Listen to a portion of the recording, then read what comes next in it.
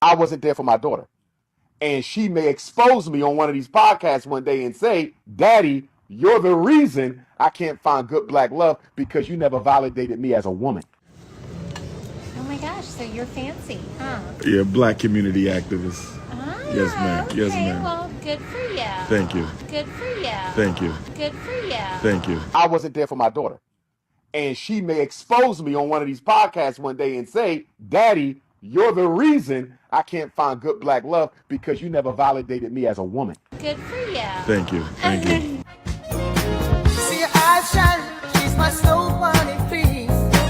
In the winter light, so she's my sweet dove of free. Talk to my nose, this love, but sky is so raw. Make you lose, stepping out of control. It's me and you tonight. Snow bunny, Moving on the bar.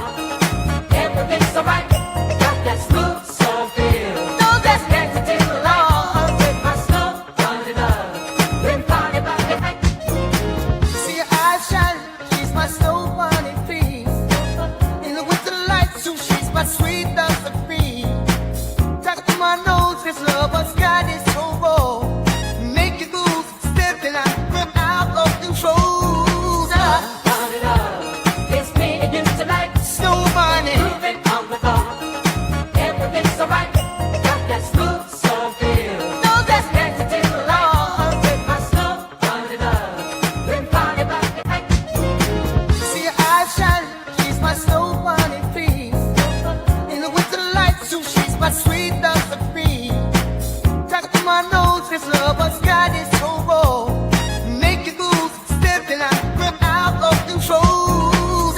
Bunny love. It's me and you tonight. Snow bunny, Moving on the bar.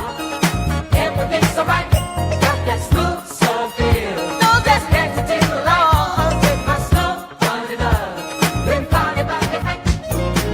see her eyes shine, she's my snow bunny please. In the winter light, so she's my sweet dove of free. Talk to my nose, this love, but sky is so raw. Make you lose, stepping out of control. Bunny love. It's me and you tonight. Snow bunny, Moving on the bar. Everything's alright. Got that smooth soul feel. no, that's Connected to the light. With my snow bunny love. Been party by the night. see her eyes shine, she's my snow bunny please. In the winter light, so she's my sweet dove of free. Talk to my nose, this love, but sky is so raw. Make you lose, stepping out of control. Bunny love. It's me and you tonight. Snow bunny, Moving on the bar. Everything's alright. Got that smooth soul feel. no, that's Connected to the light. With my snow bunny love. Been party by the night. All right, all right, all right. Thank y'all so much for tuning on in. Cook Chat is undefeated. I want to thank y'all so much for tuning on in, and I appreciate y'all's presence as usual. We have a lot to get into. This Umar Johnson saga is taking a very, very dark turn, and it's a lot darker than what I thought. I'm going to get into some receipts today that are quite perplexing. I've already proven that Umar has three children. Okay, I know 2 daughters. I don't know the sex of the third child. I just want anyone who happen to view this. Let's be clear about this. Umar, he states that he has 2. He has at least 3. I've already proven it. I'm going to go over those receipts real quickly to start this live stream, and then we're going to get into. We got a whole lot to get into, but I'm very big on. It's just important facts. So if we say he has 2 daughters just because Umar says he has 2 daughters, that's not a fact. Umar has at least 3 children. He has at least 2 daughters. He has at least 3 baby mamas. Okay. So I'm going to pull up the child support dockets. Matter of fact, let me just do that real quick. Look, here's baby mama number 1. Hope it's not showing. Let me try it again. There it is. This is baby mama number 1 from 2002 to 2021. This is the young lady that came out recently. This is her child support, then with her mama and Umar. Umar Abdullah Johnson. Umar has many different aliases. Okay, this is the docket going all the way back to 2002. This is the same docket. Okay, just entries all over the place. When he says that he was paying child support, no, he wasn't consistently paying child support. He was brought into court over and over again, contempt of court. They were trying to find his income at certain points. They revoked his driver's license, etc. These are just lies that Umar Johnson tells to spin a narrative that somehow he wanted to be involved in his child's life and the mom was keeping him away, blah, blah, blah, and that he was paying child support. Let's be clear, just because you pay child support, that doesn't make you a daddy, because you can still be absent physically by choice and be a deadbeat. That's Umar. And point of fact, he wasn't consistently paying child support. That's why this docket is so long. There's 74 entries on here. Look, here's the third one. It's still baby mama number one. This is the third, the docket. You can find this is all public record. Okay, I redacted the docket number, the case ID, and the sister's name on here. All right, this is still the baby mama number two. Excuse me, number one. And then here's the fourth page on the docket. You guys can see this clearly. Okay, so that's baby mama number one. Here's baby mama number two. Okay, 2017. 2015, with the complaint for support was filed, paternity order issued, and he's the daddy. This is 2015 to 2017. There's also this was a lawyer that tried to get child support through the Department of Human Services. Okay, 2015 to 2007. Remember, he started raising money for the St. Paul school scam in 2014. Okay, so this is baby mama number two. Umar says he only has two baby mamas. No, he has at least three. Here's the third one right here. It's from 2017 to 2024. Umar A. Johnson. Okay, look at the different A lists. This is all Umar though. Umar Johnson, Umar A, which is Abdullah, and this is Umar R. Okay, Abdullah Johnson. Okay, this guy, he has many different names. So the point is that this right here, this is the third baby mama, is factual. It's been proven 2017 to current. This is the first page right here, 51 docket entry since 2017. Here's the second page of the docket right here. And then, of course, here's the most recent docket. And look, he was called into court. There's an entry into the court, into the docket on January 24th, 2025. All of this list that's shown here, this is because Umar's not paying child support, not because he's paying child support. Let's be clear about that. So we have to speak in facts here. I have all the receipts. I've done extensive research into this. When I hear people say he has two baby mamas, no, he has at least three. And it's even further complicated as I'm trying to figure out Umar as he tells this story about how old his babies are at different times. There's something that I found out today that I hope is not true. I hope that it's not true, but I can say conclusively that Umar has three baby mamas. We've been working with this particular timeline. Let me do a screen share here. Matter of fact, let me get these dockets off of here first, because I won't be needing to come back to this hopefully for the rest of this live stream. I just want to make sure that we're clear about that. When we speak about Umar and his baby mamas, he has at least three, bare minimum. Okay, I propose he has more than that. Let me do a screen share here. This is one of the timelines that I'm working with for the documentary that I'm working on Umar. I haven't made much progress for the last month. I've been too busy with other stuff. This deals more with his birth, his early education. It also talks about his father, etc. This second page to this, it gets further into his education once he gets into college, etc. And then you start to see him being put on child support by 2002. I just outlined this to you guys. Okay. This is another timeline that I'm working on here, 2010 to 2019. But what we're going to be getting into today, and there's this. Well, I was getting into this a little bit further today. I'm hoping that this is not true. I'm hoping that Umar, he's given false information about the ages of these babies, at least one of them. Okay. So if we look at this carefully, and we're going to go to one other one because this isn't the one that we're going to focus on, but I just want us to look at this carefully, because I put down here in yellow, this is when Umar was employed. Okay, he hasn't been employed since around 2010, 2011, because that's when he starts on a lecture scene, and he's no longer functioning as a school psychologist. He's still saying that he's a school psychologist today, like he's working right now as a school psychologist. That's an absolute lie. The audacity of this guy. This guy's over in Europe somewhere. Somewhere right now. Talk about he's a school psychologist. Where? In the United States? Where? Where's the school? What's the school? What school district? What's the school name? You should be able to look this up online easily and find Umar Johnson, a record of Umar Johnson in 2025, functioning as a school psychologist. He hasn't worked as a school psychologist since in and around 2010. See, he's a habitual liar. So the point is, I just want to make this clear because this is relevant to the child support, because at least during this time, the child support was able to garnish wages from Umar because he was actually working. He started a 1-year internship. I've talked about this over and over again. I'm just going to go through this real quick here. At the age of 26 in 2000, and 2001, he started working in the Philadelphia school district. He stopped working in the school district in 2006 at the age of 32. And then at the age of 33, he starts conducting what he calls private work for charter schools, which isn't accurate because he's never been licensed to operate privately. Matter of fact, Umar is not a therapist. He's never been licensed as a therapist. He's held no certifications as a therapist. Currently, he holds no certifications, including a certification as a school psychologist. He's never been licensed.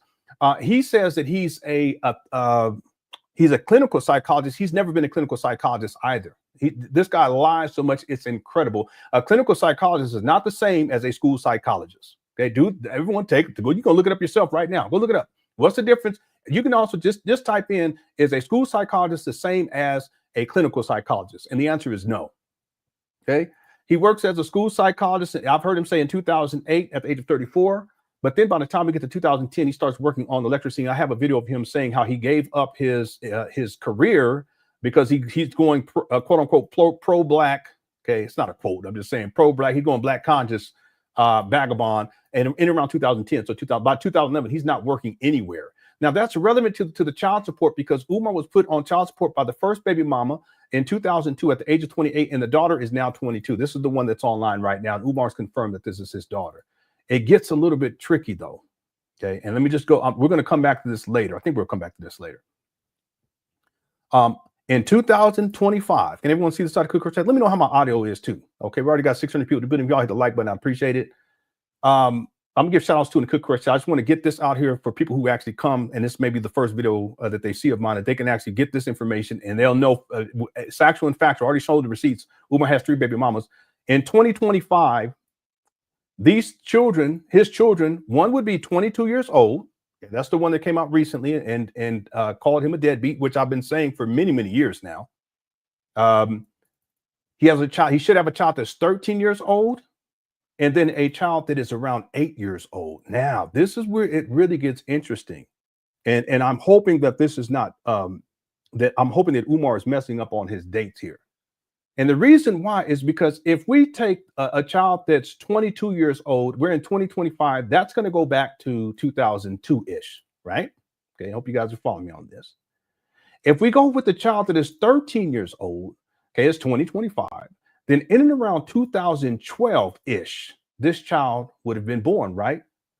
But there's no docket for 2012. It doesn't start until I have it on record 2015. So it may be that this mother didn't put Umar on child support into 2015. However, if that's the case, in 2015, Umar was 41 and was put on child support by this baby mama, and this baby mama was in her early 20s. See, this is why I'm saying I'm hoping that Umar he just doesn't know the ages of these children. At least this one, bare minimum. She was in her early 20s at this time. She would have been in her early 20s at this time in 2015. Umar would have been 41.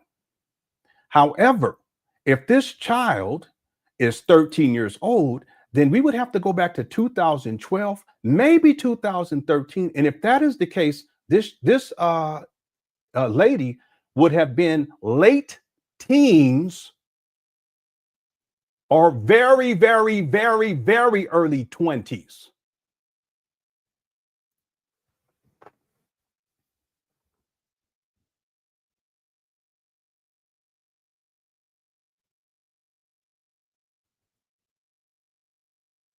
And Umar would have been in and around 38, maybe 37.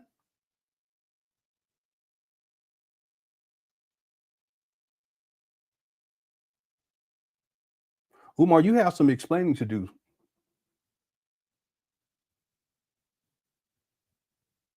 I'm hoping that he just doesn't know the ages of at least this child.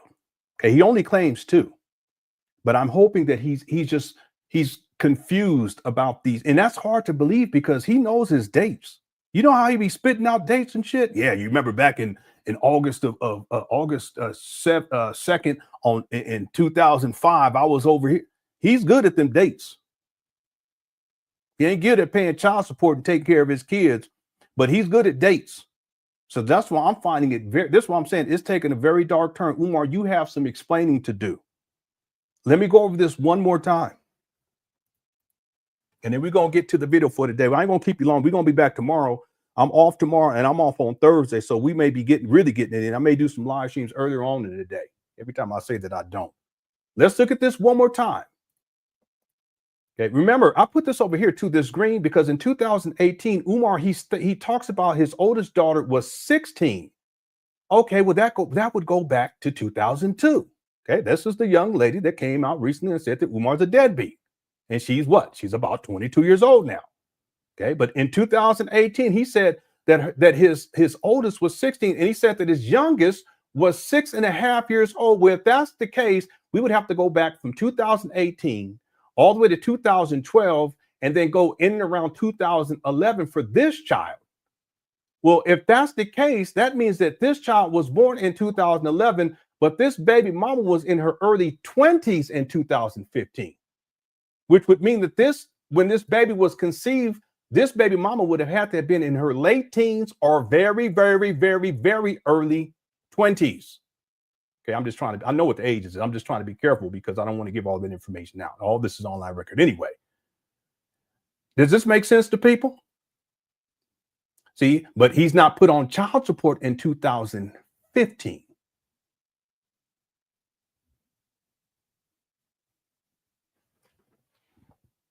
Now, real quick, I have this up here where Umar, he talks of the receipts show.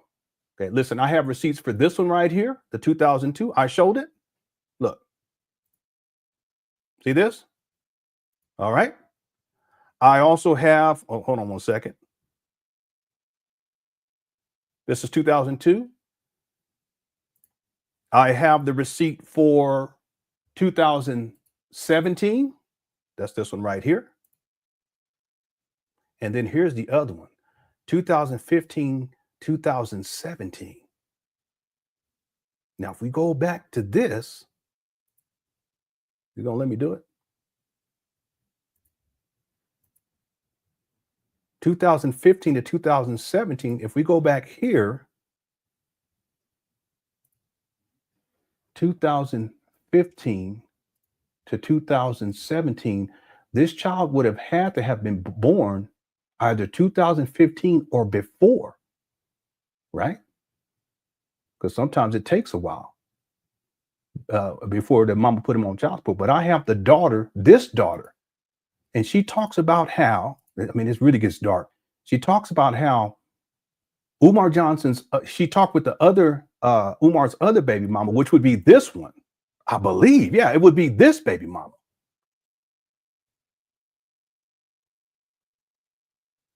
And she said that this baby mama was with Umar for about 5 years, if memory serves me correctly. So if we go back here, if they're together, then it's possible that while they're together, she doesn't have him on child support. So we can go from 2015, 1, 2, 3, 4.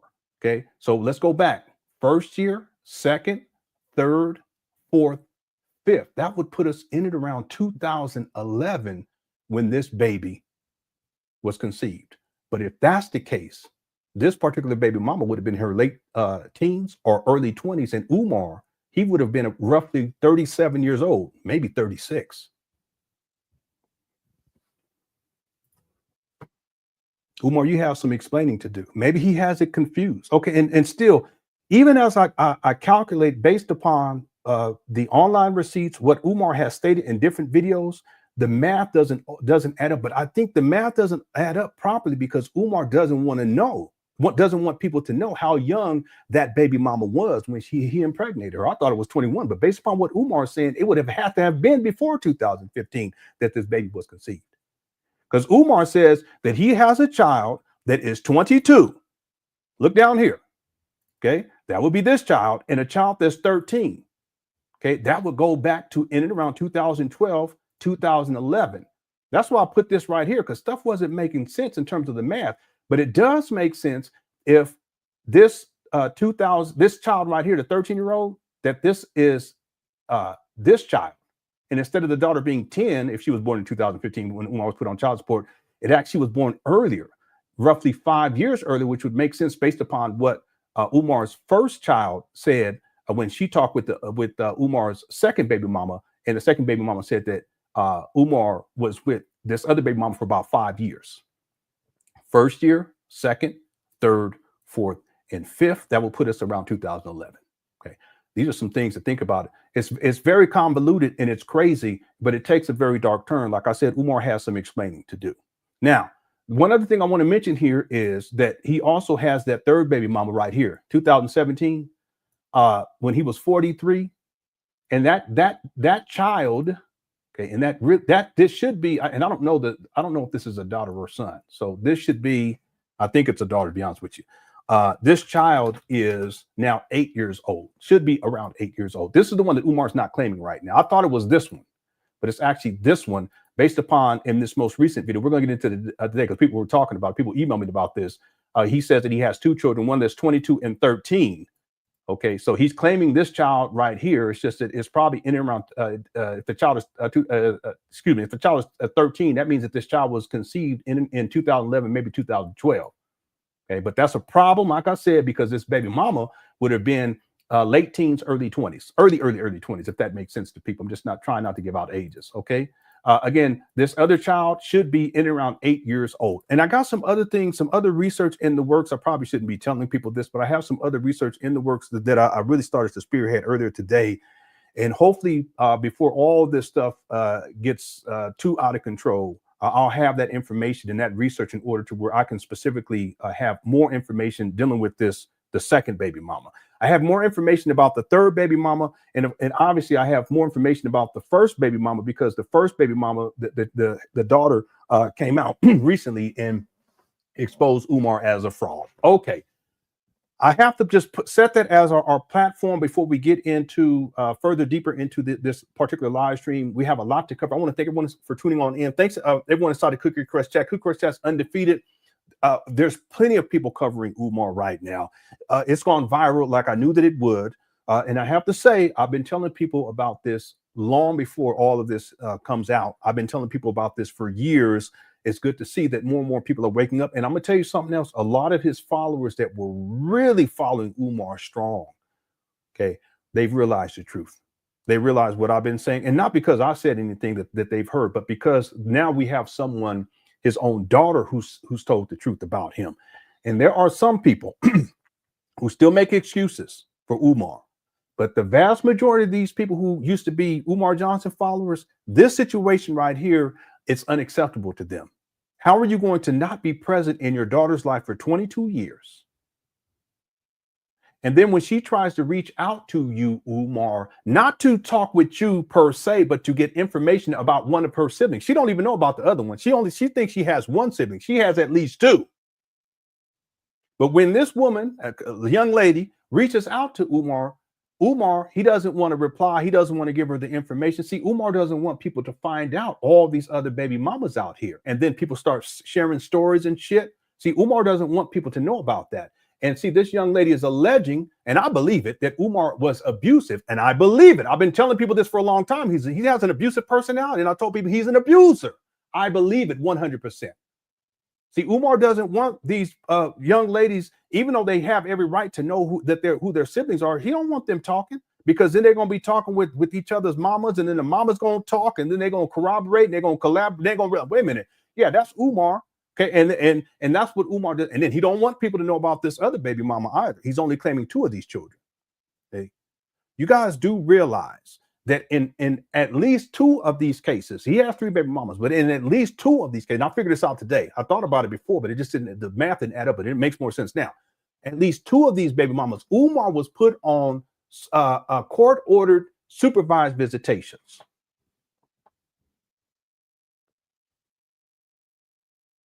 The question is why? Is it the baby mamas? It's always the baby mama's fault, right? But that's what deadbeats say, okay? That's what the Prince of Pan Africanism says. No, it's Umar. Okay. We're going to get into that video tomorrow where the young lady's talking about this. I got to edit that video down. There's actually 3 of them and they're quite long. I've been doing my best to get and shout out to James for sending me all the receipts and everything. It helps me out because I've been busy. We're going to go step by step. Today, what we're going to focus on is one of Umar's video response to this. We did one of them last week. We're going to do the one that comes after that. Okay, that's what we're going to get into here today. Okay, real quick. I am not the father. Yeah, we know that you're not the father. Okay, we know that. That ain't nothing new. Okay, shout out to Mr. Juarez. It's just all this is so scandalous. And I have to apologize to everyone too, because the last couple of live streams as I covered this, it rubs me the wrong way. And I'll be honest, it pisses me off because I understand and I know how traumatic it can be for girls and boys for that matter to grow up without their fathers. And especially if you're in a situation where your father is out, he's on social media all over the place and he's traveling, he's eating good. He's scamming on the FDMG school scam. He got plenty of money. He's out here sexually exploiting Black women. He's spending more. Someone said Umar spent more time with Suki Hana than he has with his daughters. And you're absolutely right about that. So it's got to be difficult on top of just not having your father present, but then to see your father out here, on the world stage and talking all this talk about, Black family and we need to marry these women and we don't, Black men need to take care of your kids, blah, blah, blah. That has to be very, very, and it just rubs me the wrong way, So I want to apologize because, it's okay to be emotional, but it really does bring up a level of anger in me as I'm going through this particular issue with Umar, because I totally understand how much of a deleterious or negative impact that this has had, not only on his children, but then also on these children's mothers, you see. And that it just doesn't sit well with me. Okay, so I want to apologize. I'm gonna do my best moving forward to try to keep things contained more. But it's okay to get upset and get angry. I just have to, as I'm presenting this information, I got to make sure that I try to keep my cool and keep my head about me as much as possible. Thank you, Mr. Juarez, for the super chat. I appreciate it. Sal says, FDMG daycare, where can I sign up? Yeah, Umar was talking about how they were going to have an after-school daycare type program. He also talked about, y'all remember this? Umar said they're going to start with the 4th grade and 5th grade. Then he said we're going to go to the 3rd grade and 6th grade. Then we're going to go to the 2nd. He's going to be expanding the school scam to the 2nd grade to 7th grade. Then we go to 1st grade to 8th grade. And then we're going to go to kindergarten to 9th grade. And then he said something like we're going to have like a daycare. And then 9th grade. Umar, how you gonna have a daycare and you ain't even taking care of your own kids? And Umar will say, yeah, but I paid child support. That doesn't make you a father. And no, you weren't paying child support consistently. That's why your court docket is so extensive. They have to call you in. And Umar states it. He says, I paid my child support in bulk, which really means, because we talked about this the other day, that he waits for it to accumulate. And then when they call him into court, he pays it all off. So, and then in some cases, he pays it off so he can get his driver's license back. This guy's had his driver's license revoked 3 times. But let him tell it. He's been current on his child support. He's been in arrears since 2002 and still is in arrears in 2025. Talking about an FDMG daycare. Boy, the hypocrisy in this guy is incredible. Thank you, Sal. Jalen says, has become a new member. Thank you so much. I appreciate it. Matter of fact, we're gonna get together tomorrow, members. We'll get together tomorrow. I'm off tomorrow. I was thinking if we finish this live stream early enough, we'll do it. We can do it right after this, but for sure tomorrow, it'll probably be during the day though. We'll get together, and then later on in the evening time, we'll go ahead and do our next live stream. I want to live stream today, tomorrow, and Thursday. Okay. What's today? Today, today, tomorrow, and today, tomorrow, and Thursday. But Thursday would have to be in the evening time. Okay, thank you, Jalen. I appreciate you becoming a member, and thanks to everyone else who's members as well. Expat says school psychologist doesn't require a doctorate. Yeah, you can have a master's to be a school psychologist. But see, Umar, because he has a PsyD, which is not a PhD, it's called a PsyD. That's a very specific field. But he will say that he's a clinical psychologist. He's never operated clinically. A clinical psychologist is different than a school psychologist. Okay, but see, there's tiers to psychology too. Okay, obviously, if you're a clinical psychologist and you have a PhD, that's like on a higher level than being a school psychologist who has a PsyD or who has a master's. right? But Umar always overstates his accomplishments. That's why he says that he has 6 degrees when he has 5. And 5 is a wonderful accomplishment. It took him 20 years to get those 5. Okay?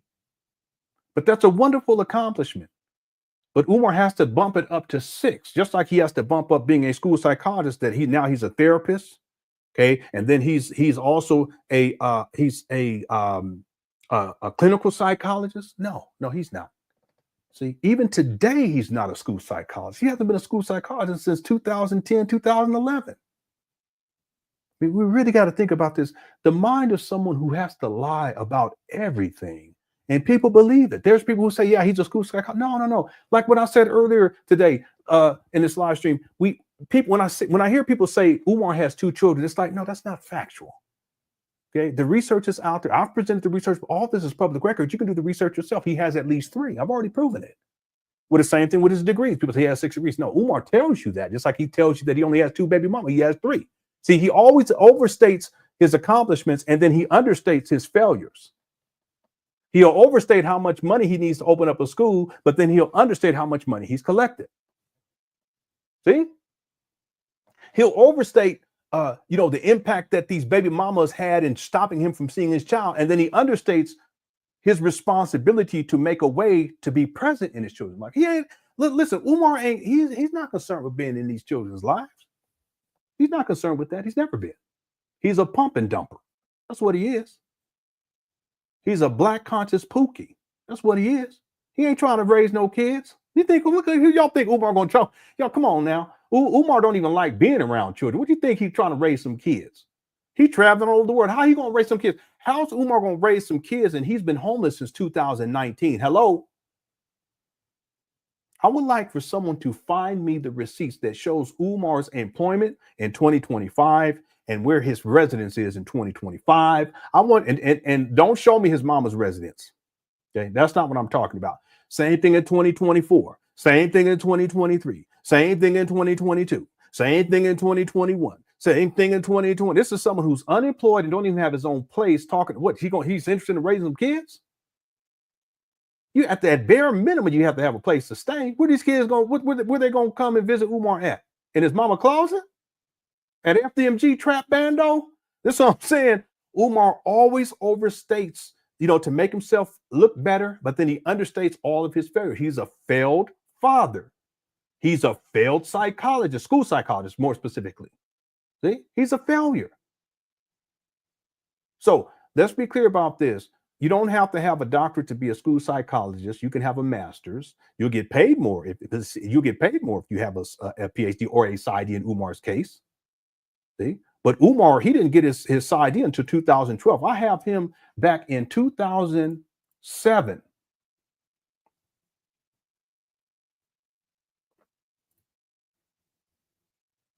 I think it's 2007. I would have to go back and look. I thought I had it on here. He was claiming to be a school he's claiming to have that he was a doctor of psychology, but he didn't get his PsyD, which he equates to a doctorate. He didn't get that until 2012. This guy's been scamming for such a long time. I thought it was 2017. Yeah, it was 2007. He was 33 years old. He was misrepresenting himself as a doctor, Dr. Umar Johnson, but he didn't get his PsyD until 2012 when he graduated from PCOM with a doctor of psychology. It's a PsyD. And that's not the same as being a therapist. It's not the same as being a clinical psychologist. No, Umar worked as a school psychologist. All right. Thank you, X-Man. User 225, how's it going? Says, what I don't understand is why would anyone let alone a single mom let Umar hit? What I don't understand, why would anyone let alone a single mom let Umar hit raw? Does the desperation impair judgment that much? I can't answer that. I really can't. I can't answer that. See, I've never lived that way. Just dealing with all these different women and just I've never lived. So I can't answer that. It's the man's responsibility to be responsible with his seed. That's the bottom line. See, if a woman is willing to give it up, and you don't know, you guys, we don't know what type of games Umar was playing either back then. Ain't no telling. He's such a a crafty, slithering snake. Ain't no telling. I'm not trying to absolve anybody else from responsibility, but ultimately with your seed, it's no one's responsibility but yours. I'm talking to you men out there. See, so if you're going to go in there without a prophylactic or without a condom, okay, or some sort of birth control, understand that if this woman gets pregnant, it's your responsibility to take care of the child financially, and also that also means that you're actively involved in the child's life. Umar, he wasn't consistent financially. He had his court child support already showed it, the docket. Okay, ain't nothing wrong with being on child support as long as you're paying it on time instead of having your babies go without.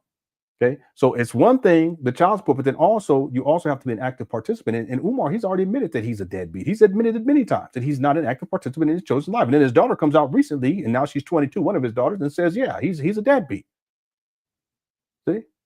So in terms of the mentality of a woman that would let someone like Umar be up in there, listen, I can't speak to that. All I can say is that as a man, that's your responsibility. And if you're going to be with and running through these women, it's on you. See? And listen, sex is a natural, normal function of human life. All right. And that's why I've been telling men this for a long time. I tell my sons the same thing. Listen, if you're going to be up in there, use a condom. Okay. Later on, if you guys are together and you know that this is the person you want to be with for the rest of your life, and you want to have some babies, okay, handle that business. See? But Umar's not the one. See? He's definitely not the one. I really can't speak to this user 225. All I can say is that men, that's our responsibility. See, it's our responsibility to not only protect our seed, but also to protect the woman from an unwanted pregnancy. That's our responsibility in the first place, because we impregnate them. See? So if a woman want to let you run up in there, then you should have the discipline to say, you know what, I appreciate the offer, but I'm gonna have to strap up and let's do this. Okay. I know it's hard though. I trust me. I know, but you can. That's and now if she get pregnant, that's on us. All right. All right. Thanks, user 225. User 225 says it takes a lot of effort to get pregnant. Umar Johnson shooting for real. Yeah. He's been out there, and I'll propose that he has more baby mamas out there. It's highly likely. Okay, but I go with the receipts. I know for a fact that he has at least 3. Okay, we got 1,000 people in the building. If you guys can hit the like button if you're enjoying. There's also a poll. Will Umar ever take accountability for being a deadbeat, being an absentee father? Please go ahead and put your click on there and put your vote in for that particular poll. Thank you, user 225. Holly B, how's it going? Holly B says, happy Tuesday to you all at Lenon. You and the Cookie Crush Chat have been very important to me and making me laugh and keeping me sane. Much love be to you all. Thank you so much. Much love to you as well. Yeah. There's people email me once in a while, said, thank you for doing the show. I've had people say, listen, are you live streaming today? I have a 12-hour shift. I hope you live stream so I have something to watch. You know, I've had people who are truckers, you know, they long haul, and they said, yeah, you know, I look forward to your lives. It gets me through these long hauls, that kind of thing. So I appreciate it. I want to thank everyone too inside the Cookie Crush Chat for tuning in and being consistent. We have a really good time here. We learn some lessons too. You know, Umar, he's a cautionary tale. There's a lot that we can learn as men. There's a lot that we can learn about ourselves too when we look at Umar. Umar epitomizes like the worst examples of Black manhood, masculinity, and fatherhood, and yet he has a large following. But that's because he's a master manipulator. He's the great deceiver of our time. It's only through his master manipulation, and he has narcissistic personality traits. He knows how to manipulate people. You see, he knows how to give the illusion to people that he's something that he's not, that he's a therapist, you know, that he saved all of these Black boys all around the world, that he cares about Black people. He all he do is talk shit about Black people, you know, that he's a school principal, that he, like currently, school vice principal. He's the most requested scholar, etc. He's a master at manipulating people and then also making people believe that he's things that he's not. And that's why he pushes his degrees so much on people, because it makes Black people feel as if he's some sort of an expert, even though he hasn't worked in his field simply as a school psychologist. I'm not diminishing it. I'm saying simply as a school psychologist since 2010. But he still talks in 2025 as if he's still a school psychologist. He's doing all these big things. He ain't doing nothing but traveling over the world, around the world, and sexually exploiting these Black women and getting money. And they provide him a place to stay when he goes and travel to these places because he's been homeless since 2019. See? How is it possible? And then we'll move on, Holly B.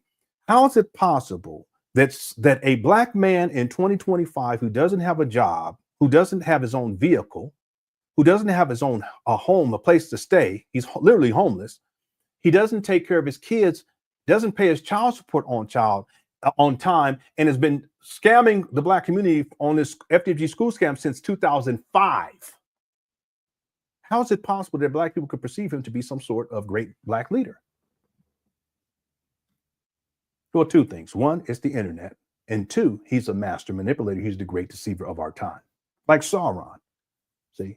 Sauron caused so much dissension amongst the elves and the, not the hobbits, what's the other one? Not the trolls. I can't remember, the one that's in the mountains. Okay? Gimli and them. He creates all of this tension by presenting himself as something that he's not. And he manipulates all of these people, all of these different groups of people to set up a dynamic to where he becomes the Lord of the Rings. Well, that's what Umar's been doing. Meanwhile, he's impregnating women. He's leaving his children to band. He's spreading his seed all over the place, sexually exploiting all these black women, collecting all this money for a school that doesn't exist. See, that's the rings of power. That's what that shit is. He's a master manipulator. He's the great deceiver of our time. So that's the reason why Umar has been able to amass the following that he has, is because he has access to the internet, and he's the great deceiver of our time. And people still believe that somehow this guy is a great leader and they back him up. But you'll find that a lot of these people who used to be supportive of Umar, when he gets on here and he's disrespecting his own daughter, that he's been absent in her life for 22 years. When he's calling her a struggle streamer, they said they draw the line. They said, that's it. You guys going to look at the on King Kong Conscious. They're going in on him. See? Time always tells the truth, just like it told the truth on Sauron, did it not? All right. Thank you, Holly B. Sal says Umar dated a conscious stripper, then simps over rapper Sukihana, who also used to strip. Can't be surprised if he messed around with an underage. Again, I have video footage of Umar when he's doing these college tours, and these were I don't know, they what 9th, 10th, 11th graders. And he has his phone on them recording their body parts, following around like a pervert. I have the receipts. I can't show it here. See? I wouldn't be surprised. Now, again, Sal, I'm hoping that Umar is just messing up on these dates, and he don't know. He's mixing things, but that's hard to believe because he knows his dates. That's one thing about Umar. He can't pay no bills on time, but in July 18th of 2008, I was in Brooklyn, New York, right there on the corner of 52nd. Umar, he be knowing that shit. So, but I'm hoping that he's messing up the dates. That's what I'm hoping, because otherwise, based upon what he says in online receipts and in the child support docket, one of these women that he impregnated would have been late teens, early 20s, and Umar, he would have been in and around 37 years old, 36 years old. Okay, roughly 36 years old. Okay, Umar, you have some explaining to do. All right. Thanks, Al, for the super chat. I appreciate it. Trillsel Vision says there's a video of Umar's school being vandalized. Some did he owe some. I think you're saying someone he owed money end up spray painting his personal cash app on Umar's school. Yes, this is what took place. All right. I haven't covered it. I did do a video for members. I just haven't had the time to edit it down. And I don't know when I'm going to have the time. This whole stuff, I have to live stream because I'm trying to keep pace with everything. Matter of fact, we got to get going here. But I did specifically address this particular issue for members. I did it in the member video. But yes, that's what's taking place. But this also has to do with two things. One, that Umar, he's consistently used people who are not qualified to do particular work and then promise to pay them. And then in this case, not pay the person, and then it's just come back to haunt him. And that's just how Umar operates. Okay, he uses and abuses people over and over again. See, what he should have done is he should have had qualified people from the jump, had a general contractor up there, and they do all of the organization process, and Umar just makes sure that the money is there. And the money was there anyway. Okay, the money was there. I already talked about this. Umar's raised at least $2 million. My best estimate is 2.6, 2.7. But I can prove $2 million easy. That's at the low end. $2 million easy. $400,000 for these trap bandos. Okay, there's other stuff he's purchased. There's about $1.2 million missing over the last, it'll be 11 years in about 4 weeks of him collecting money specifically for the St. Paul school scam. But the point is that he should have had professionals up there from the beginning, and it should have been step by step by step. It would, by 6 years in, it should have been max 2 years. This school would have been up and running. But here we are, 6 years in counting, and no end in sight. But that's because Umar, in addition to not dealing with professionals, because when you deal with professionals, now you have to have transparency. He doesn't want to have transparency because if people are going to look at the money aspect of this, and they're going to find out very quickly that Umar is a scam artist, that he's using this money for his lifestyle. He's been living off of this money. He hasn't had a job since 2010, 2011-ish. Where's he get paid from? Chicken shacks where they call him out to do a speaking lecture and there's 12 people there these days? No, he ain't making no money off of that. He has a gambling problem. He has a substance abuse problem. He got child support. He's in arrears on. He's been in arrears since 2002. He likes to eat. He's gluttonous. He is. He likes to eat and snack and shit. Motels, hotel rooms. He ain't got no home. Ordering room service. Rental cars. It's expensive to be renting cars all the time.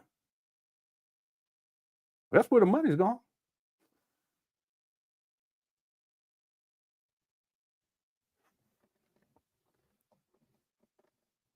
But see, if he had handled business from the beginning, none of this, all this other stuff wouldn't have taken place. None of this stuff would have taken place. And this school would have been renovated back in. But see, Umar is not interested. I'm going to say this real quick, because there's still, people have to just come to deal with the reality of the situation, because there's people who realize that Umar, he's not doing right when it comes to this FDMG. They also realize he's a deadbeat, but they're still trying to find ways to make it right.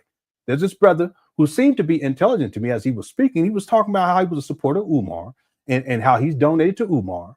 But then he said, I sent Umar someone to work. I don't know if he set the HVAC or the roof or whatever it was. I sent someone to go help Umar with this, but Umar at a certain point stopped responding to the guy. And then I said to myself, well, wait a minute, that's nothing new. I've been talking about that shit since 2019. After he had acquired these abandoned buildings. I told people in the first documentary, I gave an example of that. Someone reached out to me. They did HVAC, they did electricity. They work, and I vetted this person. I was amazed too. They work for this major company. It was in a different state. I think it was in Michigan. If memory serves me correct, I would have to go back and look. But this company, they would provide their workers a certain amount of hours to allocate towards doing like community service work, and it's a tax write-off for the company, and they'll do this work for free. You understand what I'm saying? So this person reached out to Umar and said, hey, listen, I want to help you. I'm going to get this HVAC done for you. We can help with the plumbing. I think they said HVAC and plumbing. I don't think it was electricity. It's so long ago. And Umar at first responded, and then he kept going back. But as soon as the guy started to reach out to Umar to say, okay, when will we be coming out there? I need to come and take a look and we can get this funding. Umar stopped responding to him. And I told the guy, I said, well, if you had told Umar that you were going to give him, instead of doing $40,000 of work for free or $60,000 of work for free, that you're going to give him $60,000, he would have replied back instantaneously. Well, same thing with this brother that was speaking. If you had told Umar, listen, I'm going to send you $40,000 to get this work done, as opposed to sending this guy down there to do the work for you, Umar would have responded right away. Why? Because Umar doesn't give a shit about getting work done. I don't understand how someone so intelligent didn't get that. Umar's only concerned with getting money. You tell Umar, I'm going to send you this money. He'll say, yeah, get on your Cash App. Ho, that's what he's going to tell you. It's pimp game. But you tell Umar, I'm going to send someone down there to get this work done for free. Umar ain't trying to hear that shit. I've been telling people that since 2019, but more and more people are waking up and they're figuring it out today. See, and we can make excuses for this guy all you want to. Umar's a scam artist. He's a charlatan. He's a con man. And he's also a deadbeat. All right. Thank you, Trials Vision. Little super chat. How's it going to be? A beautiful Benice says, yay. All right. Yay to you. Let me do these other super chats real quick. We got to get into the show. Okay. Hopefully I can get these done within the next 10 minutes, and that'll get us to the hour mark. We got about 1,100 people here. Thank you all so much for tuning on in. I'll be back tomorrow for sure. Thanks, beautiful Bernice. Bernice's been around for a long time. Thank you so much, dear. Xavier B says, deadbeat and pan Africanism. Yeah. Someone called Umar the Pookie Prince. And I said to myself, yeah, he's the Prince of Pan Pookieism. He is. That's all he is. He's a deadbeat from Philly. He's a listen. He knows how to talk a good game, and he's fooled so many people who are otherwise intelligent people. But see, that's what Sauron did. See, those elves, they were smart, they were intelligent, they were building, you know, these great civilization and all this shit, right? But they were fooled, and it wasn't that difficult for Sauron to fool them like that. Well, just like with Umar. I mean, he be fooling people that ain't got no sense, and he be fooling people that got that smart as a whip. This brother was talking, I said, this guy's intelligent. And I said, shit. Umar got that level of manipulation over people. You see? Yeah, but at the end of the day, he's the deadbeat, piece of deadbeat Pan scamming. He's a scammer. That's all it is. I don't mean to laugh, but that's really what it comes down to. See, Umar's criminal minded, and he was at a very early age. See? You guys do realize that he had problems in college too. We all know that, right? That's why it took him 20 years to get 5 degrees. They kicked him out of PCOM. They was going to kick him, even in the UNIA, they was going to kick his ass out of UNIA back in 2005. He put in a resignation letter because he was trying to scam them.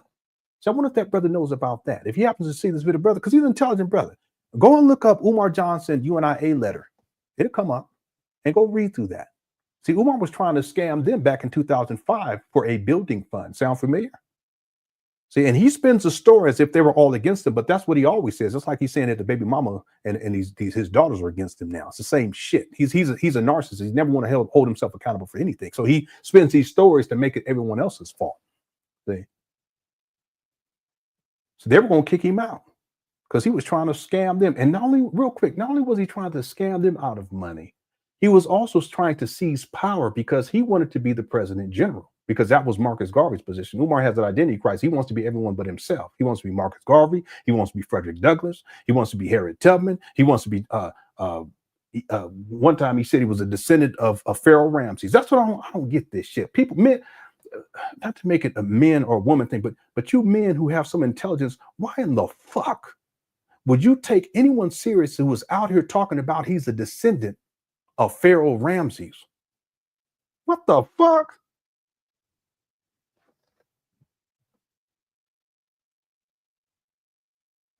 And he's a descendant of Booker T. Washington. Really? And he's a descendant of, and I can pull up all this shit. He's a descendant of Harriet Tubman. Wait a minute. And he's a descendant, sniffing and shit. You got a substance abuse issue. And he's a descendant of Frederick Douglass. He's still going with that lie. His daddy took a DNA test and it came back that they're not descendants of Frederick Douglass. I have that receipt too. I've already shown it. And if his daddy's not, then he's not. But he still lies about it. So you men who are supposed to, I'm not meaning if you have intelligence, have discernment. That's what I'm saying. Why would you even want to believe someone who said that the school in 2010, he said promises this is in 2010, January 2010, promises to begin laying the groundwork for the Frederick Douglass Marcus Garvey School for Black Boys, specializing in learning disability, disruptive behavior disorders. This will be a private school, and yes, you will pay in order for your son to attend. The grand opening, September 11th, 2013. This is chess, not checkers. This school is supposed to open in 2013. What level of discernment must you not have to recognize that this is a long con? I have Umar in the video stating that he conceptualized FDMG in 2004 and he started the process of building FDMG in 2005. And you still have people online believing that this school scam is real. See, it's one thing to be intelligent and have knowledge, but do you have discernment? And that's the thing about Sauron and Sauron types and Sith Lords and Sith Lord types. They can manipulate and fool even people who have intelligence and who are knowledgeable, but lack discernment. And that's what I've been trying to do. I'm not the brightest bulb in the light bulb, Okay. I'm not the most knowledgeable person in the chicken shack, but I have discernment. Good. All right. Thanks, Xavier, for super chat.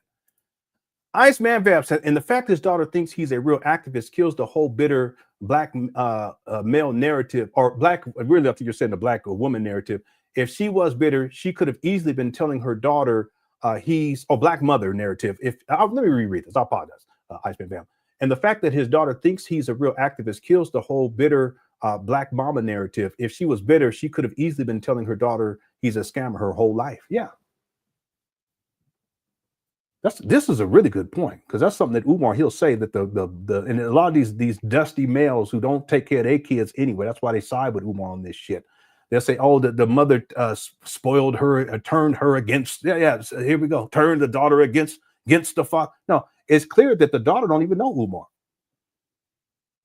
She didn't even know that he's a scam artist and a con man dealing with this FDMG school scam. I have the video, I can play it, where the lady, her friend, mentions me, and she's like, why is he hate my dad or something like that? Why is it, or Umar? Well, because he said your daddy's a scammer. And she was like, what?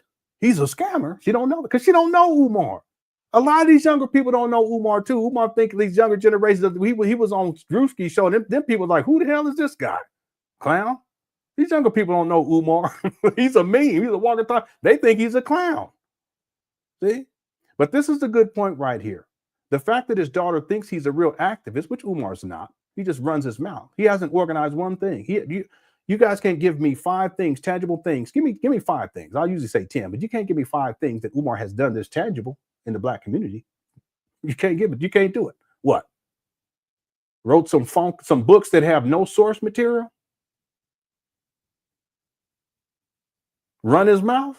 I'm talking about something that's tangible. And you guys can't give me 5. You can't give me 10 things for sure. You can't give me 5 things.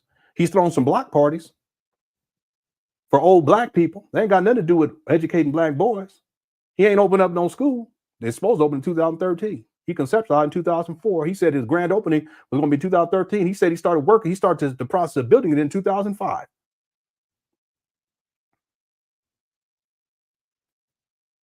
And these young people don't know Umar like that. See? He's just a black conscious Dusty. That's just straight up. He's a black conscious Dusty. And these younger people, they look at him like a clown, like he's entertainment. Maybe that's why they do these memes and stuff on him on TikTok and stuff. They don't take him seriously.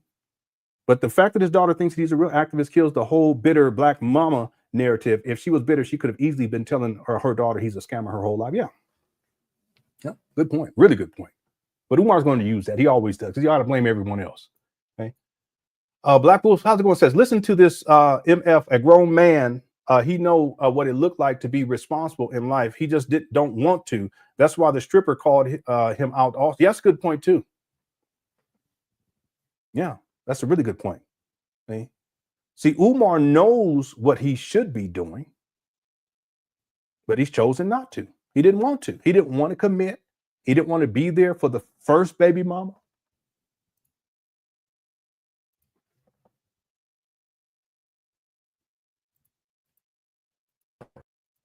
Hold on. He didn't want to be there for the first baby mama. He didn't want to be there for the first baby. This is what Umar chose. He didn't want to be there for the second baby mama or the second child. And he didn't want to be there for the third baby mama or the third child. But it's all the baby mama's fault.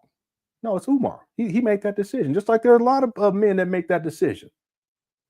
Fuck y'all. I'm not going to be there. I'm not going to be responsible. I'm not going to be there to support. I may send some money when they call me in the child support, and I'm going to cry about it like a bitch.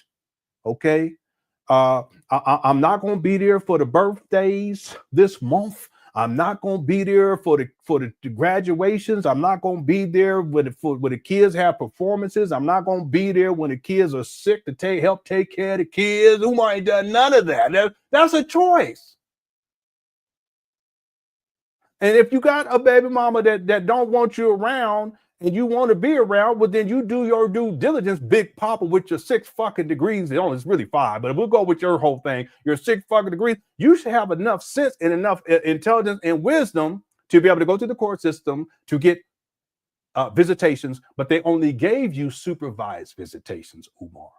So it's not that you were kept away.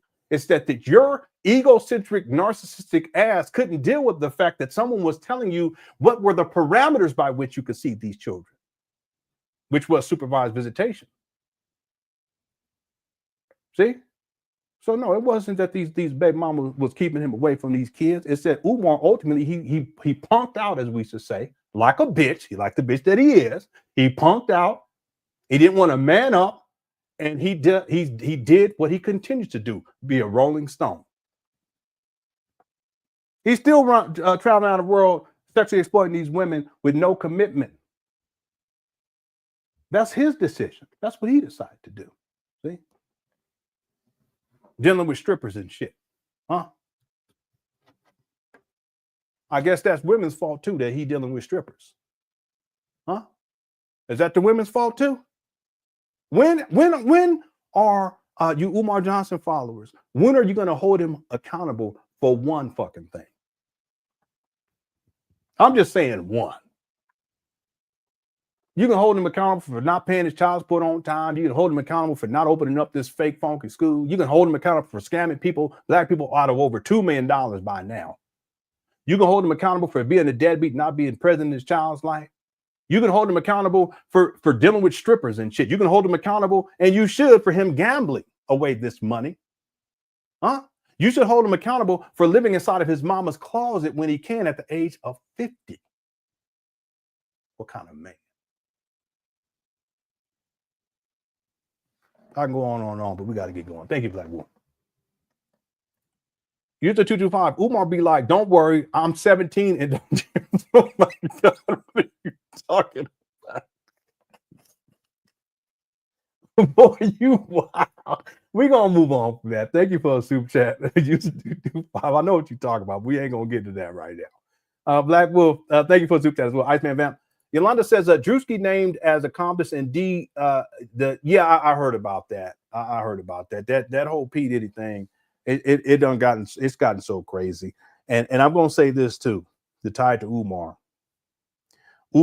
This is another thing. I don't understand why people support. Let's flip this. Let's go to you women supporters of Umar. I don't understand how you can support this guy when he don't even take care of his own children. And it's clear that these are daughters. We know that for sure. At least 2 daughters. It could be 3. I don't know the sex of the 3rd child. He only claims 2. Okay. How could you support a man who's been a deadbeat for 22 years? And many of you grew up without your fathers. And you know how damaging and how painful that was. And yet you still defend and support someone who's doing that to at least 2 other little girls. Similarly, how can you defend someone like Umar whenever a black man gets put up on charges dealing with assault of women? Umar defends him. Every time. He still does that. He defends him right away. See? So I'm going to tell y'all something. Abusers defend abusers. Okay? Thanks, Yolanda. What's up, Barry? Hope you're doing all right. So, damn, if somebody beat me to it, I always wanted to graffiti that mural, but the neighborhood, yeah, you don't want to go up there. It wasn't a lot of graffiti, and Umar tried to make it seem like it was like the end of the world type of shit. No, it really wasn't that big of a deal. Should have been done? No, it shouldn't have been done. Is it a crime? Yeah, it is a crime. But Umar, he has to make it seem as if it's like the end of the world, and now he needs more donations and we need more money and we blah blah blah. But he always spends things so that he can get money out of people. But in the bigger scheme of things, it's totally irrelevant. Okay, the schools are still the abandoned buildings are still on the vacant property list to this day, 6 years in and counting. But Umar, he always tries to make, like I said earlier, he over exaggerates the obstacles and the challenges. You see, he'll overstate those things, and that's what he does with this graffiti on the mural. But the truth is that there's people who graffiti those buildings all the time. It's nothing extraordinary, okay? Because they're abandoned, right? In the neighborhood, yeah, you wouldn't catch me up in that neighborhood. Ain't gonna happen. Thank you, Bear, for super chat. I appreciate it. Hope everything's going well with you, sir. Asia, how's it going? He says he always does. He's like, well, I don't actually plan on opening the school. She's yeah.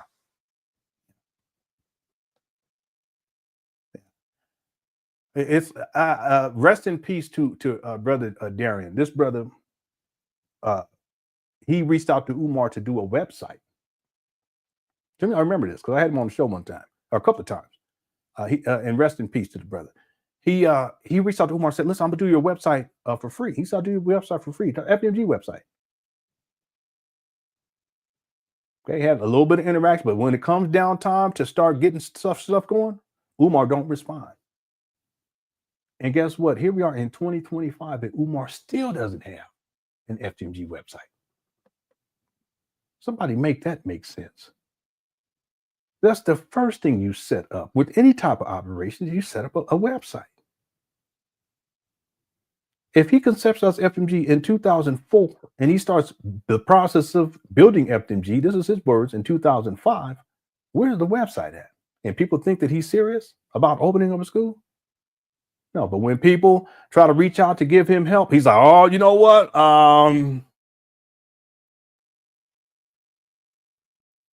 But you ask him for some money. You tell him you're going to send him some money. He'll be right back. He said, listen, I want to donate $50,000. He'll be right back at you. Yeah. Okay. Thanks, Agent, for the super chat. Appreciate it. Keem says, Nana ime P nu. No, it's Nana Paniama, something like that. Only has about 1,500 loyal followers, even though he has 1 million subs. Would you agree with that, Lenon? Probably less. I would say it's less than 1,500 loyal followers. I think that the vast majority of the people that follow Umar follow him for entertainment purposes, and they want to see the train wreck. That's really what it is. He has some loyal donors though too, and then he has, that's like the top tier. Then he has the loyal followers. There's not a lot of people, not these days. And then you have followers who kind of passively follow Umar. They may follow him on his rhetoric, but they know that the school scam is a school scam, that it's fraud. So they're not sending him money like that. So there's different tiers. And then there's his critics. He calls them detractors. That's where I'm at. So there's just different tiers to this. But in terms of loyal followers, 1,500. Yeah, I can see 1,500, maybe a little bit less than that. Okay. Followers, a lot of people. Okay, a whole lot of people, you see, but then loyal donors, it's not that many, not at this point. You still got people, they always make an excuse for Umar. These are people that there's nothing that you can say about Umar or that his daughter could say, or anyone else who comes out to say anything about Umar that you can say that they're going to take him and be objective about it. I have it's an audio clip of a woman that called into a radio show, and she tells the story about how Umar SA'd her. I've never played it, okay? Because I don't have any proof. Now, if I was able to corroborate stuff with the woman, then that would be a different situation. But that just goes to show you I'm not biased in that way, where I would put information out there just because someone says it. Now, is it possible that it took place? Absolutely. Especially now with how everything's going with Umar. Especially what I know about how he is sexually perverted, recording women's body parts on airplane and little girls' body parts too, for that matter, during that college tour. Okay.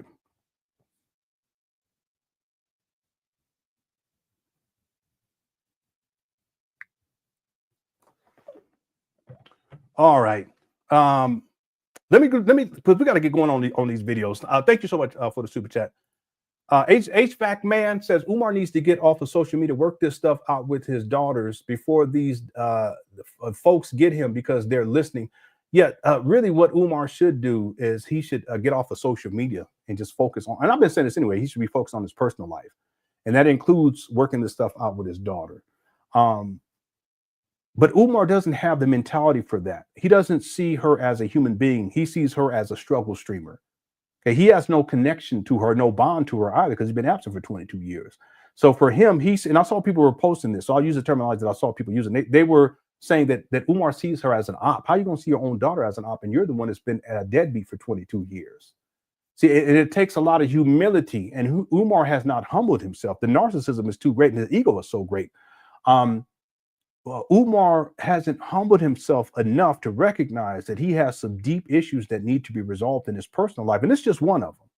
You see, and without that humility and without the temperament to be able to manage a situation like this, it's not going to get better. It's not. See, but in order for Umar to get started, yeah, he would have to get off of social media in the first place. And I have to be honest, the daughter would have to get off of social media as well. and then some sort of process has to take place. You know, they need a conflict resolution expert or something, because Umar, he's not the one. He doesn't have a temperament for that. Everyone is his enemy if they speak out against him, and even if they're telling the truth. That process, I don't see how that's going to happen with Umar. Really, his mentals are so out there, and he doesn't see this young lady as being a human being, as worthy of respect. He sees her as an opposition, as an op. Okay, that's a problem in it. But it also goes to show you his character. Okay. All right. Thanks, H-Back man. Miss Independent says he is a deadbeat struggle. Yeah, I said that in the past. He is. I said he's a struggle scammer. Okay, now he's a deadbeat struggle scammer. See, and that's the thing that's interesting about these scam artists. You would think that if they're able to get millions of dollars out of black people like Umar has done, that they would be able to live. They would be able to live a life that, you know, at least kind of have some order to it. You know, their own place, their own vehicle, that type of thing. But Umar doesn't have any of that. You know, that they're present in their children's life, that they're providing for their children, they're doing the birthday parties, bringing gifts for the children, they're, you know, that type of thing. You know, there's times where our children have concerts, and I'll for my daughters in particular, I'll get them like flowers, you know, and I'll bring it to their concert. So at the end of the concert, I hand them the flowers. That time, he don't know nothing about them. But you would think that if someone who's collected over $2 million at this point, you would think that he would be doing those types of things consistently for his 3 children, but he hasn't done it for any of them. In fact, he's been a deadbeat. He has been absent for the whole time. He's nothing more than a deadbeat struggle scammer. Yeah. Thank you, Miss Independent. Lacar is became a new member. Thank you so much. There's plenty of member content up there. Gabrielle says gifts.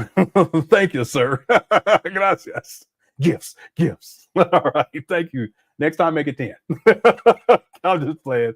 Scott says, what kind of man? That's what I'm saying. This whole situation with Umar is crazy. But I've been telling people, it's just a chicken coming home to roost now.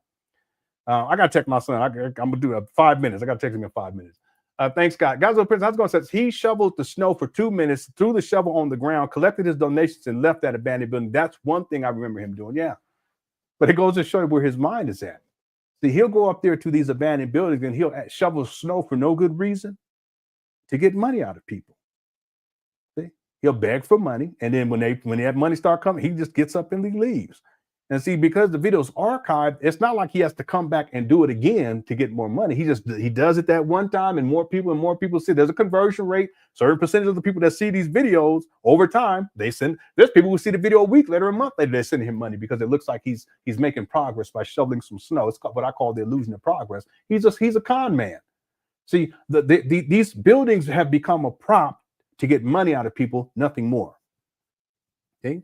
So he goes up there and he'll act like he's shoveling. You guys remember one of the videos more recently, Umar, he was up there. We was wondering, what was he doing up there? And it looked like, based upon what I saw, it was the plug making a delivery. Y'all remember that? But he was locked out of the room. Y'all remember that? Again, people have to have discernment. It's not what people think that it is. It's not that Umar wants to open up a school. It's not that somehow he cares about black children. What these abandoned buildings have become, it's a backdrop to get money and to beg money and to get money out of people. It's really that simple. Okay, and it's now 6 years and counting. Okay.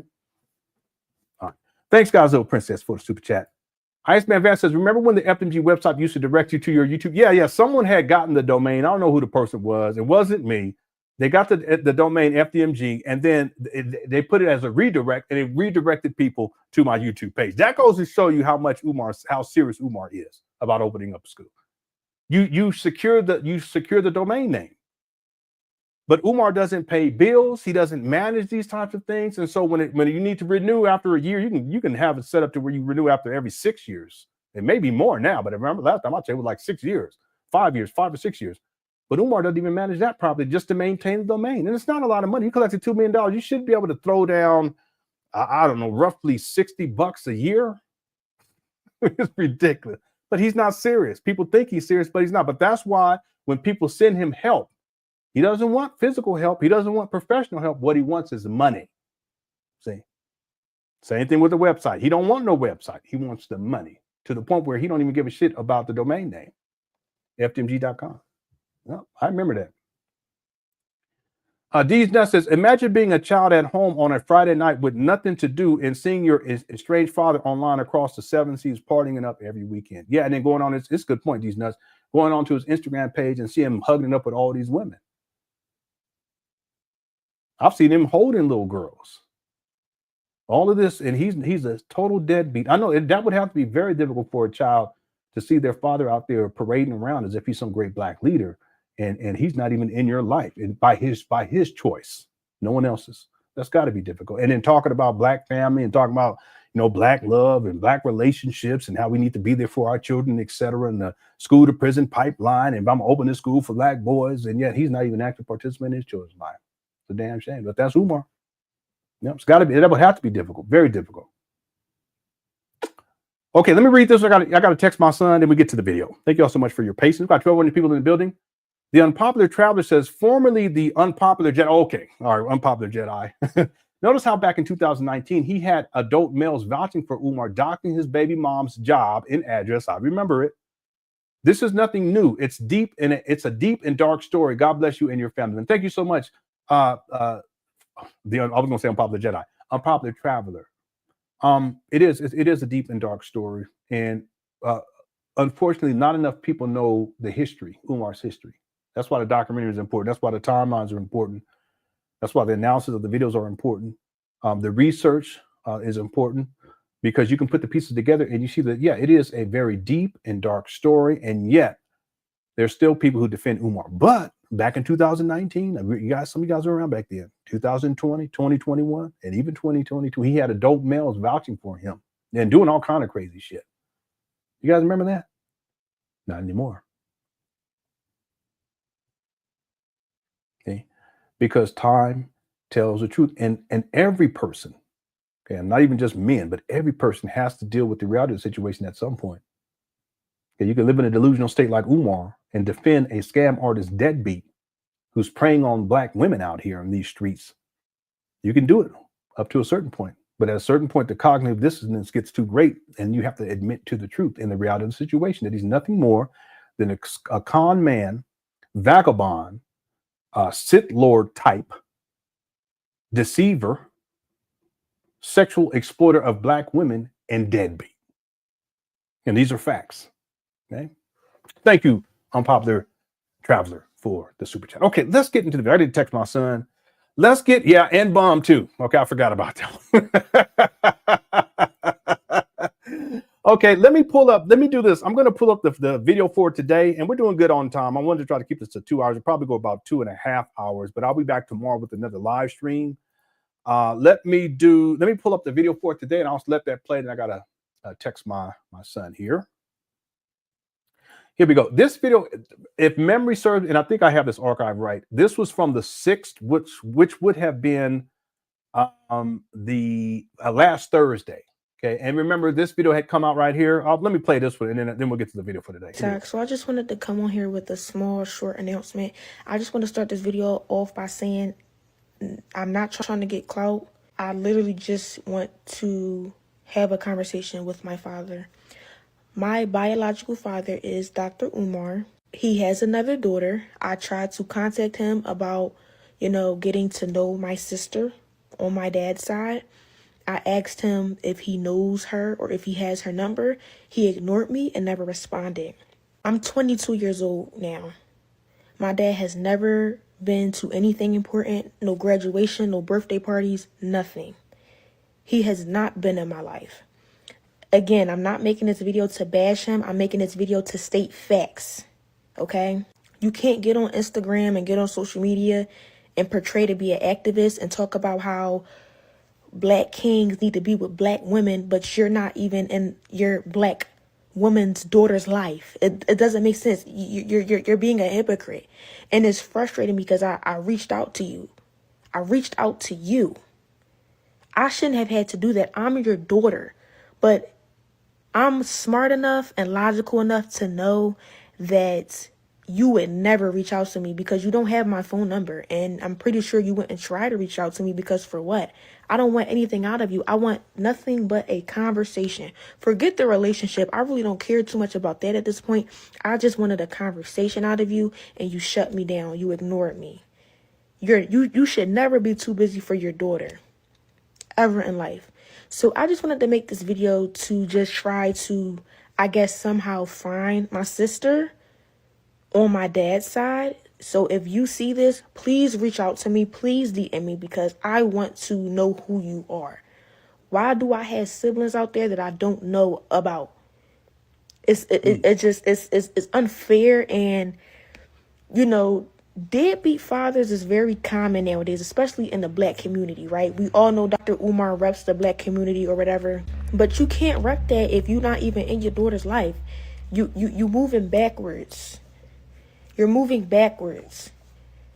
It's not making sense. To the public, you look like this person, but in private, you a whole nother person. Yeah. And I'm not bashing you. I just don't understand why you're ignoring me. I'm 22 years old and you have yet to be in my life. No graduations, no parties. When I get married, are you going to be at the wedding? Are you going to walk me down the aisle? Y'all, I have a stepdad who has been in my life since a little girl. He has been in my life. And I thank God for him because my biological father couldn't even do that, y'all. My biological father is not even on my birth certificate because when my mom had me, he left. And I do have a DNA test. So yes, I can prove that that's my father. I would never get on here and lie to y'all. That's kind of sick and delusional and crazy. But I'm just making this video because I want to find my sister. And when I reached out to him about giving me her number or if he even had it, I was ignored. So now I guess I have to take matters into my own hands. So if you see this video, sister, please reach out to me because if he's not going to allow us to be in contact, I'll do it myself. I just want to end this video off by saying that daughters who have deadbeat fathers should not have to go through this. This is very present in the black community. And as an activist, I would not think that you would be a deadbeat because you rep the black community so much. It doesn't make any sense. You cannot be a hypocrite. You can't say do A, but you're doing B. It doesn't make any sense. So y'all already heard my mission for this video. Y'all already heard why I'm making this video. So if she can reach out to me, I would love that. I would love to have a conversation with you because you are my sister on my father's side that I have never met. I don't even know your name. I don't even know how old you are. I have a sister on my mom's side and I'm the oldest. I'm pretty sure that my sister that's on my dad's side, I'm probably older than her. I'm supposed to be guiding her. I'm supposed to be teaching her things because you as the father, you're not doing that. So let me do that as an older sister. But that's the end of this video. As I stated in the beginning of this video, I'm not trying to bash this man. I'm stating facts. Facts. And in the next clip, I will show y'all the screenshot of me trying to reach out to him and he ignored me. Okay, and we've shown that too. Yeah, real quick, Amai says it's very disheartening to me that people are placing responsibility on the daughter. You're right, rather than the parent. I work with youth, and this is a consistent problem. It hurts me so bad. Yeah, it's so unfortunate, but it happens so much. Someone had also says something. Oh, this is from earlier. Sun Goddess says if the second baby mama was an older teen, 17 or 18. She was legal despite the huge age differences, and some females, young bodies are distracting, appearing much older than they truly are. And it's see, that's why I'm hoping that Umar he's giving the wrong age, or maybe he's confusing it with another child or something. I'm hoping that that is the case, because otherwise we're talking about someone who would at the oldest would be 20.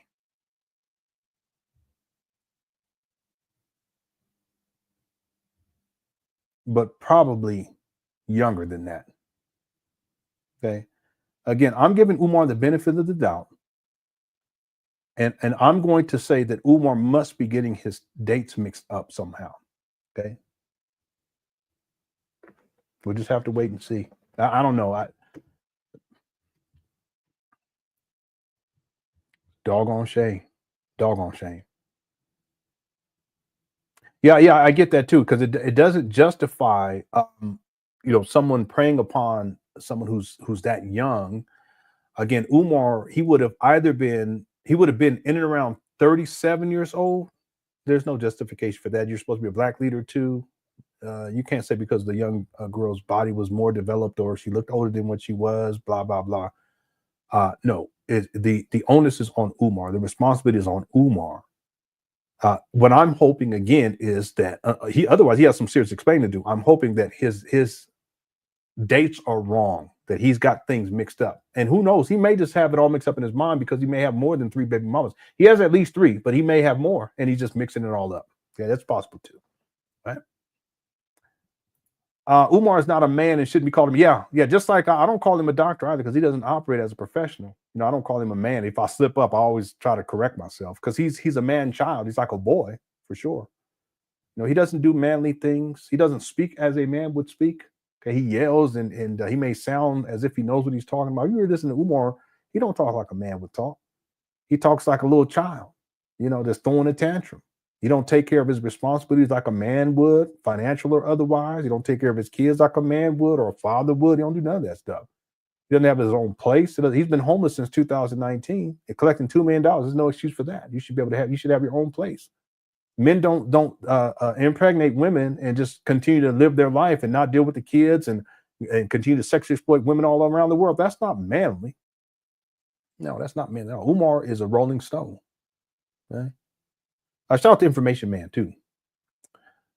The unpopular traveler says, sounds like a 38-year-old with an 18-year-old baby mama, something like that. I don't want to give the exact ages, but if we do the math, she would have, based upon what Umar's saying, again, what he's saying, she would be late teens, very, very, very late teens, very, very early 20s.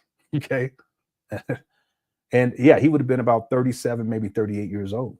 Okay, there's no excuse for that. Okay, that's predatory. Right? And Umar, I've said a long time ago, he's a sexual predator. Right? Thanks, Unpopular Child. Appreciate it. How's it going, Dre? Jared says Umar's dad ain't shit too. Umar's kids never said grandpa was around. She could have gotten info from grandpa if he was.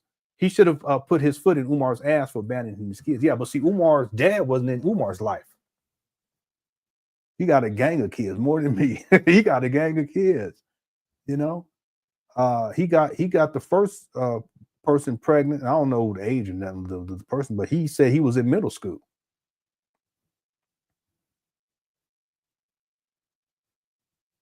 So, you know, and he was living his life. He was doing his thing. He was in the military.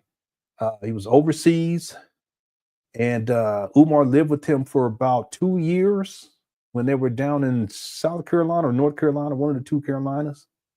And that's when he changed Umar's name. But then after that, Umar and Umar's mama and the daddy divorced, and Umar and the rest of the kids and the mama was sent back to Philadelphia and to live in poverty with the grandmama. And Jamal Johnson continues to live out his life, and then he ended up leaving the military. He actually filed suit. Well, that's for. Then he went to the post office. He also said he worked for Disneyland, so he must have been living in Florida for a while too. But he ends up getting a job at the post office, and he was there for many years. Ended up retiring there. But when he gets to the post office, that's when he meets his second wife. Rest in peace. He marries her, and the same year he marries her, that's when they ship Umar off. He decides to ship Umar off from Umar's mama's place and the grandmama's place, and Jamal ain't even an active participant. He got his own whole other family, whole other wife, having all these other kids, and so that's his business too. But the point is that the apple don't fall too far from the tree. See, I've done all extensive research into Jamal Johnson. He's interesting too. He's a very interesting individual too. He is. He was clout chasing off of Umar, and now Umar's saying that his daughter's clout chasing off of him. It's a trip. Anyway, Umar abandoned his kids. And Jamal abandoned his kids from his first wife. Okay? It's what it is. Thanks, Drea, for the super chat. I appreciate it. And then the unpopular traveler says, you can see Umar's ancestor on The Color Purple. They called him That's enough, sir. Okay. Dang. All right, Mister. All right, let's keep going. Thank you so much for the super chat, Unpopular Traveler, and also from Drea and Information Man, These Nuts, Iceman, everybody else. I appreciate you. Okay, we got to get going on the video for today, but before we do that, here's an update from the daughter after the video I just played. Hello, guys. So I just wanted to come on here with a small update. I just got off the phone with Dr. Umar's other daughter's mother, and she just told me that that's her daughter. So yes, y'all, I found her. I'm going to give her a call and talk to my sister when she gets out of school. So, and I just wanted to answer a couple questions. I'm sorry, can y'all hear that? I don't know if you guys can hear it or not. Let me know, because my interface has been acting up all day today. I'm trying to put this. Oh, are you going to show us the DNA test? No, because it's not your business. Why? I don't have to prove nothing to y'all internet folks. I know what it is in real life. So no, you're not getting a DNA test. Oh, no. Don't do that. Okay, you guys heard it. Okay. Yeah. Don't do that, Jedi. You don't open up a can of worms. Let's keep going. So no, you're not getting a DNA test. What else have I seen? Why are you coming to the internet with this? I already tried to get in contact with him. He shut me down and ignored me. What else I've been seeing? Oh, you trying to tear down Dr. Umar? No, I'm not. He tore himself down by not building a relationship with his own daughter. What's another question I saw? It's a bunch of questions I seen, but y'all don't know nothing. That's my dad. I have the right. And that's my sister. I have the right. Clock it. Yeah. At least let the children know they got siblings out here. She got more than what she thinks she got too. She thinks she only got one, but she got two, at least.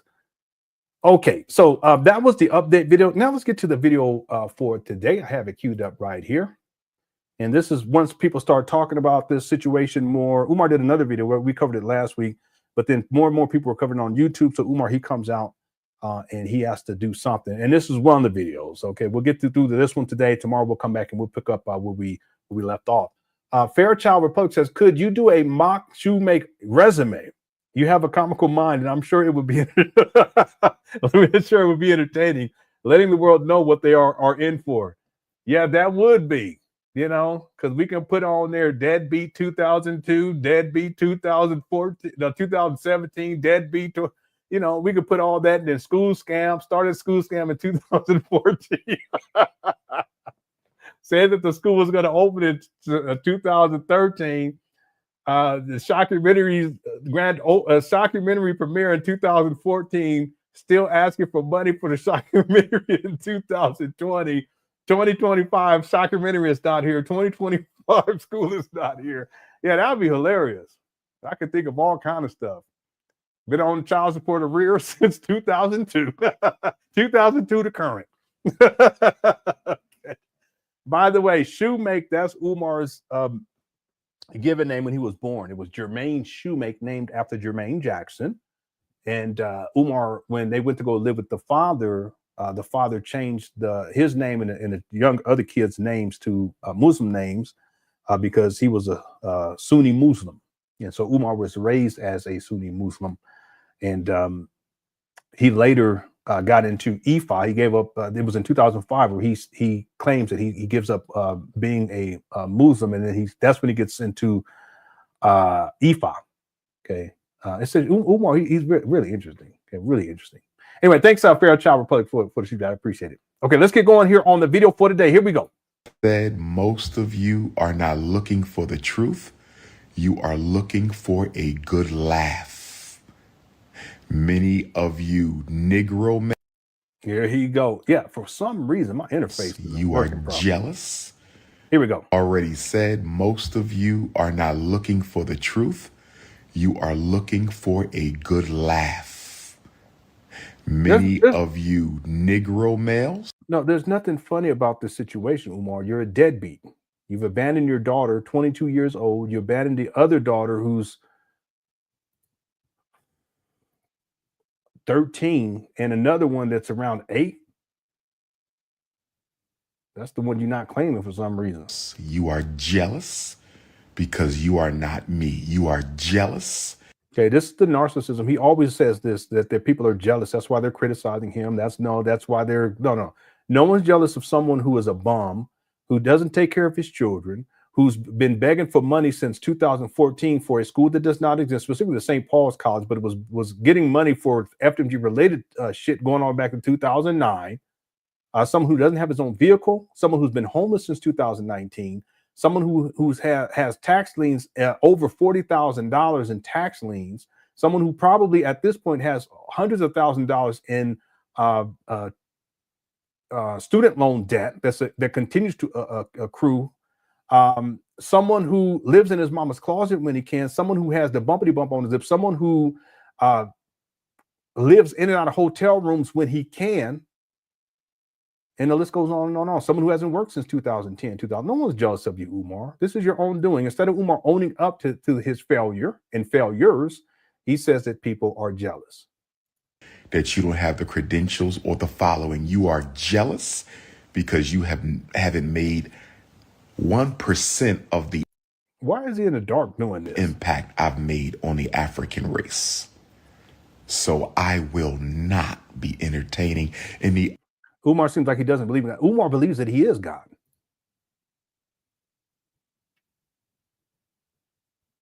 I have a video where he says when he meditates, he envisions himself sitting on a throne in space, which is heaven, and he's looking down upon the earth.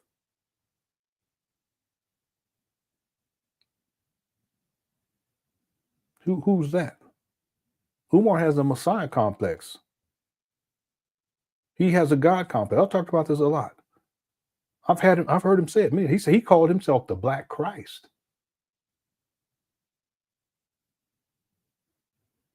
Yeah, that's what he said. So it's not even that Umar doesn't believe in God. Umar believes that he's God. Like a lot of these narcissistic cult leaders, they believe that they're God. You guys remember Nature Boy? He thought that he was God. He started calling himself 3 God. This so nasty, freaky ass, freak off type talking about he's the 3 God and I'm the what? Now he in jail for life. If you God, I would think that you wouldn't be going to jail anyway. Umar, same thing. Other reason I'm not going to entertain this. The other reason that I'm not going to entertain this is because for those with a little bit of common sense, if you just read between the lines a little bit, those of you with a little bit of common sense, I think y'all have heard enough from my princess.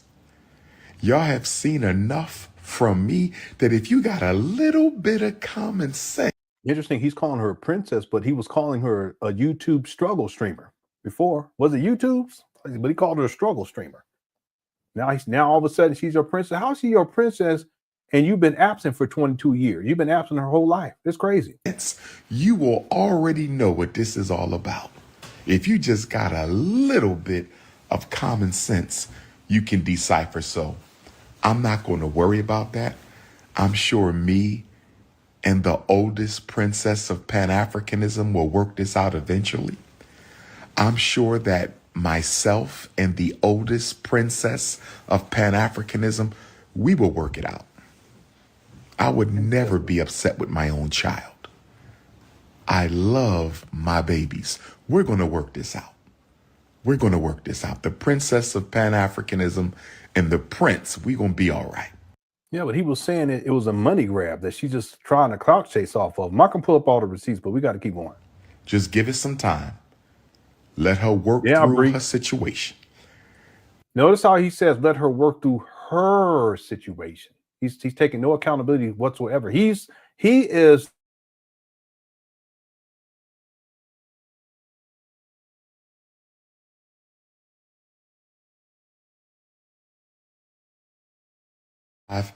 because it's none of your business. Here we go again. It's none of your business. I'm not here to entertain you. I'm here to transform you. So we're going to work it out. Transform you. The only person I'm really upset with in this whole debacle,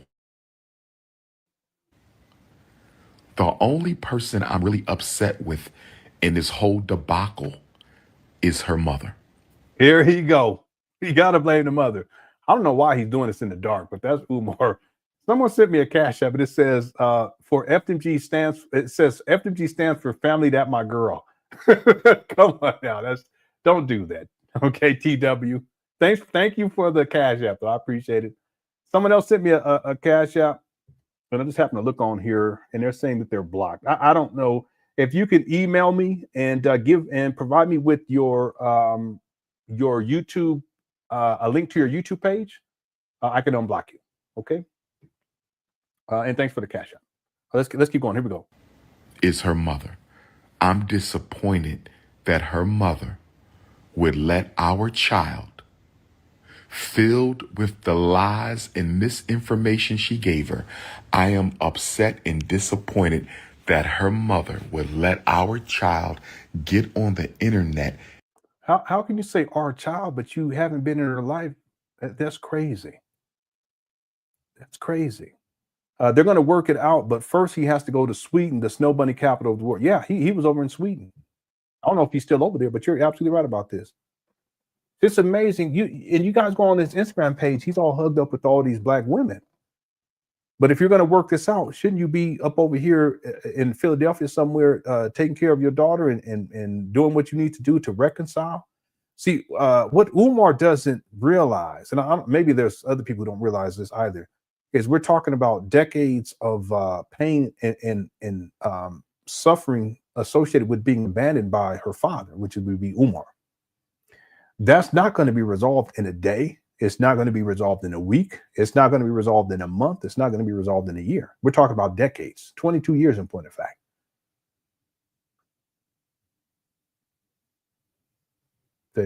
But Umar is not interested in resolving this, because if he was serious, his priority right now as a father would be to what?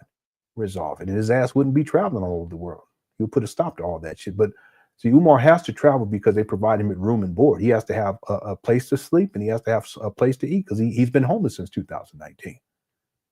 See? But if he was serious, that's what he would do. He would handle this and do what he needs to do, but he doesn't care. He's going to play the victim like narcissists do. He's going to blame other people like narcissists do. He's going to try to make it appear as if he's being victimized and that there's sabotage and this type of thing, because narcissists never want to hold themselves accountable for anything. See? They just want praise and admiration. They don't want you to give, but don't criticize. All right? Don't criticize, and don't hold me accountable for the fact that I've been a deadbeat for 22 years for this child, 13 for another. And based upon my receipts, there should be another one who's in and around 8 years old. Hey, he's not absent. I mean, he's not present in any of any of his children's lives. Okay, but he won't hold himself accountable. He's going to continue to play the victim and travel around the world and do what he's continuing to do. See, people do what they do. See, and Umar, what he does is he travels the world so that he can have a place to stay, and they'll provide him with food, and he travels around the world so he can sexually exploit black women. It's that simple. That's it. Thanks, Iceman. Let's keep going here. And conduct herself like that, knowing she's the reason we're in this situation. Now that's flat out wrong. And I hope you are listening to me. I hope you are listening to me wherever you are, Mama Smurf. And he calling her Mama Smurf. So he's antagonizing. Black Wolf says the backlash is real. You're right. People are going in on him. Umar feeling all that heat of him being a deadbeat, and now his language is switching up now. He deserves it all. Yeah, you're absolutely right. See, listen to how he's talking. And I just want to let people know and blah, blah, blah. But he's going to lose it at some point. You know how Black Wolf is. You know, I mean, you know how Umar is, Black Wolf. He gonna lose. He ain't gonna be able to maintain that. It's a performance, like I think what Didi said earlier. It's a performance. See, but you listen to his language now. All of a sudden, it's our daughter. Now all of a sudden, it's the princess of Pan African, to my princess, all this kind of stuff. But for 22 years, he's been absent. And according to her, she said that he used to beat on the mama too. I don't know if it's true, but I wouldn't be surprised. She also said something about that he did some stuff to her too. I haven't watched the video yet, but someone sent it to me and told me I gotta wait. I'm gonna go through it between now and tomorrow's live stream, and I'm just gonna pick out the segments as opposed to watching the whole thing, so we can save some time. And we'll get to that tomorrow. But you see, the language is switching up. Good point. He's trying to paint a narrative. This is what great deceivers do. All of a sudden, it's about him being persecuted, and all of a sudden now she's his princess, and all of a sudden it's the mama's fault. And all of a sudden, you see what I'm saying? He's spinning this. He's attempting to, but the truth is that the backlash is real. People are going in on this, including a lot of his followers, and they're hip to the game now. A lot of them are saying, "No, you can't spin this. You're a deadbeat." You know, and see what Umar should have done in the first place, just own up to it. Yeah, I'm a deadbeat.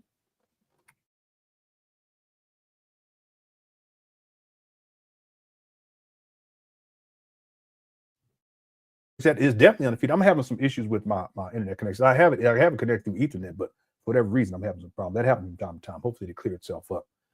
Thanks, Giannis, for the super chat. And then also, Yanam Yao Israel sent a super sticker. Thank you so much. I appreciate the super sticker. And thanks everyone else too for being supportive and tuning in to these live streams. Like I said, we'll be back tomorrow. We got a lot to get caught up on, and this whole Umar Johnson situation is really spiraled out of control. But time always tells the truth, and Umar, he's feeling that heat. Okay. The poll question too, by the way, if you guys haven't voted yet. Will Umar Johnson ever take accountability for being a deadbeat? We have 1,197 votes so far. 9% say yes, and 91% say no. My best guess is no, because he never, in all of my years of researching and studying Umar, he's never held himself accountable for anything that he's done wrong. It's always someone else's fault. He's always blaming other people. He's always making excuses, and he's doing the same thing here with his daughter. Okay? All right, so get your vote in if you guys don't mind. We got about 454 likes. Let's try to get to 500, okay, before this live stream closes out. All right, thank you all so much again. Cookie Crush chat is undefeated. Let me stop. Thanks to the moms too for handling the business. Let's continue here. Here we go.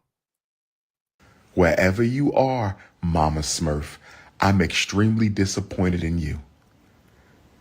To let our child get on the internet knowing damn well that my enemies are. How are you going to be disappointed in a woman that's taking care of the child that you've been absent from, that now you're saying your daughter, but you've been absent in the daughter's life for 22 years? Umar ain't got no shame. Are her enemies. Knowing damn well social media don't give a damn about nobody but clicks and views. You know damn well that girl carries the blood of the prince of Pan Africanism. You had no reason letting her crash out like that. What? I blame her mother for this. When you're the reason she didn't have access to her father the way she should have. You know what you did. You know what you did. And you're going to sit back and watch your daughter do this when you know you're the reason. You are lower than scum, lower than... Whoa.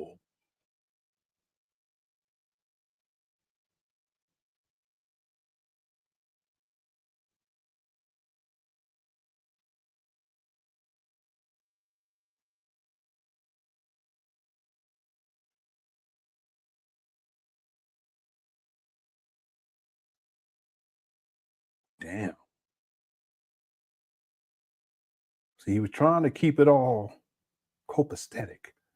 And, blah, blah. But then I told you earlier, remember Black Wolf? I said, he going to go here. Here you go.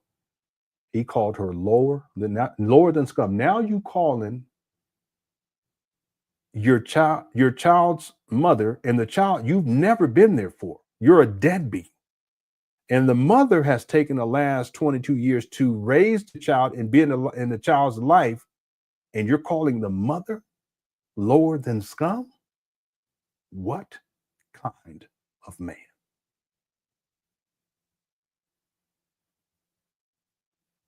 See, the other thing too with Umar, he's spinning a narrative here. This is all performance. It's performative, like Didi was saying there. I think it was Didi. Umar's spinning this narrative because he doesn't want to hold himself accountable. So he has to blame someone else. And by blaming someone else, that provides an excuse as to why he's been absent for 22 years. And then his followers say, yeah, but the reason why he wasn't there was because of the mama. It's not because he didn't want to be there. But see, that's where you're wrong.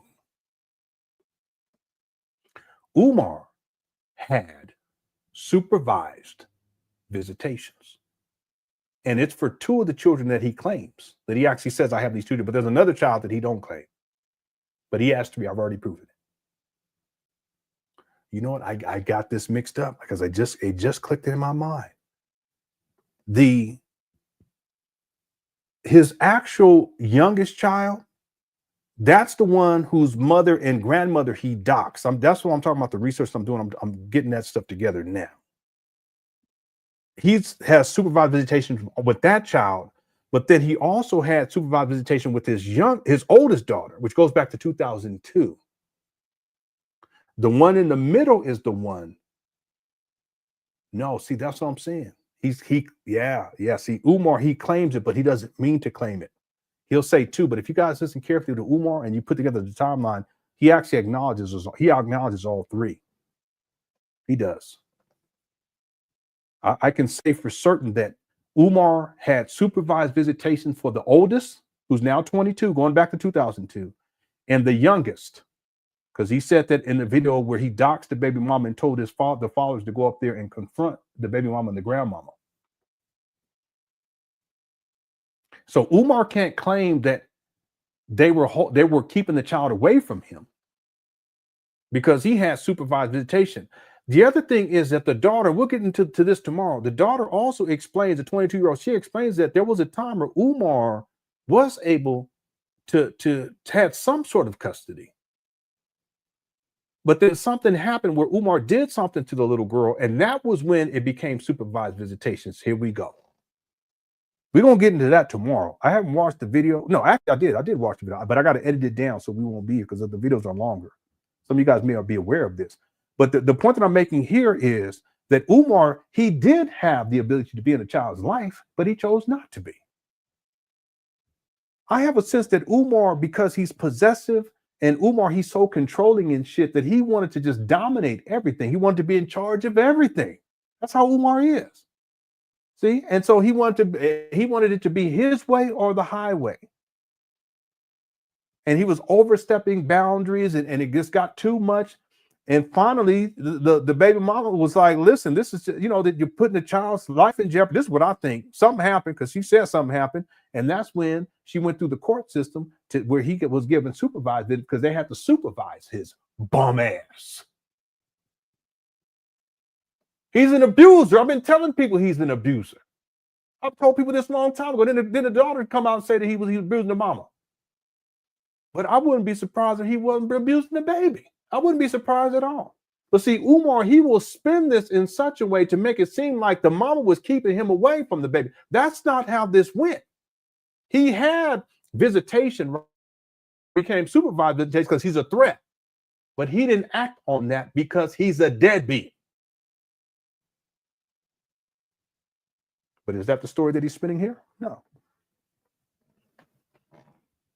He wants to make it seem like the child's mother did all this stuff to keep him out of his life, like a lot of these trick bitch ass baby mama creators up out here in these streets is always blaming. No, the truth is you ain't shit.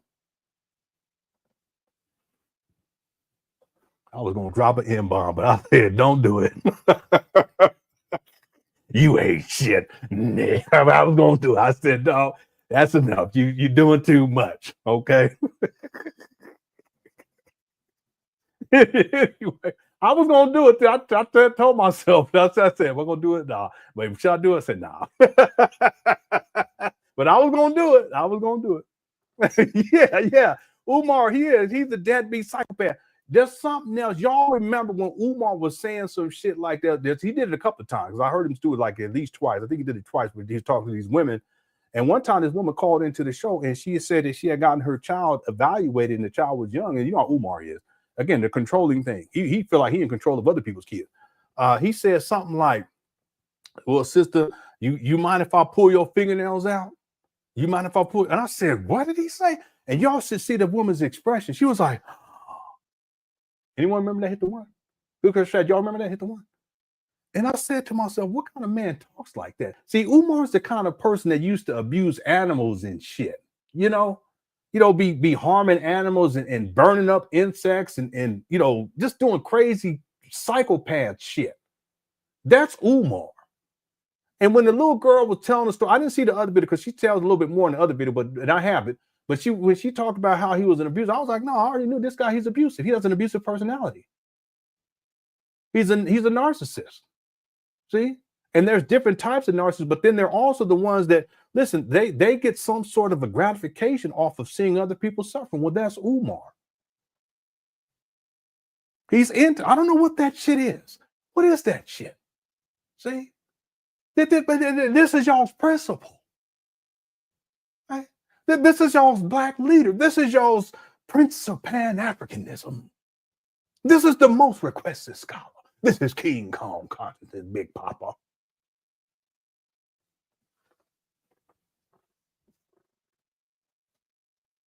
He's a sadist.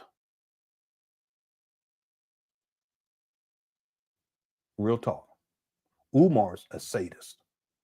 And I'm gonna tell you, and I don't know this for sure, but I think he did something to that child. I think he was abusive based upon what the little girl was saying. I totally believe it, because and I was telling people all the time ago he has abusive personality. I remember he was talking about one of the baby mamas. He said, you know, people, they say, well, maybe it was some sort of domestic, and then he stops himself. No, you was about to tell on yourself because you project, and you stopped yourself because you was going to tell the truth.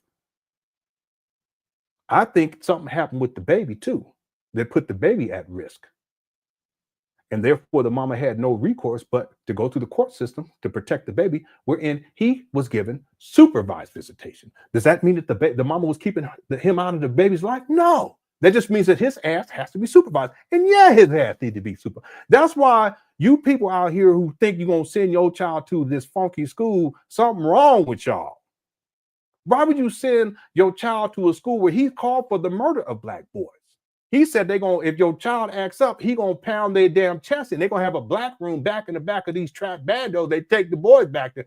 Why would you want to send your child to a school where Umar said he can't wait for these boys to start, because we're gonna turn the lights out, we're gonna have a sleepover and turn the lights out and play capture the flag? I said, what the fuck?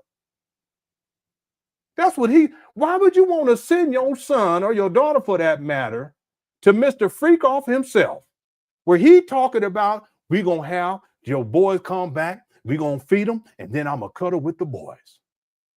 I said, you gonna cuddle with them?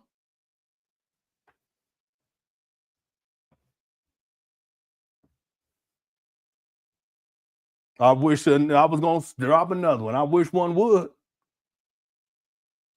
That's what he said. A lot of y'all don't know about that one. Hit the one. I ain't making it up. Hit the one. Furthermore, you people who send him money, understand that even if you believe that this clown is going to open up a school, why in the fuck would you send him money so that he can even get to the point where he has access to kids when he's a freak off type? He has supervised visitation with his own kids, and you want him to be around somebody else's kids, you're going to send him money for it? Something wrong with your ass. Yeah, Umar batshit crazy too, but something wrong with you. All right, let's get back to it. Yeah, y'all remember that? I ain't making nothing up. I ain't making nothing. He's a super weirdo. Someone said freak off Tuesday. I told y'all he tried to go to the freak off. P. Diddy was like, nah, bro, you too out there for this. We can't have you up in there. You too wild. Okay, let's get going. Here we go. Did I get to all the super chats? I'm sorry, I'm going crazy. Let's see here. My father is so deceived. I don't know what to do. He is still trusting Umar, saying that the daughter and the YouTubers are making money off of this. But the thing, and I can't advise you on this, because that's between you and your daddy. All right. But I just, the thing is that it doesn't change. None of this, because this is Umar rhetoric, but none of this rhetoric changes the fact that Umar, by choice, was an absentee father for 22 years for this child. Similarly, we can state that Umar was an absentee father for the 13-year-old. And of course, we can also state that Umar is a deadbeat for the 8-year-old, the one that would be around 8. And this 8-year-old will be the one that he also has supervised visitation for. I don't know enough about that the middle child, but he don't claim that one. He actually claims that the 20. No, because he claims the 13. See, that's why I know. That's why I know Umar. Well, obviously he is. See, he messes up on his dates and stuff, and because he doesn't want to admit that he has 3. He has 3, but he mixes up the ages at time. Okay, I already showed the receipts on the 3, but I'm just reflecting back on what he said in the previous video from 2018. Yeah, 2018, January of 2018. I thought it was July, but it's actually January of 2018. Anyway, the rhetoric, it doesn't matter. The rhetoric doesn't matter. And there's a lot of people who realize this. It doesn't matter what Umar says. They can say, well, you know, she's clout chasing, or she's trying to make money, or the YouTubers are trying to make money, blah, blah, blah. But that does not change the fact that Umar is a deadbeat and that he's been an absentee father, because he was a deadbeat long before she came out and said anything. He was a deadbeat long before I started doing videos on him, long before KKC did videos on him, long before Make a Change did videos on him, long before Information Man did videos on him. You see what I'm saying? Long before Nappy Yankee did videos on Umar, he was a deadbeat. See, so that ain't got nothing to do with it. Umar has been a deadbeat since 2002. And he still is in 2025. 3 baby mamas. Yeah. I can't advise you what to tell your dad. I'm sorry. I can't get involved with that. It's sad. I'll tell you that. Again, discernment. Okay, that's the key. People just have to have discernment.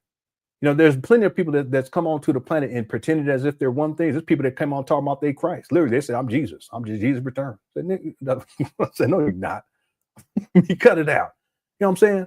So, I mean, we just have to have discernment. The same thing with Umar. He's a great deceiver. I mean, he's really good at this shit. It just don't work on me. And don't work on the Cook Chat. We undefeated. See? Thanks, Giannis. X-Man says his visitations were most probably required to be supervised because he was so abusive. Yeah. See, I did the research. I looked it up. And I went to a website. It was someone who was it was a woman's, well, y'all remember this many years ago. It was a woman who's a lawyer. And I thought that she specialized in custody or child support or something dealing with that whole thing. And I was looking up what reasons would there be for someone to get put on supervised visitations? And there's very specific reasons. Y'all go look it up yourself. I'll have it in the documentary. What are the specific? And one is that if you're a threat to the child, or you're a threat to the mother, or you're a threat to both. You see what I'm saying? And the baby girl, she's 22 now. I just say baby girl because that's how I am even these days with young people. I don't call the boys baby boys. I call them girls baby girl or sweetie pie. She was saying how that Umar was abusive towards the mama, but she also said that something happened with her, that Umar did something to her. That's more than enough to be put on supervised visitation. Okay, there's other possible reasons too. Right? But I talked about this a long time ago. His visitation was probably required to be supervised because he was abusive. His daughter stated that he was abusive to her mother. Yeah, she stated that. And when she said that, I didn't flinch. I wasn't like, oh, no. Because I already told people that shit. I told people he's an abusive person. Look at the SETI rant. I ain't going to pull it up because we got to stay on task because we got a lot to get caught up on this month. Look at the SETI rant. Look at how Umar behaved during the SETI rant. That's public. Can you imagine how this guy behaves offline? Listen, I told myself I ain't gonna tell people this, but I had this woman contact me one time, and she said that Umar, because he's possessive, she said that Umar, he was mad at her because he wanted her to do these certain things, and she wasn't responding to his email. That's really triggered his ass. She wasn't responding to his text messages. And so he started calling her over and over and over again. And I'm not just talking like call her like once a day or for the next week, once, twice a day. I'm talking about over and over again and leaving messages and shit. And she said the way that he was talking, it's like the SETI rant. You know when Umar was really going crazy on the SETI rant? That's Umar. Listen, Umar in the SETI rant, that's how he's behaving publicly. How do y'all think he's behaving privately? And with all the negative views that he has about women, he really looks at you guys like mules. And your job is to do what he wants you to do. He looks at you like cattle that he can exploit on different levels. And if you don't do what he wants you to do, he goes off. And he doesn't have the emotional discipline. He doesn't have the physical discipline. Look at how he behaves. Y'all remember in the SETI rant when he started pounding on his chest? That's all I knew. I said, this guy, he's an abuser, because no man ain't gonna get online publicly and be yelling and screaming and jumping up and down and just start beating on his chest. What did he say? Come bring it, come bring it. I said, what in the fuck? What kind of man? He's abusive. That's public. How y'all think he acting offline? Come on now. I told people a long time ago he ain't got no business being around children. Truth be told, he ain't got no business being around no woman either. Real talk. I told people a long time ago, I said, I wouldn't even have animals around this guy because he's one of them kind of kids. When he was a kid, he would just be abusing and wringing their necks and shit and dipping them in water and just be sitting back watching. That's Umar. We're gonna get into this tomorrow too, X-Man. I got the videos. I just got to go through. I'm edited down. I know it doesn't really matter now because she's all over the internet. But I got to do what I feel is right or best. So I'll blur her face out, but we'll get into that video tomorrow. There's quite a few. There's actually three, but one I was unable to capture, but I got the two other ones. Shout out to James. But there was another one that she did where she was talking about how he was abusive, and she had on like a pink robe. But shortly after she did that live, she took it down. So I was unable to actually get to it. But we'll get to the other two tomorrow. Okay, thanks, X-Pac. Power B sent in a super sticker. Thank you so much. I appreciate it. Hot Gil Murray sent Gal. Is that Hot Gal Marie? Because that's how about right. Hot Gal. Sent in a super sticker too. Thank you so much. I appreciate it.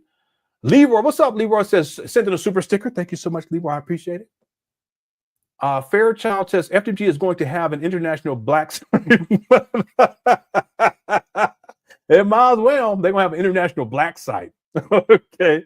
Thank you, Fairchild Fleming. Scott Evans says, mention that to an Umar supporter and they go silent. This is probably from earlier. I was talking. Yeah, there are some things that you can mention to them, the basic supporters, because you also got the ones that no matter what you tell them, they're gonna find some excuse for this, guys. It's a trip. They're not thinking rationally. Okay. But there are things that you can tell a supporter and they don't have an answer for it. It'll shut them down. They just be like, oh, okay. And they just keep on. They'll deal with the cognitive dissonance. See, it's like what I was saying earlier, all the different things. This guy, he don't even take care of his own kids. He said he's made sexual comments about children that are thoroughly inappropriate. Y'all remember he said that the little girl had rotten cookies? That's what he was imagining inside of his mind, because he's coming up with the scenario where this little girl jumps on his back, and really this is a boy that's inside of the FDMG. These little girls, because they're thirsty and they're hot, they're hot asses, he used to call them. Who talks like that about little girls? See? But he, in his own mind, while he's walking through the school, he's saying to him, and he has people around, including a little boy.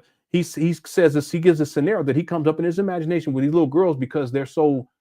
I don't know what the term he used, but you know they want to have sex. They're so thirsty that the little boy gonna be walking through, and the little girl gonna jump on his back and say, "Take these rotten cookies."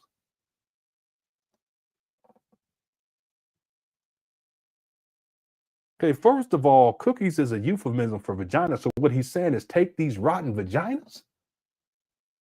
But then he's talking about a little girl, and this little girl so thirsty, she jumps on this little boy's back and says, take these rotten vagina. What? See, you tell them something like that and they ain't gonna, I don't believe it. Okay, whatever. I ain't making it up. Hit the one. That's Umar. See, that's how his mind works. He ain't got no business being around no kids. All right, thanks, Scott. Barry says some people are willing to willingly deceive. The deception is easier to accept than real. I totally agree with this. Yeah, you have to be, in the face of overwhelming evidence of Umar's iniquity, debauchery, scamology, pookieism. You have to be willing to be deceived. At least at this point, Barry, a person at this point in the game, you have to just be willing to be deceived.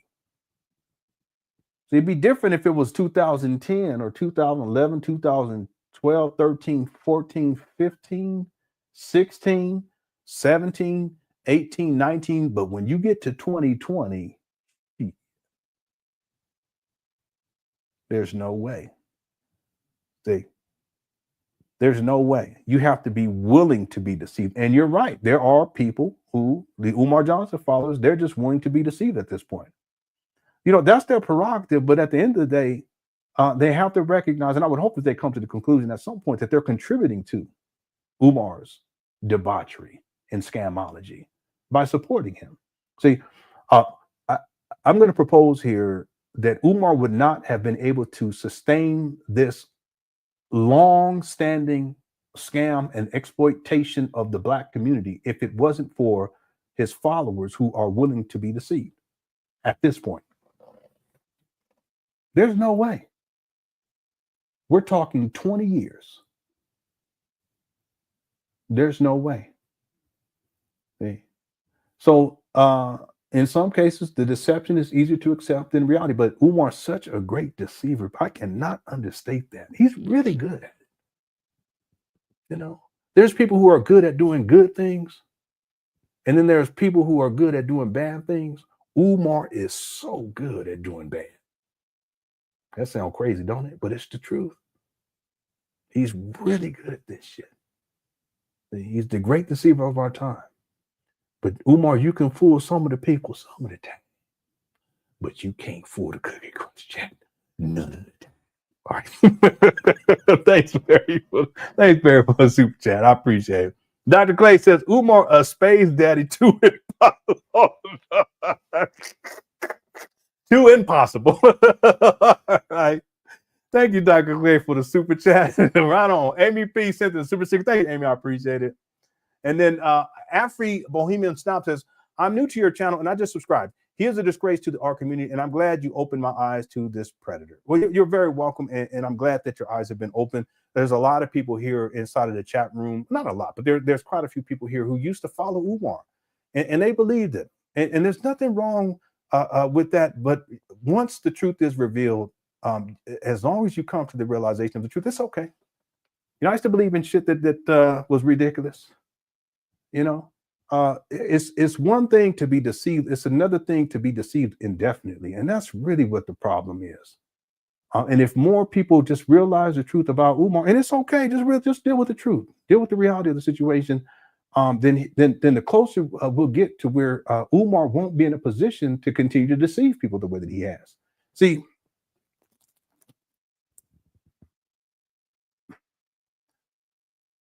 Sauron in the Lord of the Rings would not have been able to come to power had it not been for his ability to manipulate people who were going to be supportive of him. And if he didn't have that support, there's no way. As powerful as he was powerful. Okay, he had the Valar and all this stuff. He was powerful. Okay, but he wasn't so powerful to where he could dominate Middle Earth in the way that he wanted, unless he had people who were willing to follow him. And those are the people who believed in Umar,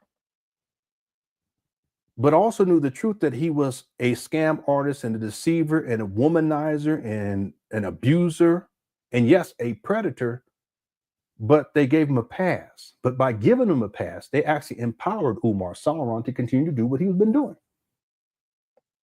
So the more people who just wake up to the truth, the less power Umar has to wield over Middle Earth, which is the black community, if you will. So I like to use that analogy because I'm into sci-fi, deep into Lord of the Rings and Star Wars. You can look at the Sith Lords, you know, and Darth Vader, but you look at Palpatine, same thing. And there's people who believe in Palpatine. Okay? He was a deadbeat too, by the way. Anyway, look. Anakin was a deadbeat. Darth Vader, think about it. Yeah. All right. Thanks for the super chat and welcome too. Okay.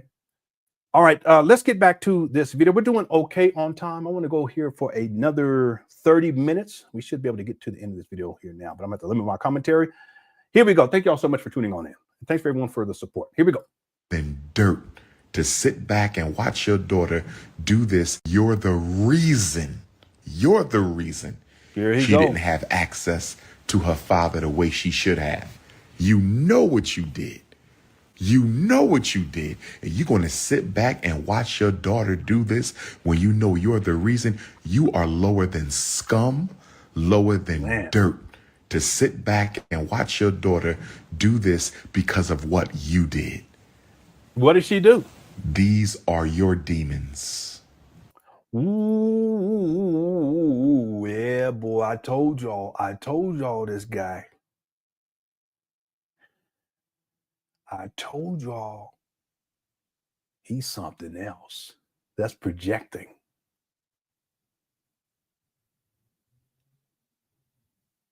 I don't mean to say this, but I'm starting to think that Umar, that he got a friend in Satan.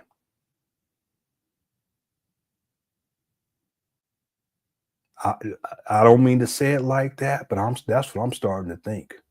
I think he wrapped up into some other shit, straight up. Can you believe this guy?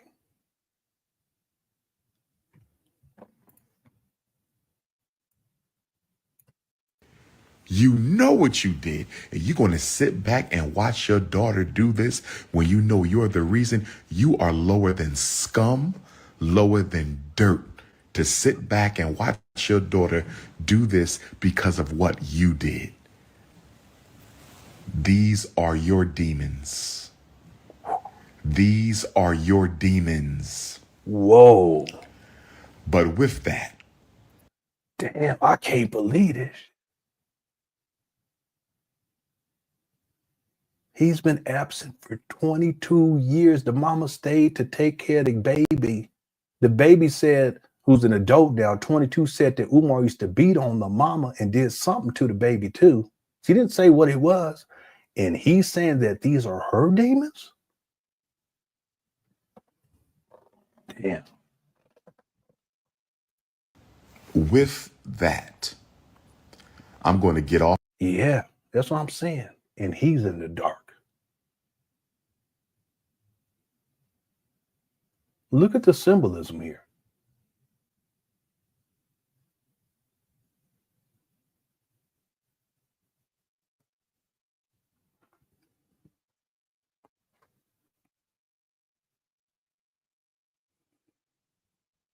Damn.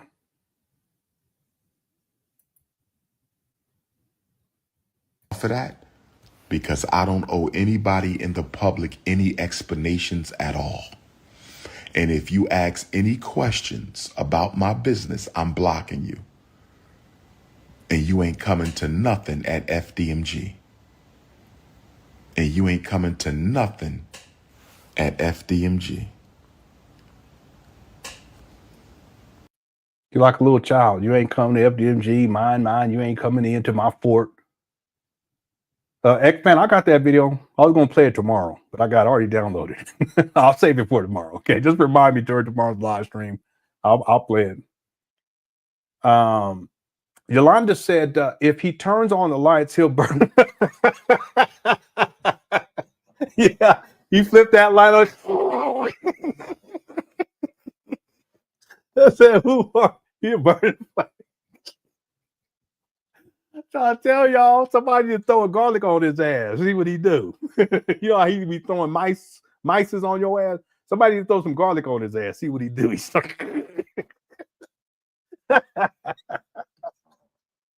why he don't get up in the morning. He be asleep. Anyway, thanks a lot. Well, Umar, something else. In the dark at FDMG, need a hotel room. Hit the P. Hit the P. Hit the PayPal. Yeah. I don't think he's at FDMG. I think he's over in one of them struggle motel rooms over in Europe somewhere at this time. I'm not sure though. Okay. Thanks for being a member. Also, thanks a lot for the super chat. Afri Bohemian Snob. Thank you for the super sticker. Or excuse me, the super chat earlier. I appreciate it. Okay. Let's make some headway. Here we go. Now, I want to switch gears because I'm having a beautiful morning.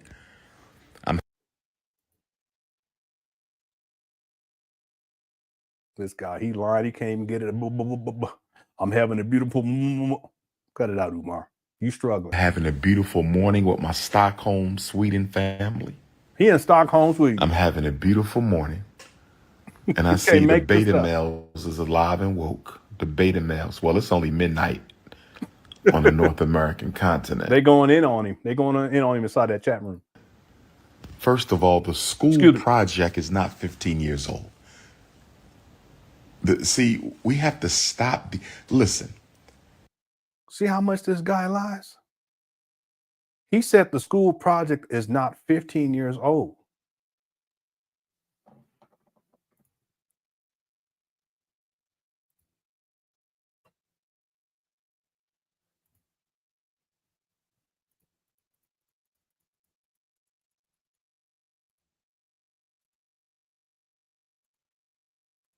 What does this say right here? Good question, chat. Umar Abdullah. He says Abdullah. Umar Abdullah. I'll say Abdullah from Paula Abdul because I had a crush on her. Umar Abdullah Johnson, January 6th, 2010. Do the math. Promises in 2010 to begin laying the groundwork for the Frederick Douglass and Marcus Garvey Pan African School for Black boys specializing in learning disabilities and destructive behavior disorders. This will be a private school, and yes, you will pay in order for your son to attend the grand opening September 11, 2013. This is Chestnut Checkers. This is from January 6, 2010. This project is bare minimum 15 years old because now we're in March of 2025. It's been over 15 years, but that's not it. Do I need to do it?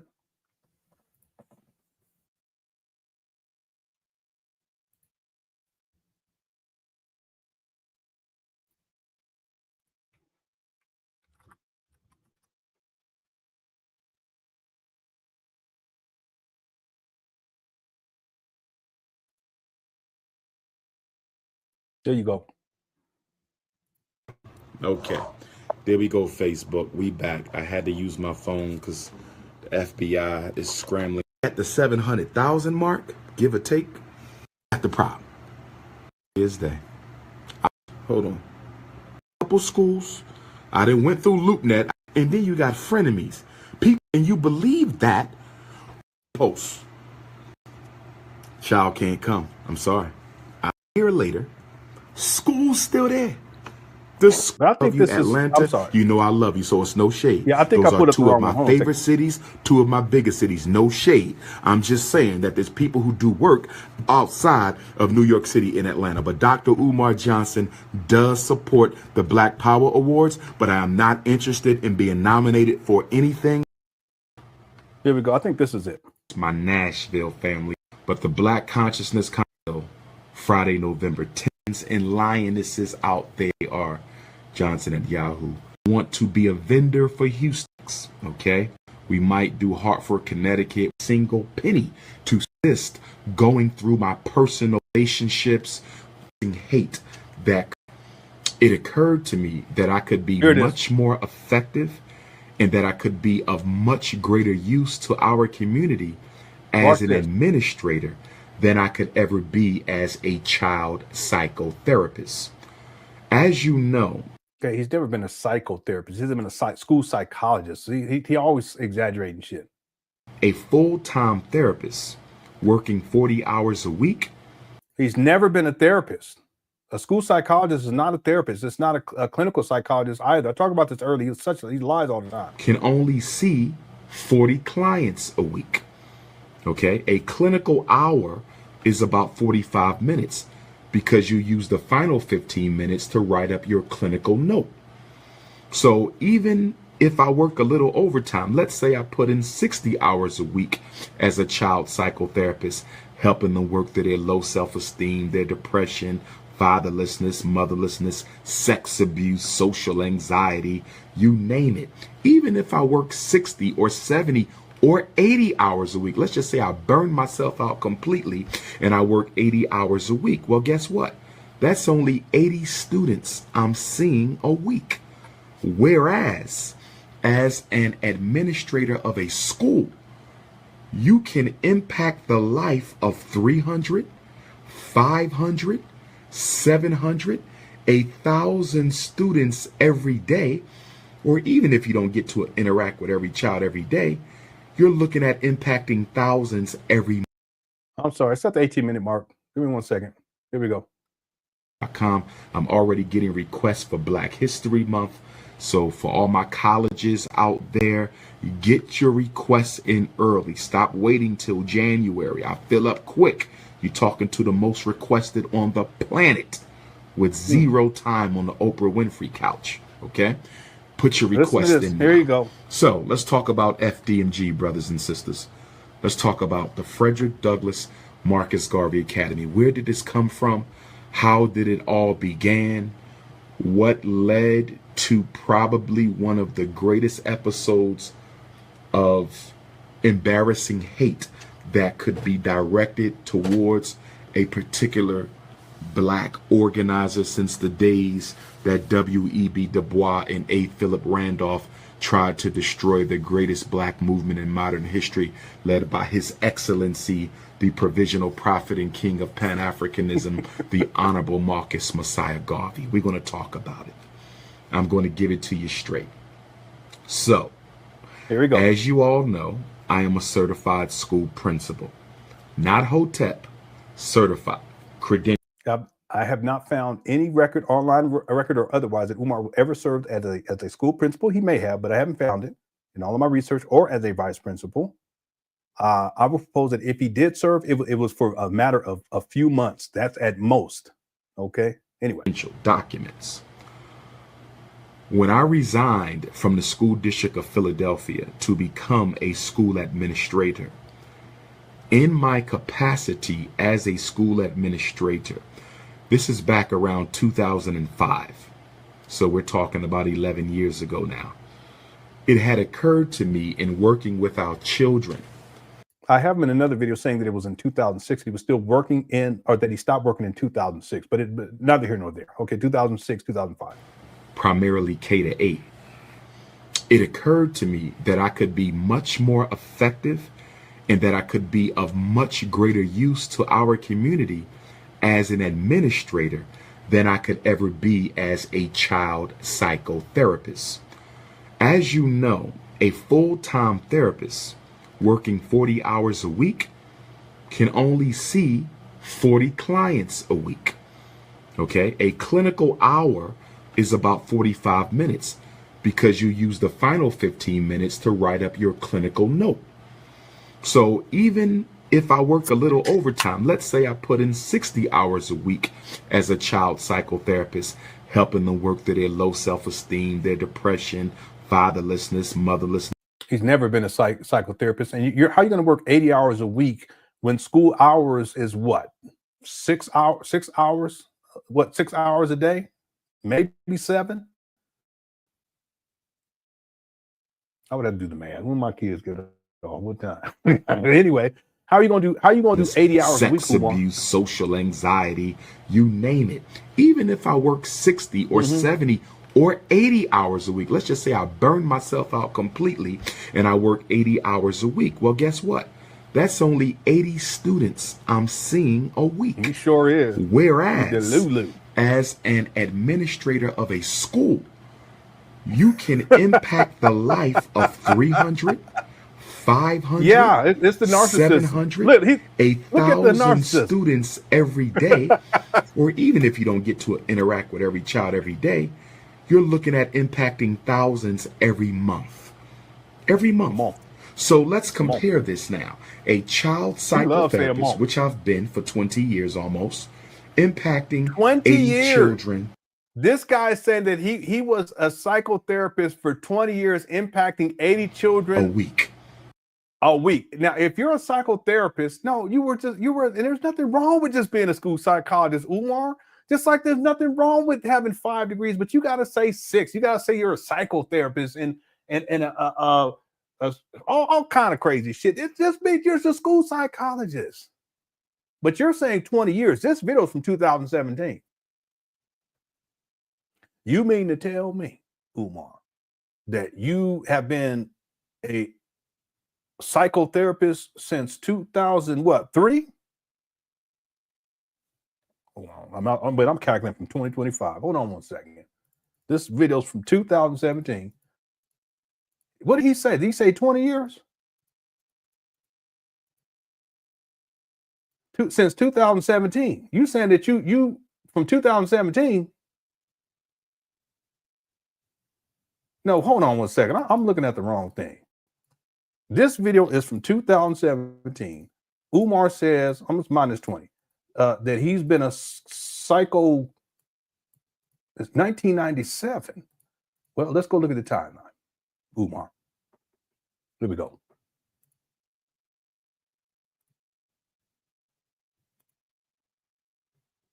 Here we go. 1997. Umar, you graduated from Millersville in 1997. And after that, you went on to graduate school in 1998. You didn't start working as a school psychologist officially until 2001. You did the internship in 2000. So what are you talking about? This guy lies so much. It's incredible how much this guy lies. And the truth is that he's never been a psychotherapist. He was a school psychologist. He's never been a clinical psychologist. He was a school psychologist. He's never a therapist. He was a school psychologist. Anyway, this guy lies so much. Here we go. Maybe $360 a month compared to being a administrator where I can impact the lives of 700, 800, 900, 1,000 every week. Add to that the fact that in order for me to impact the life of a child as a psychotherapist, I have to wait until someone refers that child to me for therapy or counseling. I have to wait until no, you don't do therapy, Umar. Someone refers that child to me for therapy or counseling. So there's children who may need to feel the energy of Dr. Papa, who may not get an opportunity to feel the energy of Dr. Papa because their teacher or their parent don't think it's important enough to have them sit down with me for a clinical hour for some school psychological counseling. Whereas school is mandatory. Public school is mandatory in the United States of America. So you don't have to wait for a referral to work with our young people if you are a principal, but you do have to wait for a referral to work with our young people if you are a school psychologist. So but I thought you were a psychotherapist. Which should one be is a no-brainer for you all to conceptualize, to understand, understand, and overstand why Dr. Umar Johnson made the obvious leap from being a therapist to being a school principal. He's never been a therapist, and I haven't found any record of him being a school principal. Now, if he was, I guarantee you it was probably just a matter of months, a month or two, and they got his ass up out of there. Look at this crazy clown. A principal can prevent problems. A therapist comes in after to reverse problems. A principal how you doing? is proactive, whereas the therapist is reactionary. Yeah. So in 2005. Yeah, you're right. You're right. Principals, they don't spend more time with it, so they spend less time with it. Yeah, you're absolutely right about that. You're absolutely right. But I know my kids' principals, though. They know me too. Anyway. So in 2005, I decided. I had contemplated it before 2005. But in 2005, I had contemplated that it was time for me to begin the process of building America's first true revolutionary Pan-African nationalist institution based on the principles of the Honorable Marcus Messiah Garvey in international economics. I enrolled in Lehigh University, Bethlehem. Okay, so he's talking about FDMG, right? What year did he say he conceptualized starting the process of building this school, FDMG? What year did he say, Cookie Crush Chat? See how much this guy lies? We're going to get back to the other video, but we have to take this brief sojourn, as Umar likes to say, to prove again that he's a habitual liar. He doesn't even want to hold himself accountable for how long he's been running this school scam. He conceptualized this in 2004. He got caught in 4K. Thank you, Vixa. 2005. Jesus Price, 2005. Carlita, 2005. And 20 years later, crickets. Ain't no school, family. Family, the money gone. 20 years later and still no school. 2005, the humble ones. Now, let's see if Umar holds himself accountable to that 2005 date. Okay, and then I pulled this up too. Remember, this school was supposed to open September 11, 2013, which makes sense because if you conceptualize this shit in 2005, you figure by 2013 it should be open. We're now in 2025. 2025. ¿Por qué? ¿Por qué, familia? No comprende.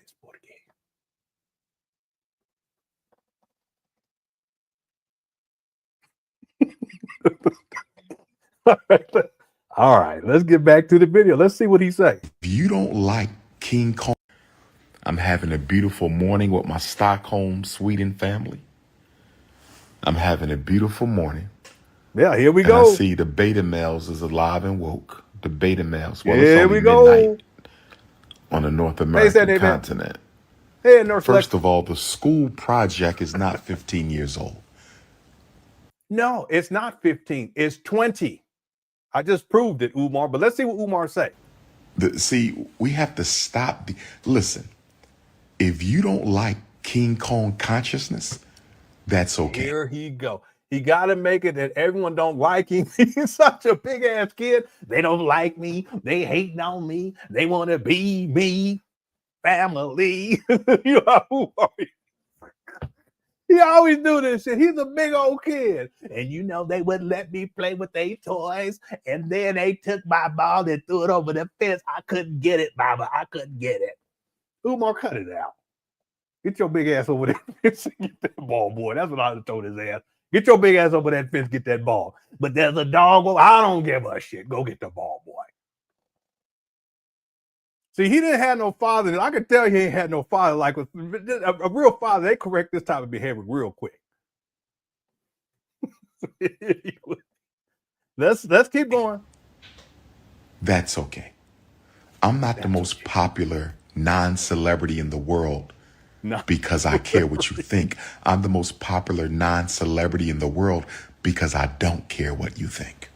Okay. I'm the most popular non-celebrity in the world because I don't care about what you think. But here's my question to the anti-Ifatunde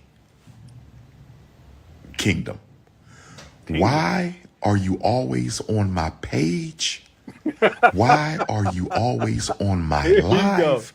Why do you follow me? See, my haters are negative admirers. See, notice he ain't answering the real question. When did you start this shit?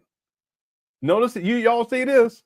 He ain't answered the question. He gotta go, y'all don't like me, and you two struggle streamers, and the LenonHonor, and God little princess. Even though Umar's very sassy, sissified, and messy.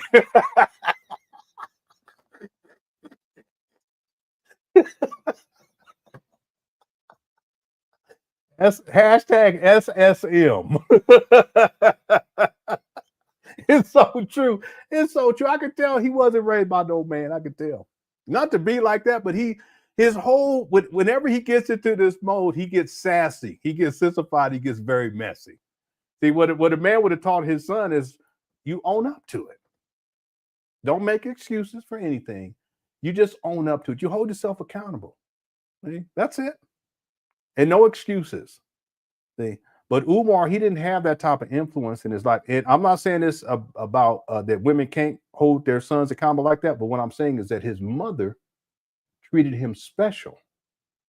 See, that's one of the reasons why his daddy didn't want him even though he wasn't with the mama. He had his own wife, whole other family. But he didn't want Umar around the mama because he says that he said that Umar was too close to the mama. Think about this for a moment. And he said that Umar was a mama's boy. Umar's admitted that he's a mama's boy. See? And his mama treated him special. It's the opposite extremes. His mama treated him special. That's why he has enmeshment issues with his mama. He's always trying to get back to his mama. But his father was overbearing like Umar is. See? It's just Umar flips into these different modes. But when he's under duress like this, if he can't go the ballistic route where he starts to act like King Kong consciousness, with the SETI rant, well, he goes to the sassy, sissified, and messy. And that's when he's just blaming other people and he's doing his hands all like this and talking like this. Well, that's the mode that he's in right now. Umar's an interesting character. So you have this dichotomy in Umar's upbringing. You have a father who's largely absent, but then when he's around is like a bully. Again, he was they call him a drill instructor for the Marines. Come on. He's a drill instructor for the Marines. See? And Umar ultimately has this dichotomy where he has his mama who treats him special, caters to him, makes him feel special, makes excuses for him all the time. I can just see this so clearly with Umar. But then you have a father who's only comes around sometimes, and when he comes in, he's overbearing. He's just like, over the top bully type of shit.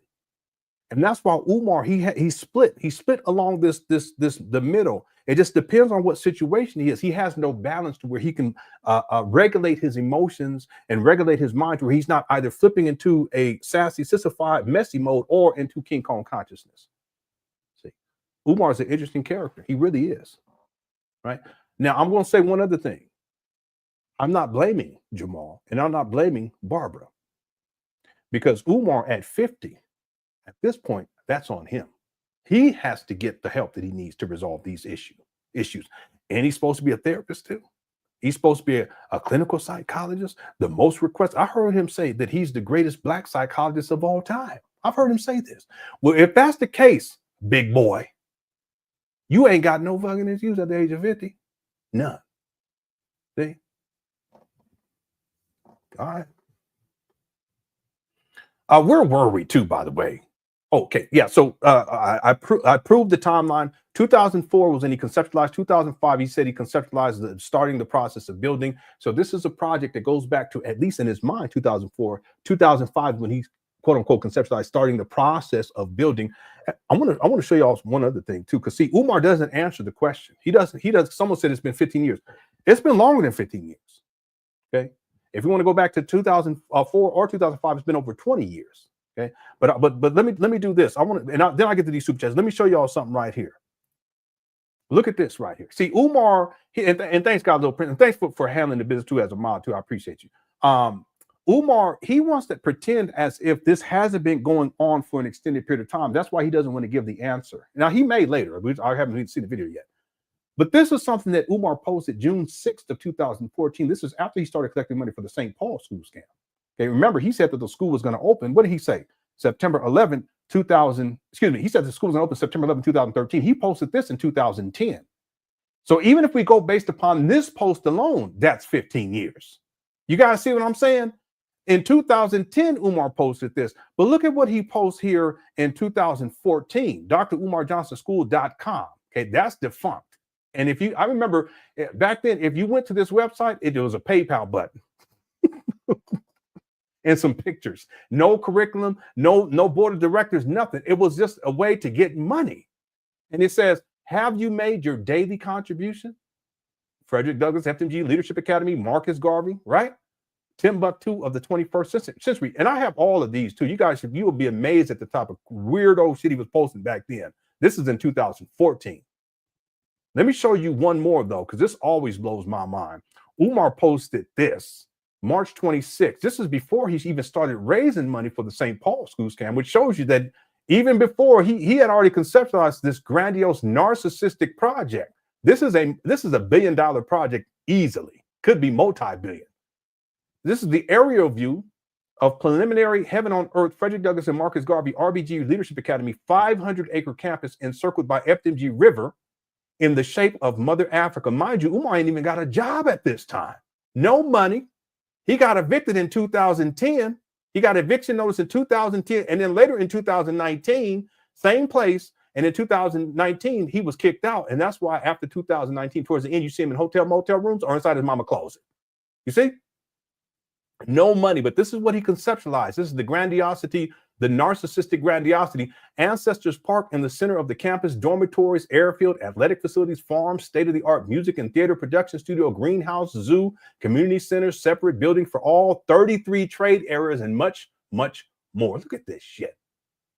2 schools. It'd be an elementary school, a middle school, a baseball field, a track and field facility, an airstrip for airplanes and helicopters, like a landing, for the airplanes to land on, air traffic control tower, a NASA building, a military building, an aviation building, a farm, a zoo. What would you have a zoo? There's a cemetery in the middle of the shit or something like that. There's a store, arts building, a hospital. How you gonna build a hospital? You ain't even got a job, Tommy. What in the world? Who gonna work at this hospital? Pookie's cousin? Earl? I don't know. Massive dormitories. 1, 2, 3, 4, 5, 6 massive dormitories. Science and tech building. all kind of other shit on here. This is what he conceptualized, and this is before he even started raising money. See, that's what I'm saying. That the brother that he seemed intelligent, who still believes that Umar is serious about opening up a school, obviously, clearly doesn't have the levels of discernment necessary, but hasn't done the research. Don't disrespect, hasn't done the research to look into Umar and go back in time and look at what Umar was proposing back in 2014, almost 11 years ago. Look at this. Wait a minute, this is over 11 years ago. Yeah, this is from March. Oh no, it'll be 11 years and 2 weeks. Okay, 2 weeks, 11 years and 2, that's 11 years ago. Can I show y'all one other thing too that we got to get going here?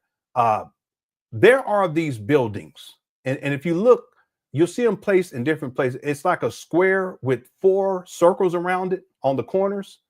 There's 1, 2, 3, 4, 5, 6, 7 of those buildings. I want to show you guys what Umar, how he conceptualized these. Here we go.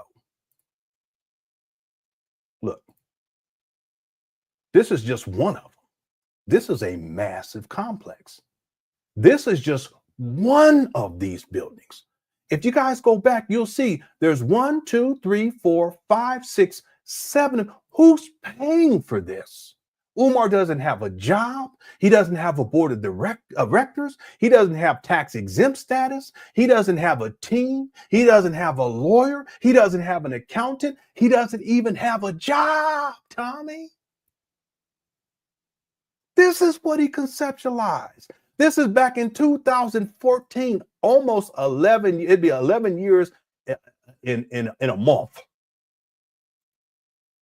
So anyone, if you do enough research into Umar, you'll realize very quickly, and you should, at the very least, you should realize very quickly that he's nothing more than a charlatan and a scam artist. We can make all the excuses as we want to. Look at this right here. I'm sorry. Look at this right here. Look. This is the Dr. Umar jet. 2011, 2012, 2013, he gives himself awards. Thank you for making this an incredible year. Happy holidays, Dr. Umar Johnson, Prince of Pan Africanism. The best is yet to come. And he has a jet up here. No money, no job, Tommy. And he gonna open up a school for black boys. See, that's why I'm saying discernment is key. I'm not done. I don't mean to go off on this. Look at this goofy. Look at this. This is the guy that's going to be y'all's principal? You got to be kidding me. Have some discernment, people. I'm not here to shame anybody, but if you have an ounce of critical thinking skills, you should have I shouldn't say you should have, you should recognize very quickly that this guy is not only a charlatan and scam artist, but he's also batshit crazy. Look at this. Prince Ifatunde battled for the mind and soul identity and survival of our black kings and queens against the sinister and evil super white supremacy coming soon. This is a comic book he said was going to be coming soon. Where's this comic book at? Huh? He always said he going to do something, but he don't do nothing. And let me remember that Spike Lee movie where the guys were sitting out on the corner. They was, I'm going to do this. I'm going to, and the guy said, you always have said you ain't going to do shit. And it's true. That's Umar. I'm going to do this. And for those of y'all who are into Star Trek and the like, and maybe you like the Borg or what have you, well, here you go right here. This is Homeland Security. There's 6 days left. DrUmarJohnson.com to get them donations again. Homeland Security versus Umar. This is what he's posting to get money out of people back in 2014. I got all the receipts. Don't worry. Here's the money coming in to his P.O. box that he doesn't use anymore. This is the one in Philadelphia because they shut him down because of fraud. He received a cease and desist. He received 82 pieces of mail. He was and it brought tears to his eyes. He was rolling in. That money was coming in crazy, real crazy back then. Not so much these days. They done shut him down. They shut this P.O. box down. State of Pennsylvania sent them a cease and desist. They done shut his Cash App down.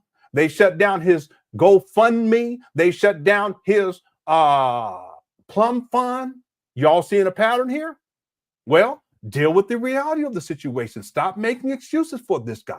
Stop trying to figure out a way to make this make sense. He's a scam artist. This is the original logo for Umar, for the FDMG. Look at this shit. Who does this? You think this guy is, this is the logo. And if you look carefully, there's a gorilla. I was going to say a big monkey. There's a big ass monkey in the head in the middle. There's a big ass monkey head in the middle. It's a gorilla.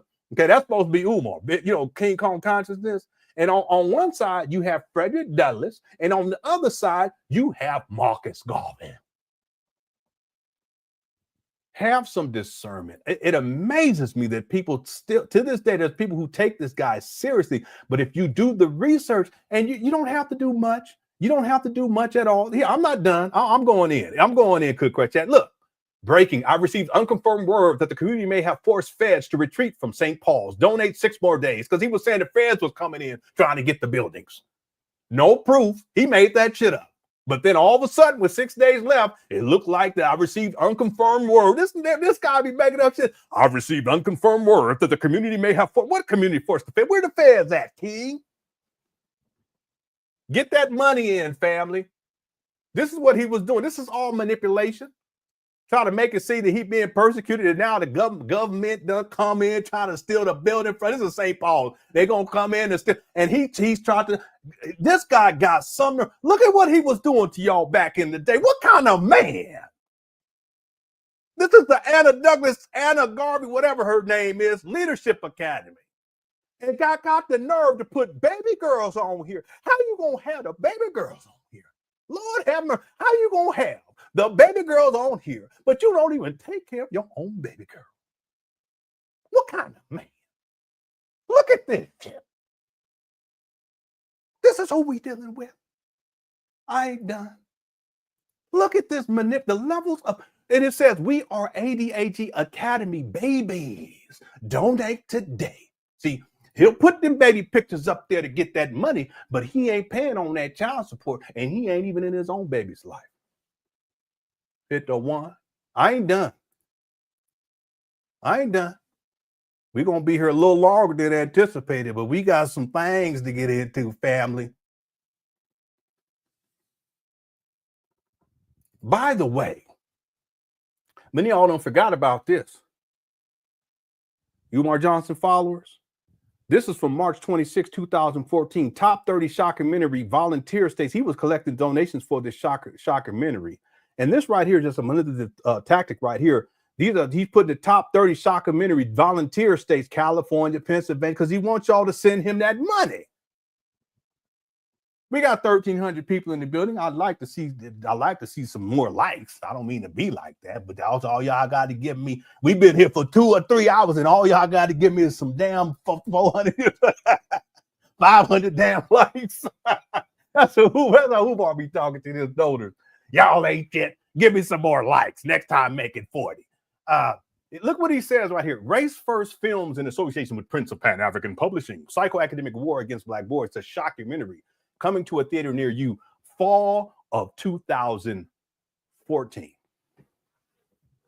And he was collecting money for this. All the way up to 2021, 2022-ish.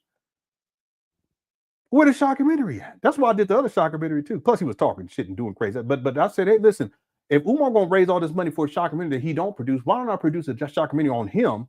And I didn't ask for not one penny. I'm working on another documentary right that cover his whole life. I ain't asked for a dime. I'm good. Shout out to the Cook Crush chat. I appreciate the support. Not gonna ask for a dime. See? But y'all think about this. Why would someone support Umar on a school scam where he has all these other ancillary scams where he collected money for things that he never delivered on, including a book of romance for you women? He called it The Rules of Romance. He was collecting pre-orders for that back in 2020, 2021. The book's still not completed. But there's a documentary he collected money for many, many years.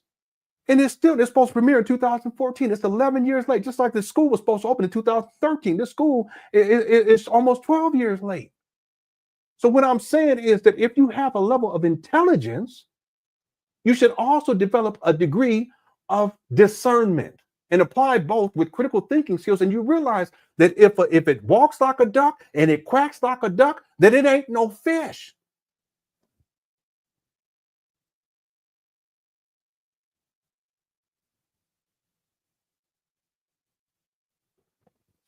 That's all I'm saying. That's all I've always. I know I'll be running my mouth and people like you just be running off on you. Really, you be going taking too long. That all the videos I do, it really comes down to that. Just see it for what it is. That's all. And it's okay. I mean, I used to believe, there's people I used to believe, I thought that they had this guy, blah, blah, blah. But then I was like, damn, what did he say? I was like, wait a minute, what is he doing? I said, no, I can't be down with that. Same thing, there's women too. I was like, yeah, yeah, this person, yeah, rah. But then I was, wait a minute, what did no, I can't be down with that. Right? Well, the same thing with Umar. I'm not done though. We're going to get back to the video in a moment. There you go. For those who can afford to intensify their contribution, join the $5 a day campaign. $5 a day provides $385 per person by August 21st, which is his birthday. You see what I'm saying? Birthday. What that got to do with opening up a school? Huh? This guy's a scam artist, and he uses so many different tactics. If y'all think that that's weird, watch this one right here. Look, watch this. Check this out. The Pan African dollar. It's always been about money with this guy. That's what it comes down to at the end. He will criticize other people. He will criticize the black church. Oh, he always talks shit about the black church and how they got off. But Umar, all he's ever been about is the money. And understand, he don't have no job.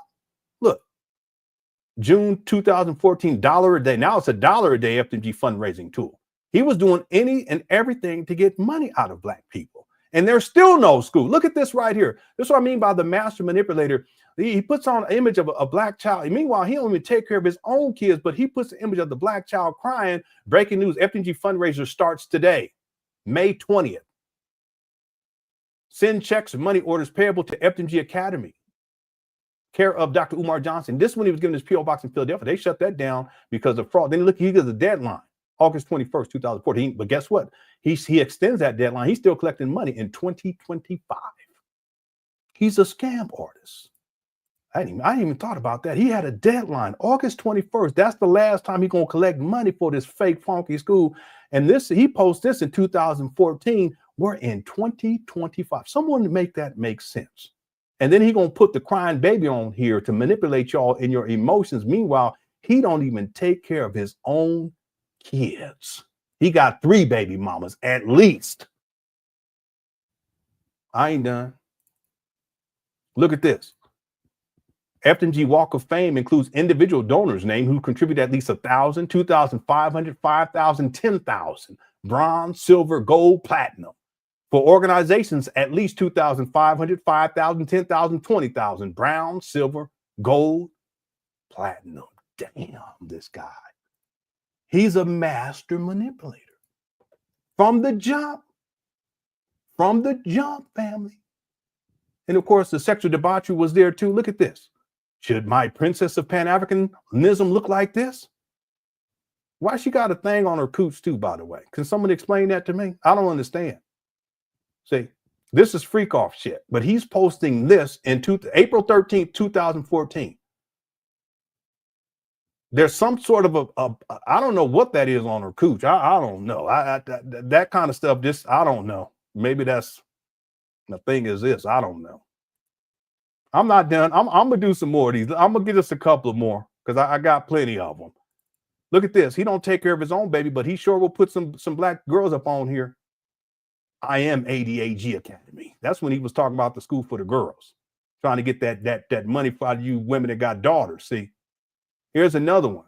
See, again, he don't even take care of his own kids. See this? I can fly free at FDMG Academy. But meanwhile, he ain't not dealt with his children not one time. I shouldn't say that, but consistently. This is who we're dealing with here. I'm not done. Hold on one second. I'm going to do 3 more. I got so many. He even have these babies out here doing car washes. I ain't even going to pull that up because it got the baby. I know they grown now, but you know, I ain't going to do that. Here's another one. See this? He ain't talking about ADAG anymore, is he? See, that's the Girls Academy. See, there was FDMG. This was the second logo that he came up with. Looks like straight trash. Look at this. That's the first one. That's for the boys, FDMG, right? It's the Leadership Academy for Boys. But he also was promoting at that time. He had the nerve to also promote a girls' academy, and he was calling that. Here's the logo for that one. See this? He don't even talk about this anymore. We don't even bring it up. Scam artist, straight up scam artist. Give me just a couple more, okay? If y'all don't mind. Excuse me. Let's go to. I'm just looking. Maybe that's enough. I can go to the next year if we wanted to. Oh yeah, just real quick. So and this will be the last one. Then we get back to the video. So I was showing you all these buildings right here. I just want to go back to this right here, and if you look carefully, there's 7 of these buildings. Okay, they're this size, massive complex. There's 7. 1, 2, 3, 4, 5, 6, 7. This whole project, what he conceptualized back in March of 2014, this is before he started collecting money for the St. Paul's College scam. He had no money, no job, no board of directors or anything like that. But this is what he conceptualized. I think this goes to show you that if again, it's a matter of discernment. If you put all of it together, you realize very quickly that you're dealing with someone who's not right up here, but he's very convincing because he's a master manipulator. That's the point. And all these other tactics, showing these babies, so forth and so on, this is just tactics to try to manipulate people so that people will give him money. That's all this is. All right. And it's worked. There's still people who still believe in this foolishness and still try to defend him and make excuses as to why the school's not open. And it's the haters, it's LenonHonor, it's the Cookie Crush chat. The list goes on and on and on.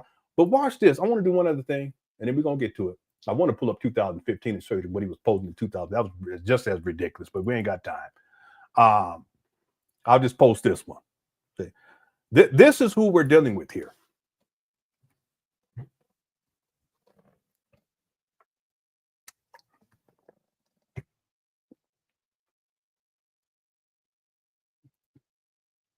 This is who we're dealing with. This is not Photoshop. This is not AI. None of that. This is Umar Johnson. He want to be Frederick Douglass so bad. Somebody in the chat room, make this make sense to me. I'll wait. I really will. I will wait. I will wait until the morning time. I ain't I'm off tomorrow, so I'm gonna take my time. We're gonna be live through tomorrow too. Look at this guy.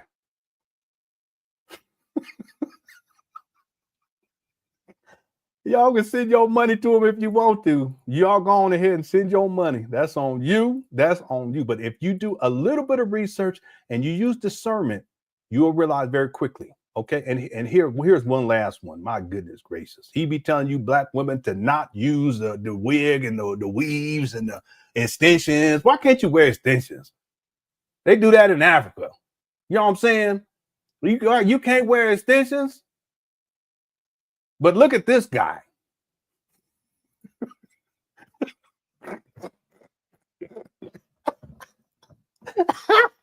You wrong, Green Gable. You wrong on that one. Don't do that. Well, y'all crazy up in here. It says, why the hell are you wearing that crazy wig on? Who are trying to be Medea and shit? You know what I'm saying? This is wild.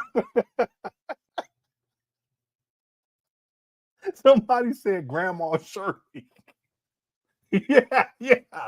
Yeah, big auntie. anyway, somebody said, I can't with you all. This dude, y'all need to cut it out now. Grandma Betsy.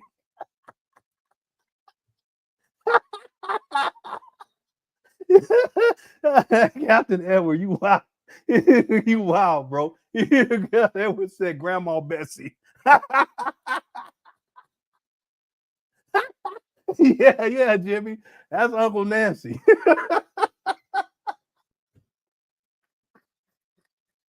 Y'all crazy. All right, let me get up out of here because I'm trying to stay focused.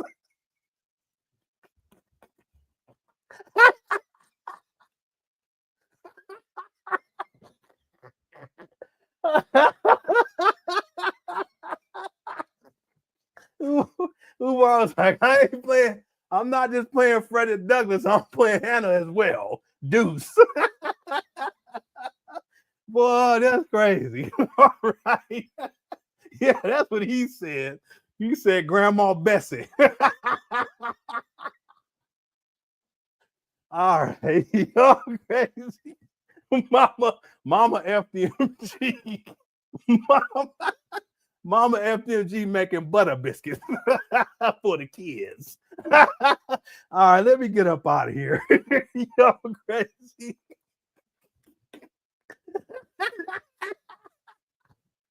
Oh, my stomach hurts so bad. I'm too old, y'all. I'm too old. I can do it back in the day. I can't do it. But Diego said,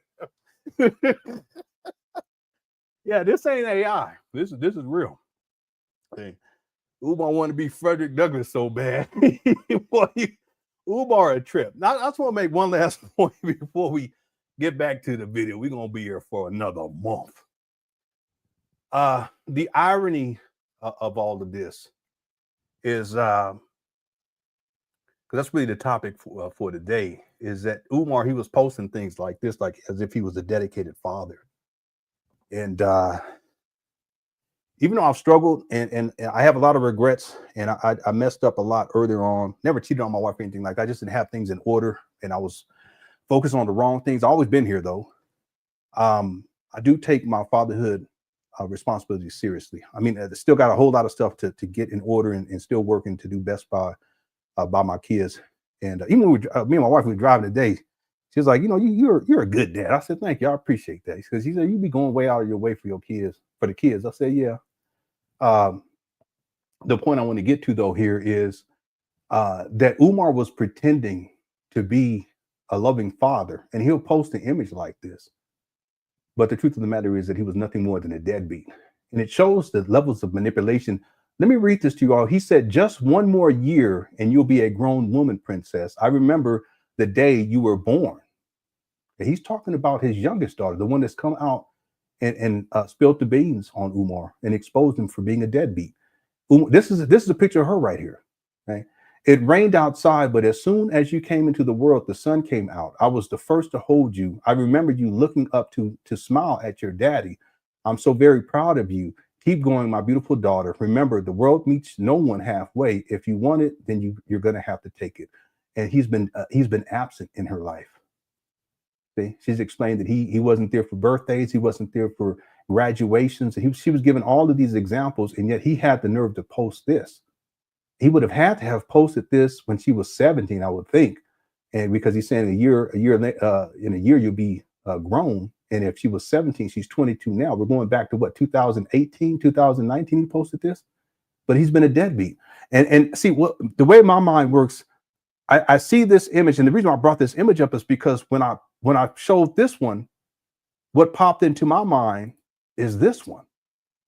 See, the thing is that he was manipulating people in 2014 with this type of imagery, even though he's a deadbeat, but he's still manipulating people, as far as 2019, 2020, 2021, 2022, 2023, 2024, like he's a dedicated father. And then here we are in 2025, and all lies are being exposed, like Cat Williams said.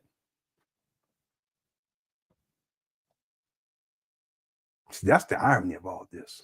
But see, these master manipulators and these narcissistic deadbeats, the great deceiver of our time in the Black conscious space, Umar knows how to manipulate people and how to spin narratives.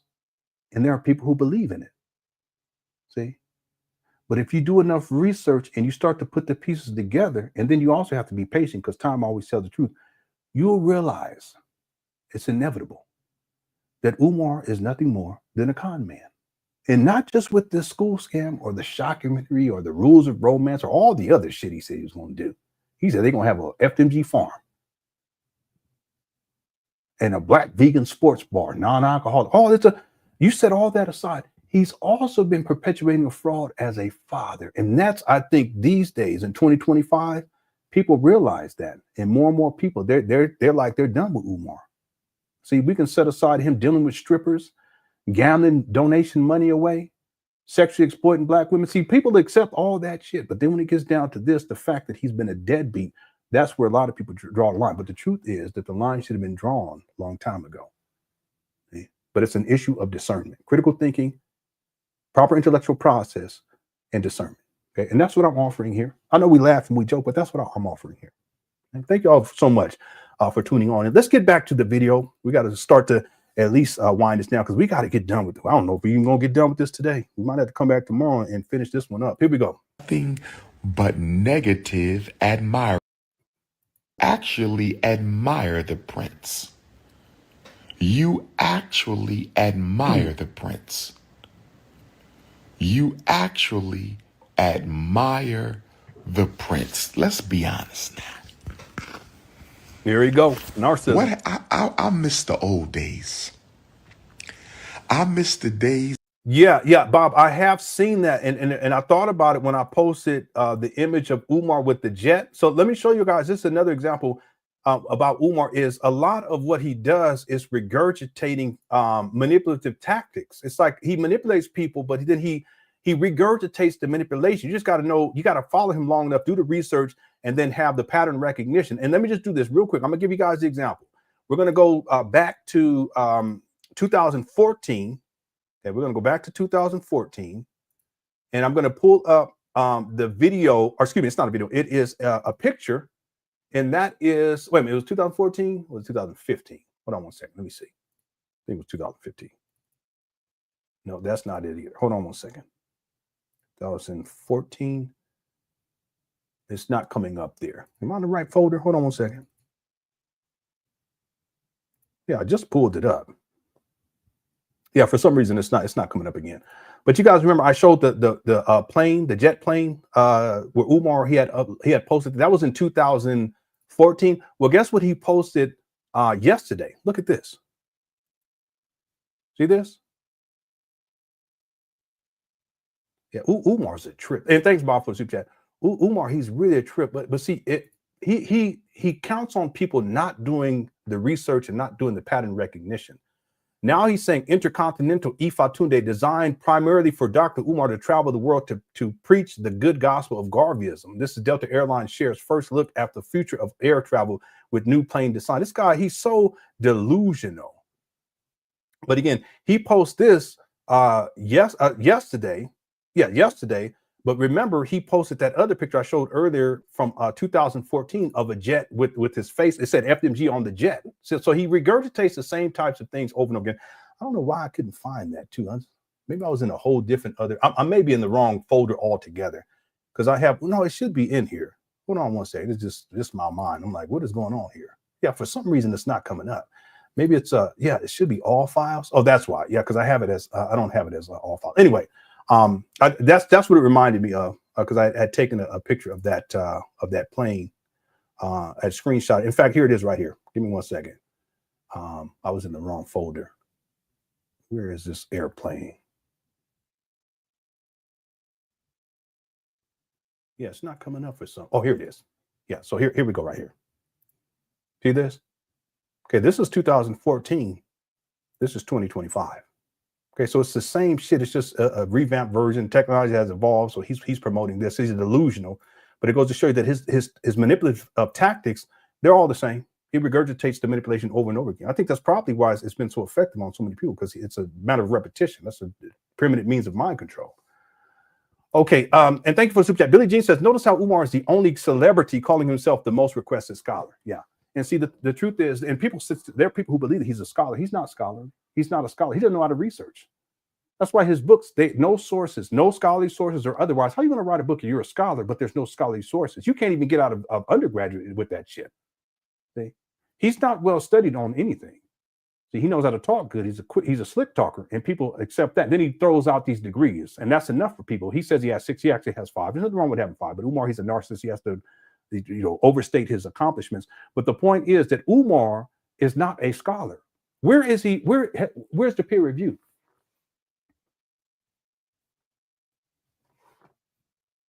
See, and he counts on black people's ignorance because some black people say, well, they were like, well, what is a peer review? Well, go look it up. What scholarly journal is Umar published in? See, he counts on ignorance, black people's ignorance. Because some black people are like, well, what is a scholarly journal? Go look it up.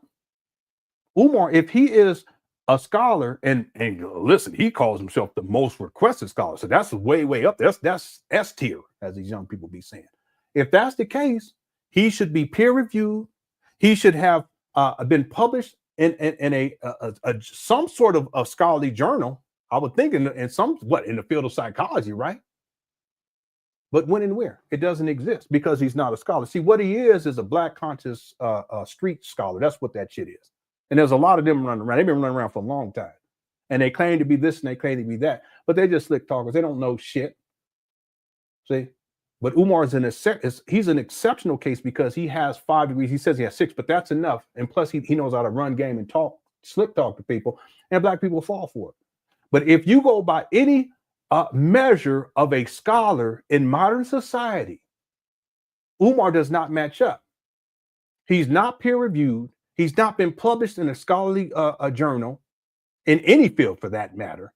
And he's written 2 books with no sources whatsoever, scholarly or otherwise. There's no source material. That's not scholarship. He wouldn't even be able to graduate with an undergraduate degree with what he has done with these books. Word.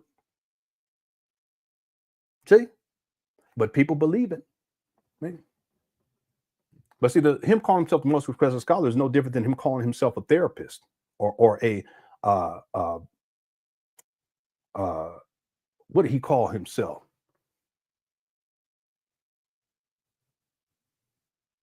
A therapist.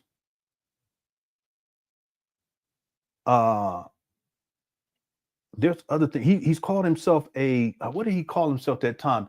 A conflict resolution expert. He's none of these things. You're an expert in conflict resolution, but look how you acting with your own child. Anyway. So y'all remember that? Hit the one. A lot of people don't remember that one, but he called himself a conflict resolution expert.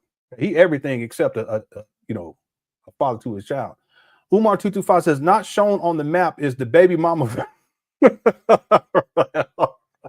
It is real talk though. It is like a map though, isn't it? What he need to put on here is the baby mama fact, and then there's also a child support safe house. You know what I'm saying? He go hide in there so he don't have to pay child support. All right, thank you, user 225. Bob, thank you for the super sticker too. I appreciate it. Laurie says one entrance can't be legal / co-compound. Yeah, that's really what this is. What Umar's conceptualized, and thanks for bringing this up, Laura. I can't believe my wife got this heater on. It's hot. She been cold though. She's just saying it earlier today. I'm cold. I said okay. Yeah, what Umar's concept, and I've talked about this in the past, Lori, what Umar really conceptualized here, the design, what it is a cult compound. I didn't mention this earlier, but let me reiterate this because Lori's bringing it up, and thank you, Lori, for bringing this up. If you guys look, this is in the shape of Africa. The external, it looks like a wall, that surrounds this compound, but really what it is Umar said that it's going to be a river. He calls it the FDMG River. This would be a man-made river that encircles 500 acres. And if you look carefully, look towards the bottom, it says security booth, and then it says the welcome center. But there is one way in. There's one entrance in. Even from an OSHA regulatory perspective, there's no way. But the point is that there's one way in and there's one way out. It's a cult compound. And who else had a co-compound? Let's think about this for a moment. Who else had a co-compound?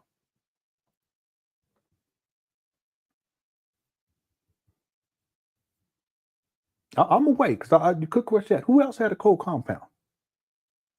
One way in, one way out. There's a river which basically functions as a moat. Shit, Umar probably have alligators and sharks cohabitating in that shit. With the granny archers on top of the thing and Tip the Griff be swimming in there trying to get people, Who else had a compound? David Koresh had a compound. Who else? Jim Jones had a compound. See, that's what I'm saying, discernment, people. Think about this. Who else had a compound? Dr. York, and he wasn't a doctor too. York had a compound. Yeah, Dwight York. He had a lot of different names too, by the way. Just like Umar has a lot of different aliases. Yeah. And I have Umar on record claiming that Dr. York was a great leader, and I have him on record saying, giving well wishes to York, talking about keep your head up, you're gonna get out soon, elder.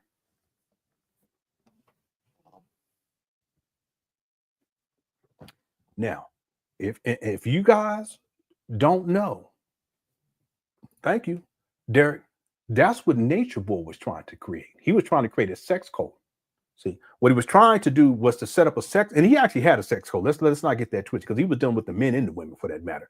But he was going to other countries trying to establish compounds and shit. That's what he was trying to do. And the closest thing that he was able to get was when he was down in Atlanta. But see, he got caught up. He in jail for life now. See, if we have a level of discernment, we can even look at historical figures. Some of these historical figures Umar has shouted out, and you look at what they were seeking to accomplish with their cult, you'll easily be able to draw the correlation based upon what Umar Johnson has said, what he has conceptualized in terms of FDMG.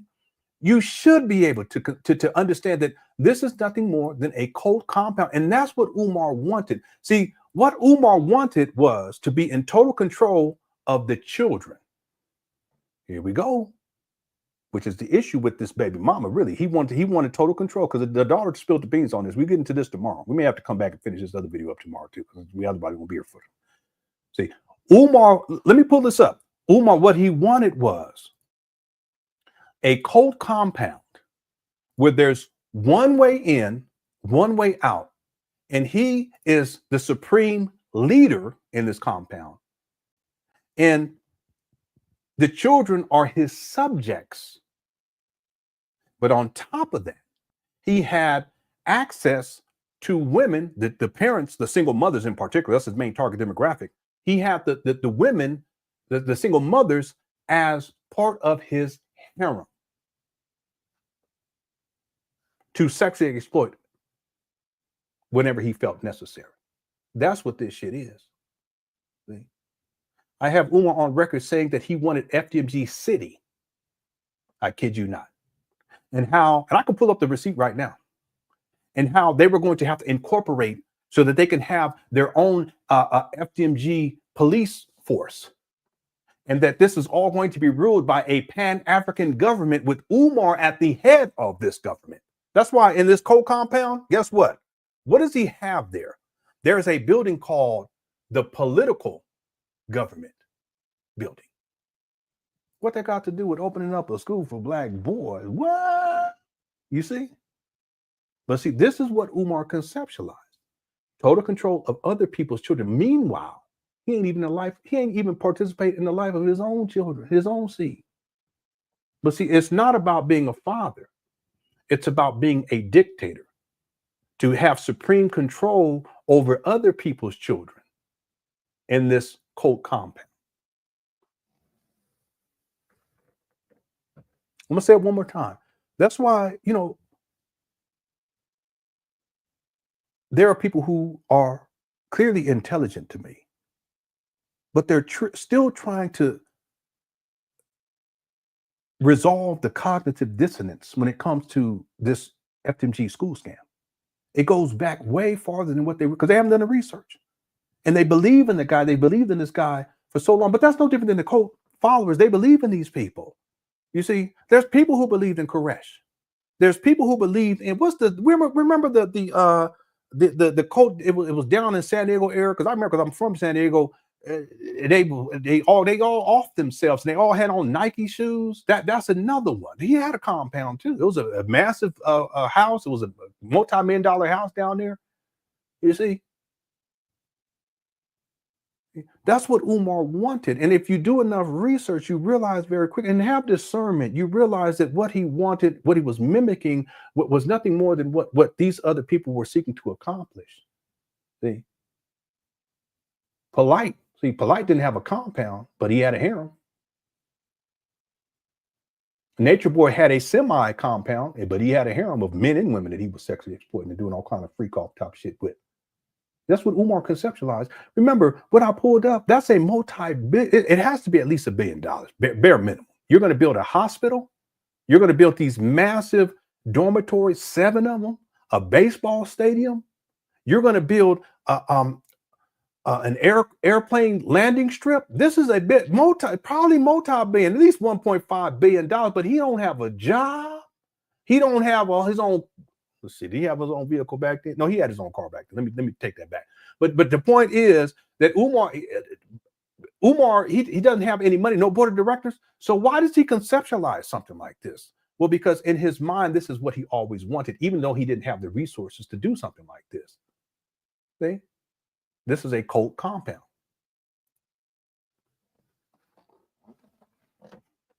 See? And if people, again, have discernment, there ain't nothing new. York, Malachi York, same thing. See, David Koresh, same thing. See, the difference is Umar doesn't, and he never has. He's never had the organizational skills to get anything done. To this day, I have it on inside my notes. Literally, hundreds of things that he said he was going to do. Sounded nice. Hundreds of things that he said he was going to do, and none of it's coming to fruition.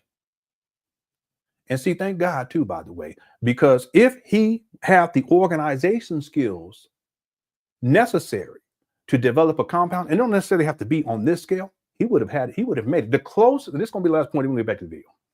What time is it? We're going to go 30 minutes. 30 more minutes, we are going to be done. Okay, we're going to come back and finish this tomorrow.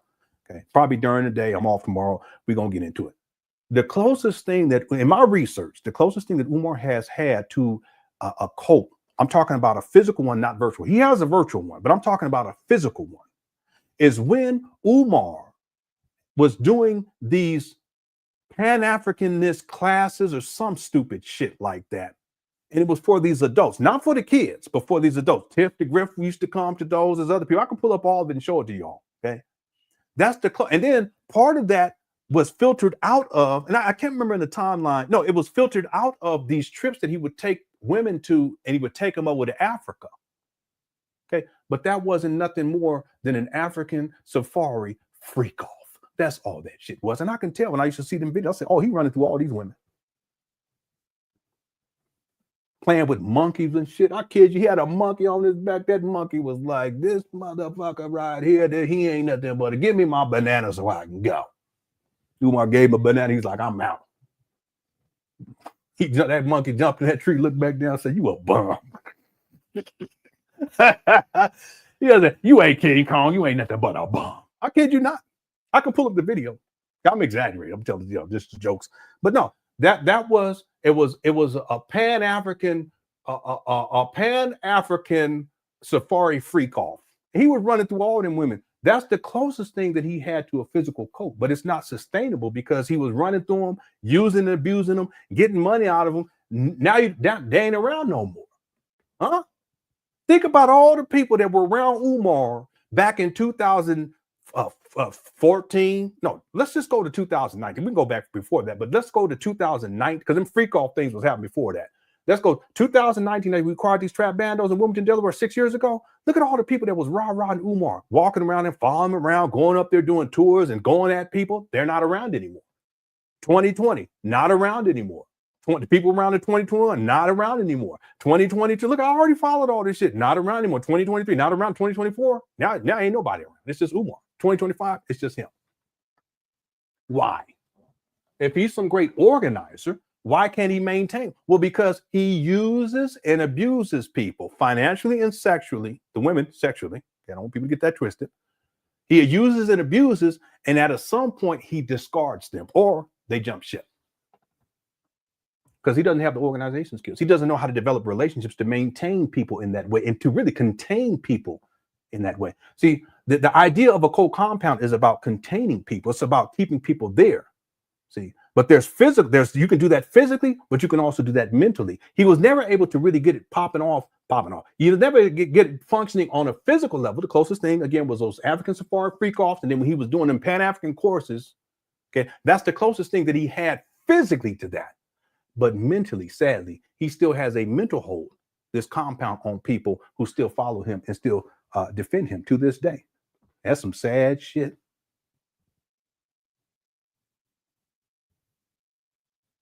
So thank goodness Umar don't have no organization skills. See? And thank goodness there will never be a functional accredited school. I already told people this. Accredited, fully functional. It's not going to happen. And thank goodness, because he has no business being around children in the first place. And all the evidence is out there. See? Use discernment. Do the research. Okay. All right. Let me get to these other super chats. Then we're gonna wind this down. Par B says you're on tonight. Yeah, thank you so much. I didn't even want to live stream. I ain't gonna lie today because this whole daughter thing. It just bothers me so much. You know, it really does. And again, I think I did a lot better today. You know, keep my emotions in check. I know I get animated, but that's more like a show than I'll say I'll look at y'all for certain. But it's part of the delivery. But the last two live streams, I got upset at certain parts, and I'm trying not to do that. And I shouldn't do that. It's okay to have those emotions. However, today I said to myself, should I live stream? I said, yeah, I told people I was. I said I was going to try Monday passed. I was busy. I said Tuesday. I said, okay, let me get up on here. I'm glad I did. And I'm glad that you guys showed up. Thank you guys so much. Those of you guys who hit that like button, thank you so much. Those of y'all who didn't, you're a hater. And I'm just playing. If you're in the chat room and you've been commenting, thank you so much. If you voted on the poll, thank you so much. If you send in the super chat, thank you so much. CashApp, PayPal, links listed down below in the description of the video, by the way. Thank you all so much. I'm glad that we did. We'll be back tomorrow. I'm gonna try to live stream during the day and then for sure in the evening as well. At bare minimum, we'll do it in the evening. Okay.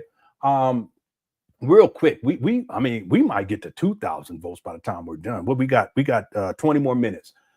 We're at 1,767 votes right now. If you haven't voted, let's see if we can run this up to 1,800. Okay, before we close out, will Umar Johnson ever take accountability for being a deadbeat? 10% said yes, and 90% say no. Okay, and I get it. There's some people who may think that he will. My vote would be no, because Umar is narcissistic, and narcissists never ever hold themselves accountable. They always blame other people, and that's what Umar's been doing. And not just with the whole situation with being a deadbeat and being an absentee father and having 3 baby mamas, even though he only claims 2. But also with the school scam. He's always blaming other people. He's making up all these excuses, and the white lawyer and the Archdiocese of Chicago and the black contractors and the black electricians, and it's the haters, and it's the cookie crush chat, and it's lean or horror, etc. He's always making, because he never wants to hold himself accountable for all of his failures. But see, Umar's failures is the result of Umar. One of the big differences, real quick, last point, one of the big differences you find between a boy and a man is that boys will make excuses for shit. Okay. Men make excuses for nothing. What we do is we make solutions. And if the solution is to do better and to get better and to be better, then that's what we do. If a solution is to apologize, then that's what we do. See, if a solution is to be humble, then that's what we do. If the solution is to go and get a degree so that you can earn more income, not for yourself, but for your family, then that's what you do. No excuses. Okay. You hold yourself accountable. Okay. You own up to your failures. Amen. But then you do better. No excuses. That's the difference between boys and men. Umar is a boy. Okay. Thank you, Par B, for the super chat. Ike said, them government's coming to take our lands. Y'all, we's going to raise some funding. Yeah, that's the solution. But see, Umar was spinning the story that the government was trying to swoop in for the St. Paul's. And I have it when he first told that story. This is going to be in the documentary. That the government was coming in to try to get St. Paul's. He was like, well, why would the government do this all of a sudden? What are you talking about? He's just making up. He just makes up lies. And then all of a sudden later on, he comes up with a story. Oh, it looks like the community stopped the government from coming in. What are you talking about? See? But he always got something. Talk about they trying to come in and get the land. Thank you, Ike. And Nurse Alexa says, Lenon cookie tonight, folks. Thanks for being a member. I appreciate it. Yeah, I pulled that one up earlier. Speak your speech, Lenon. Okay, speak your speech. I sure will, dear. Thank you guys, little princess, for the super chat. Billie Jean. Okay, I think I got that one earlier. Yeah, we got that one earlier too. Okay, so thank you, Laurie. I hope I didn't miss anybody. I apologize. We had a whole lot of super chats too. Thank you all so much. Someone said, I got that one too, the baby mama factory. Okay. And then Derek says, this dude would try any and everything but a job. Yeah, he hasn't worked since 2010, 2011-ish. And that's giving him some leeway. It's possible that the last time he worked was 2008.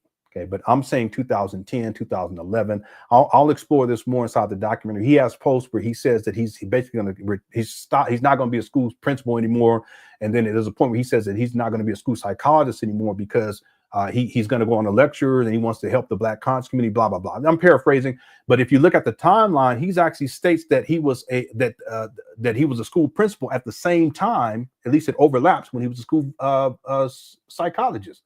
How are you going to function as a school principal and a school psychologist at the same time? See, the guy's a habitual liar. See, but he doesn't see Umar. He lies so much. He creates these false narratives. But then at a certain point, he lies to cover the lie. Then he lies to cover that lie, to cover the other lie. He lies. And then at a certain point, it gets too much for him. Narcissist. It gets so much overwhelming that he forgets the lie. And then he'll tell the truth. And then you go back. You say, hey, wait a minute. You said this. How is it possible that you're a school psychologist and a school principal at the same time? It's not possible. Well, that's because he wasn't a school psychologist and he wasn't a school principal at that time. That's just shit that he makes up. Okay, that's what Umar. I'm telling you guys, he lies so much it's incredible. But there's a lot of Black people who believe him. See, Derek, real quick, and Cook Crush Chat. You Umar Johnson followers, all you have to do is ask Umar, at what school are you a school principal? Because he's school. No, let's go with school psychologist. At what school are you a school psychologist right now? Because he's saying in 2025. I heard him recently say that he's a school psychologist. You should be asking him, what school district? How are you a school psychologist when you're traveling around the world and you're also the primary caretaker of your mama, according to you, and you're opening up a school at the same time? Okay? And you're a therapist at the same time. Ask him that. You ask him, hey, Umar, you said that you were a principal. When and where? Because I haven't been able to find an online record. Ask him, when and where were you a principal? What school? What school year? Where's any documentation that proves this, online or otherwise? It should be online, right? It doesn't exist. See, you said you were vice principal. When and where? Huh? See, there's a question, critical question. Just don't take this. He's a habitual liar. Don't take what he says at face value. That's the thing about Umar. No matter what it is that he says, I mean, he could be standing outside in the rain and he tells you, listen, it's raining right now. Don't believe him. Okay. Look at the evidence first. Because this guy lies so much, he probably have a rain machine up on top of his head, pouring the water down, and it's probably sunshine and shit, and it's 85 degrees outside. Birds chirping and everything. Huh? Never take anything that he says at face value. And you, Umar Johnson, you should be asking these critical questions. You said you were a school psychologist in 2025. When and where? You said 2024. When and where? He can't give you an answer because he's lying. He ain't worked the job since 2010, 2011-ish. See? He's allergic to work. That's Umar. He'll try any and everything but a job. Real talk. Thanks, Derek. Florida boy DJ says, appreciate you for keeping your foot on his neck. Yeah, thank you so much. I appreciate that, bro. I'll continue to do my best. Okay, more and more people are waking up. That's great.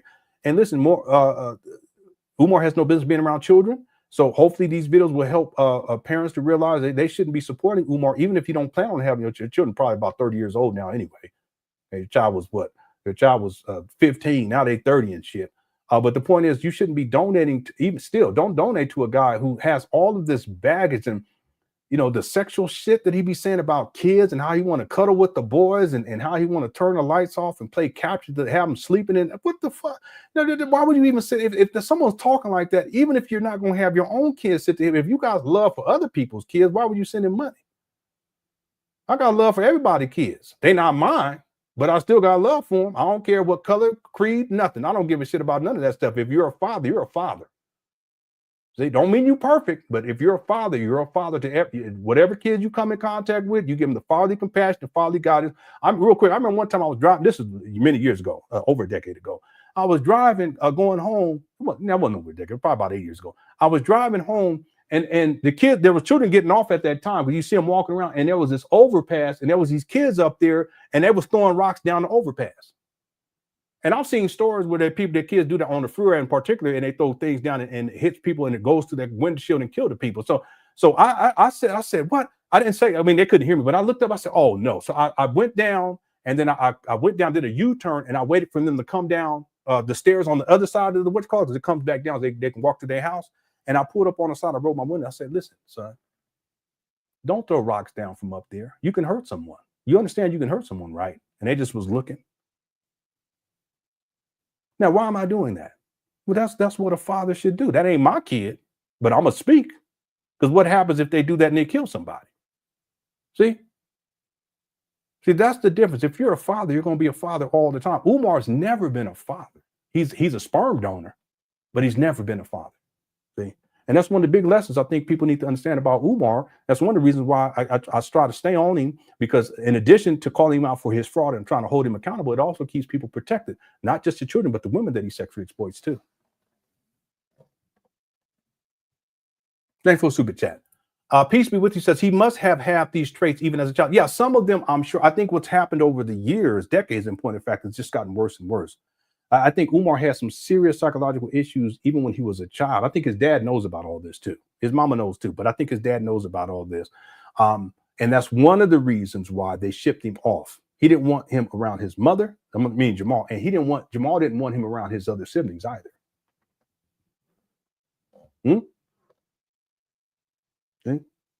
See, a person just doesn't turn 30 and becomes a habitual liar. See? They don't turn 35 and become narcissistic. And we played the video where Umar was talking about how his daughter is somehow a narcissist. And I don't know, maybe she is. I don't know. I ain't met her. I ain't talked with her. But I do know this. Umar is a narcissist.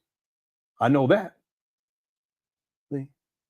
But the lying and always, blaming other people and not holding himself accountable, that's childhood shit.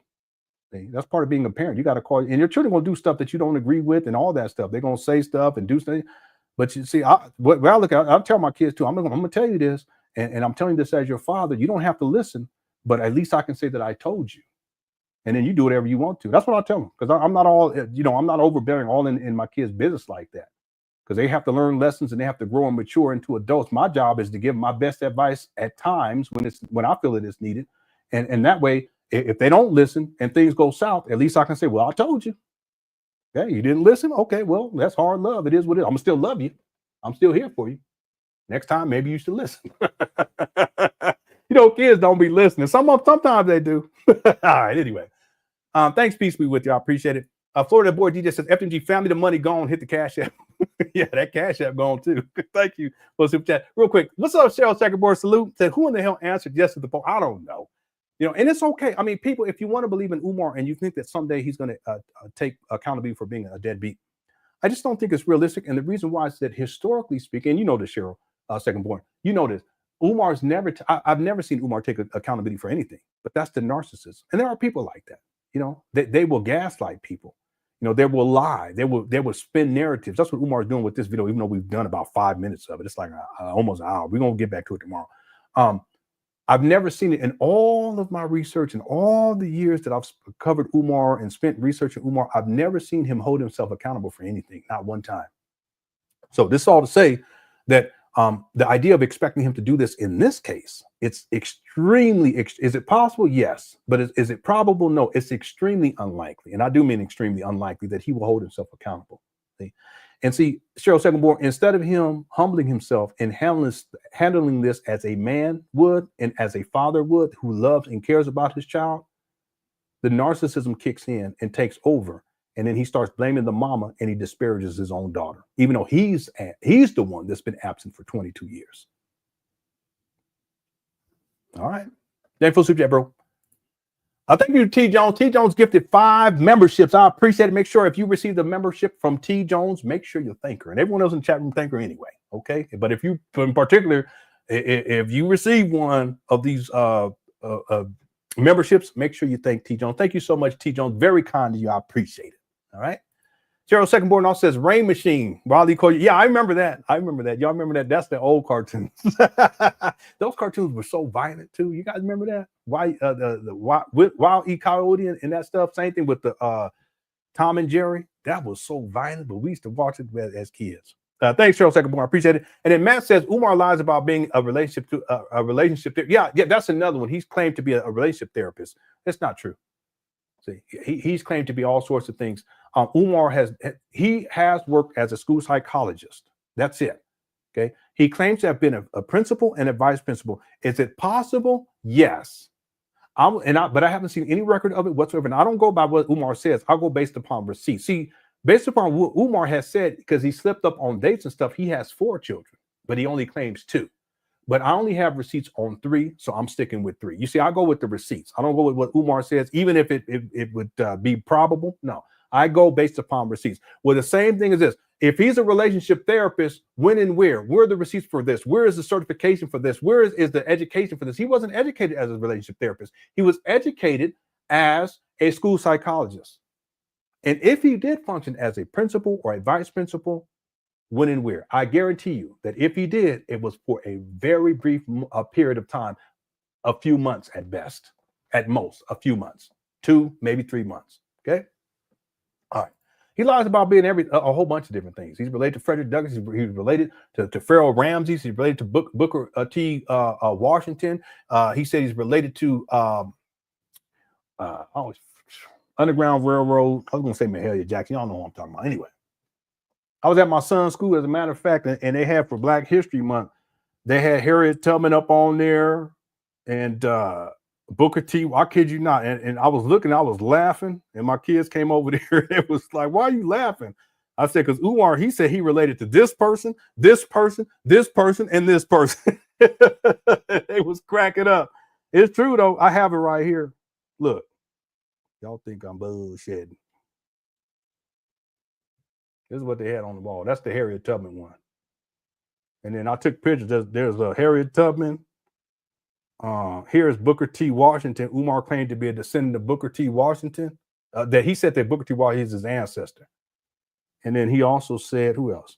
And then this is the one on Frederick Douglass. See? Yeah, this was at my. We went to my son's concert. He did real good too. Umar don't know nothing about that. All right. Thanks, Matt. And thanks, Japan 14 for being a member. Says this Umar character needs to be studied. Salute. Yeah, I totally agree. He's fascinating. And not that I'm giving him props, but it's a very unique situation. If this was, let's say, because I got into the Black conscious space back in 1994-ish. This wouldn't have happened in 1994. I'll dare say in 2000, it wouldn't have happened. See? But because of where the internet is at this point, this is how it has happened. But a lot of these charlatans, that's how they get their grips, they get their claws into people through the internet. And Umar, he's been able to do that, but he's a fascinating case study. Who knows, 20 years from now, there may be researchers that look into Umar from strictly from a psychological perspective. And who knows what will happen between now and then, but and they will be fascinated because with everything that Umar has done and said, but then also what he claims to be, you realize very quickly that up here, he's on some other shit, like some shit that ain't nobody ever seen. I ain't never seen nothing like this ever. And I've studied cults. I've studied different cult leaders and all this kind of, I ain't never seen nothing like Umar. Okay. I mean, for real. How many of y'all know of a cult leader that has 5 degrees? He says 6, but has 5 degrees. See, so I mean, it's deep. It's really, really deep. Okay, we're gonna go here we're gonna go another 10 minutes. So let's get 10 minutes into this, and then we're gonna be done for the day. We'll come back and finish up this video. Here we go. Thank you all. Like you knew it in a. I'm sorry. Quick Crush Chat. Let me get this over here. That's the compound. Quick Crush Chat's undefeated. All right, here we go. I miss the days when somebody didn't like you. You knew it and they stayed away from you. Who misses those days? Who misses the days when we used to have real enemies, real honest? And remember back in the day, if somebody was your enemy, you knew it and they stayed away from you. They didn't smile in your face, slide into your DMs, all up in your lives, posting on your page. This is what he said about the conscious stripper. Y'all remember? What happened to the old school enemies? I would love to have some old school enemies, because with old school enemies, you didn't have to wonder. See, there was no frenemies when you had old school enemies. See, the frenemy is the new thing. The frenemy is the new thing. I miss the old school enemies. I miss the old school enemies. You minding my business, so I'm blocking you. Here you go. You minding my business, so I'm blocking you. The old school enemies. I miss the old school enemies. This whole frenemy thing, where people don't tell you that they don't like you. They try to act like they for you when they really hate you. I don't like that. I want some old school enemies. I don't like these frenemies. I don't like these frenemies. Where the old school enemies at? Can I come lay with you? At ease, my queen. At ease, my queen. What you want to come and lay with the prince for? At ease, my queen. It's 6 o'clock in the morning in Stockholm, Sweden. At ease, my queen. Why do you want to come and lay with the prince? You already know you're going to get freak off his watch. Thanks for the super stickers. CKO92. I appreciate it. Got the rocket on. That's old school rocket, right? Thank you so much for the super sticker. Florida boy DJ says he be geeked up off that nose can. Yeah, that's another issue with Umar. Okay, and people, if you do enough research in Umar, you realize he has a substance abuse issue. I talk about this for many, many years. And the notion of you sending your children to him or even sending him money for a school that doesn't exist, it's ridiculous, because a lot of that money is going towards his substance abuse issues. And he has a gambling problem too. I can pull the video where he's gambling at casinos and shit. He don't have a job, so where the money come from? That's why he don't have a home. He don't have his own vehicle, because he's tricking off money left and right on different things. See, he also got a sex worker over there in Ghana that he's been dealing with. Hello. Thankful to that. Here we go. Why do you want to come and lay with the prince? Are there any African breakfast restaurants in Stockholm? Here he go. Always asking for stuff. My page gets 18 million visitors a month. My page, my Instagram page, gets 18 million visitors a month. 18 million. And you know what's sad about those 18 million views I get on my Instagram page every month? Money. It's money, right? 10 million are haters, struggle streamers, bourgeoisies, pretendians, bunny hoppers, and opportunists. Okay. 10 million of the 18 million views that my Instagram page. I am an old school idiot. Okay. All right. Shout out to T. Jones. All right. Uriah the one says, do you miss your daughter? We know you watch it from Bunnyville, Sweden. I don't think he misses his children at all. I don't think he has any connection to them. That's something I've never understood about fathers who abandon their children. Sometimes I dream about my kids. You know, I think about my kids throughout the day. When they go to school, I'm thinking about them. You know, when they're out doing what they're doing, I'm thinking about them. A lot of it is, you know, not a lot of it, but I'll be honest, I'll be worrying just because it's how I am. I'm always, you know, I'm just concerned. I want to be safe and come home and all that kind of stuff. We got that Life app. I'll be looking to see where they at. Right? But that's because there's a bond that goes back to when all of my children, when they were born, you know. Umar doesn't have that. See, he wasn't active. But see, the truth is that he doesn't have that within him anyway. That's what I mean from a mental health standpoint.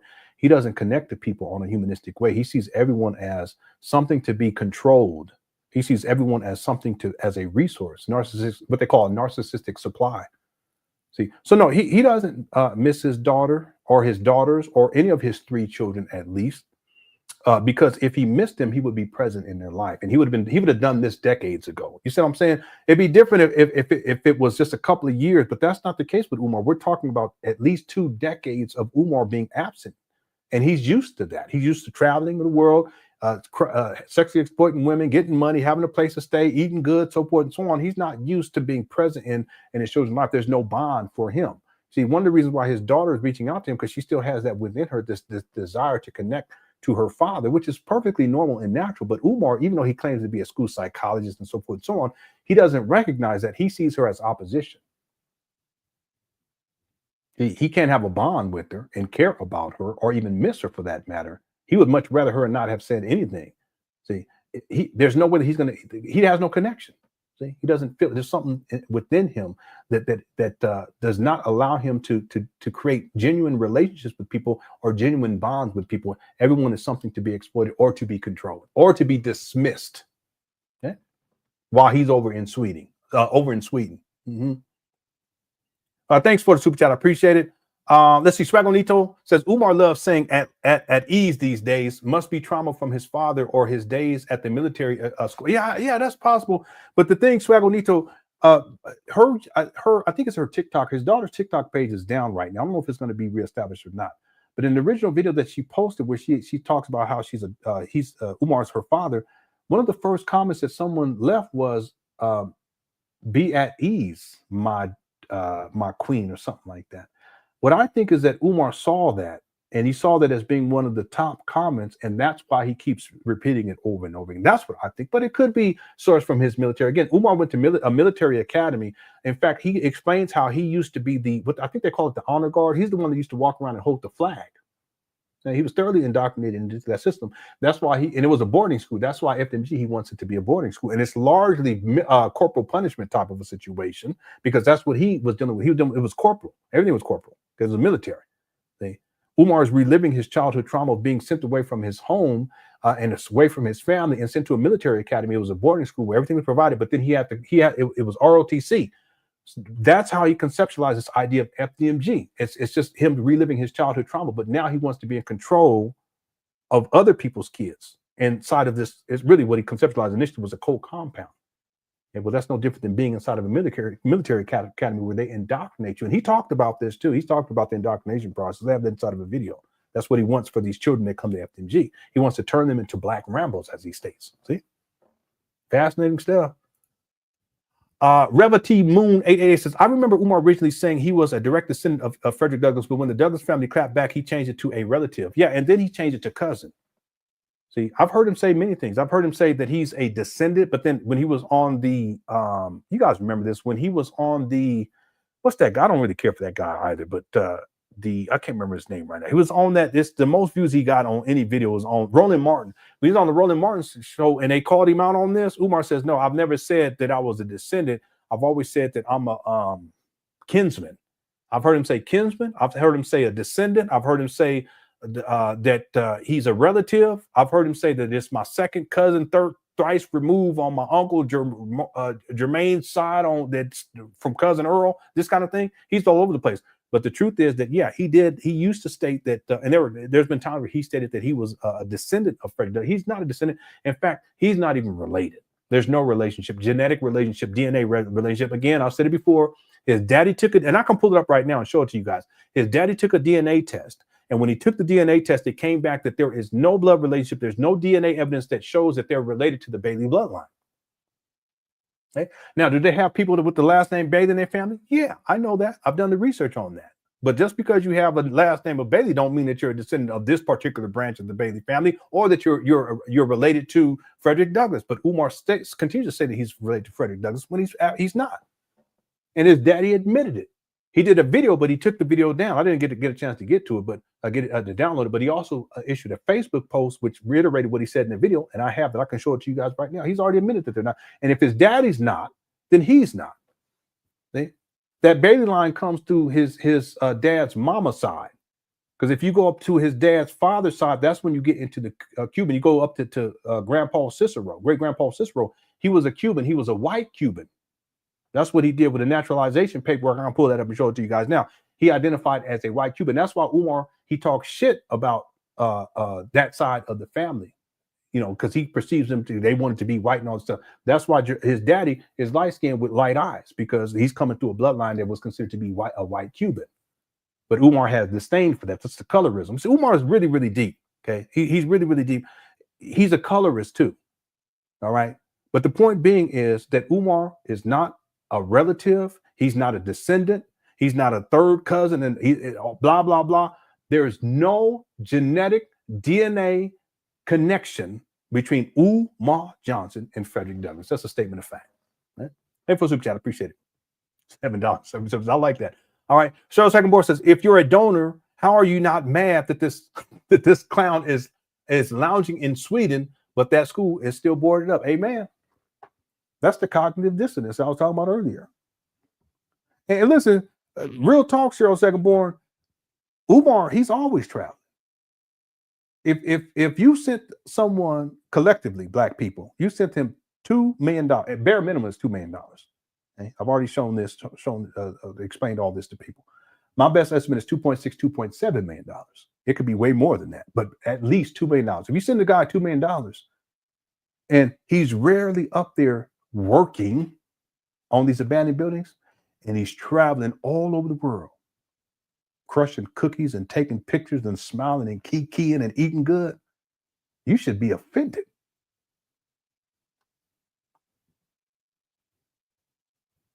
You know what? Now I think about this, Cheryl Second Born.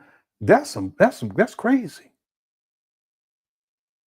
You gonna set the black community sent this guy over $2 million over the last, and we're just talking for the last almost 11 years. We ain't talking about going all the way back to 2010, 2000. He was collecting money under the FDMG for different shit that never came into fruition because he was scamming back then too, including the documentary.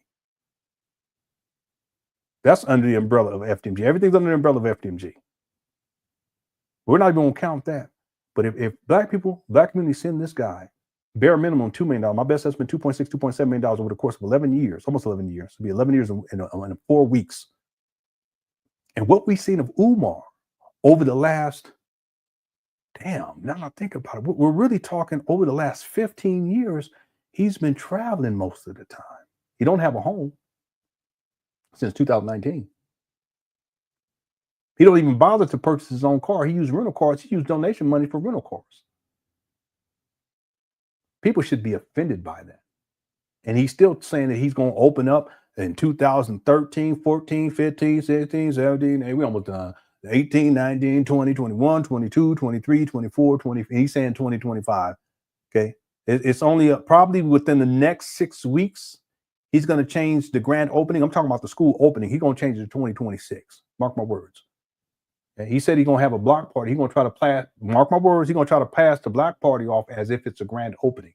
No, a grand opening is an accredited school. Hear me, Umar, because I know you're watching this shit right now. A grand opening is an accredited school where you have faculty and staff, all licenses are in order, all insurance is in order, 401k plan, you got IT infrastructure. I'm big on that. Everything fully renovated, passes inspection. You got security, you got a nurse, you got counselors, you got students enrolled consistently in an accredited school. That's the grand opening. But what Umar's going to do, if he in fact has a block party, he's going to try to pass that shit off as the grand opening. And guess what? Some of these Umar Johnson files, they're going to fall for it, just like they've been falling for all this other bullshit. Now, they're going to show receipts from back in 2014 of all the kind of bullshit Umar was posting.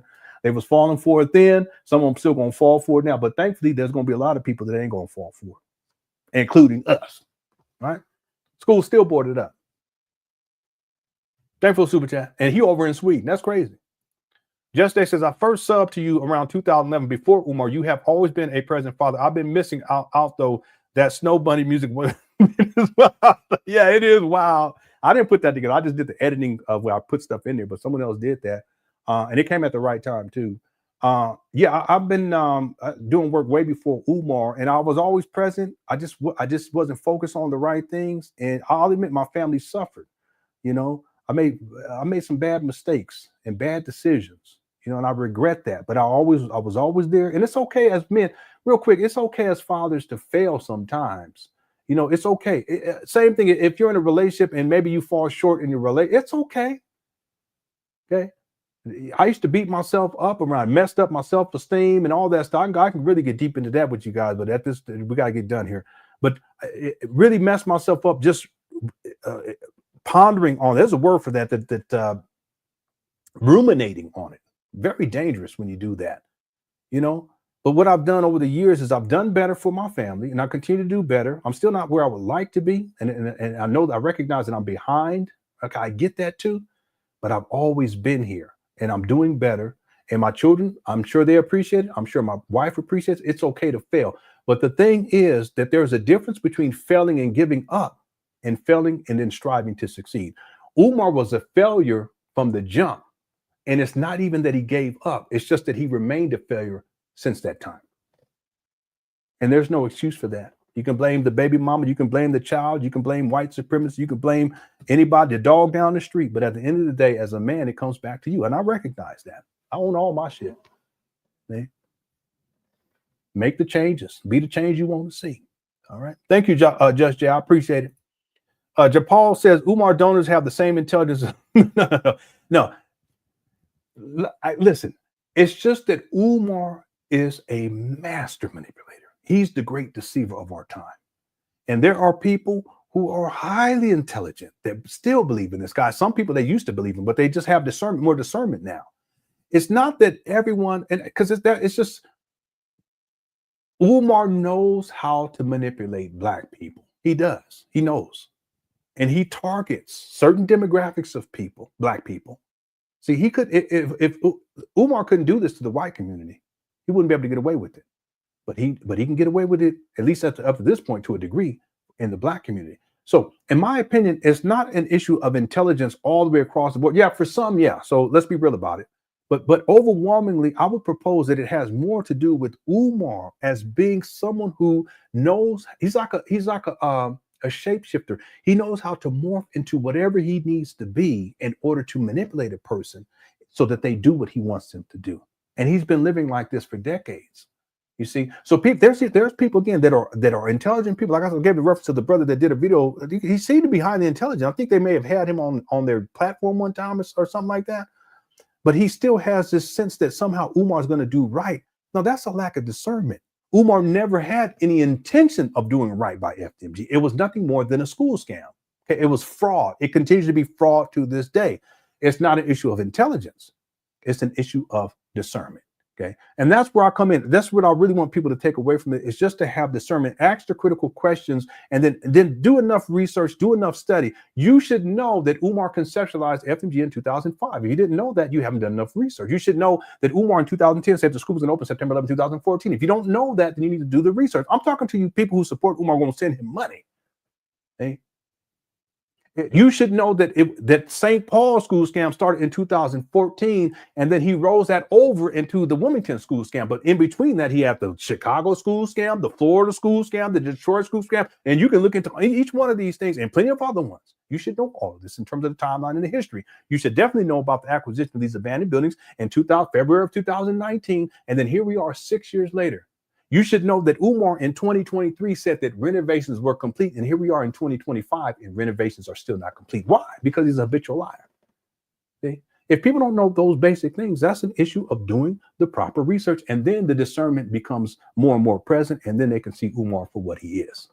Okay? All right. But yeah, there are some just lack the levels of intelligence. I get that. But there are many Umar Johnson supporters and followers who have intelligence, but they just simply lack discernment. Okay. Thank you for the super chat.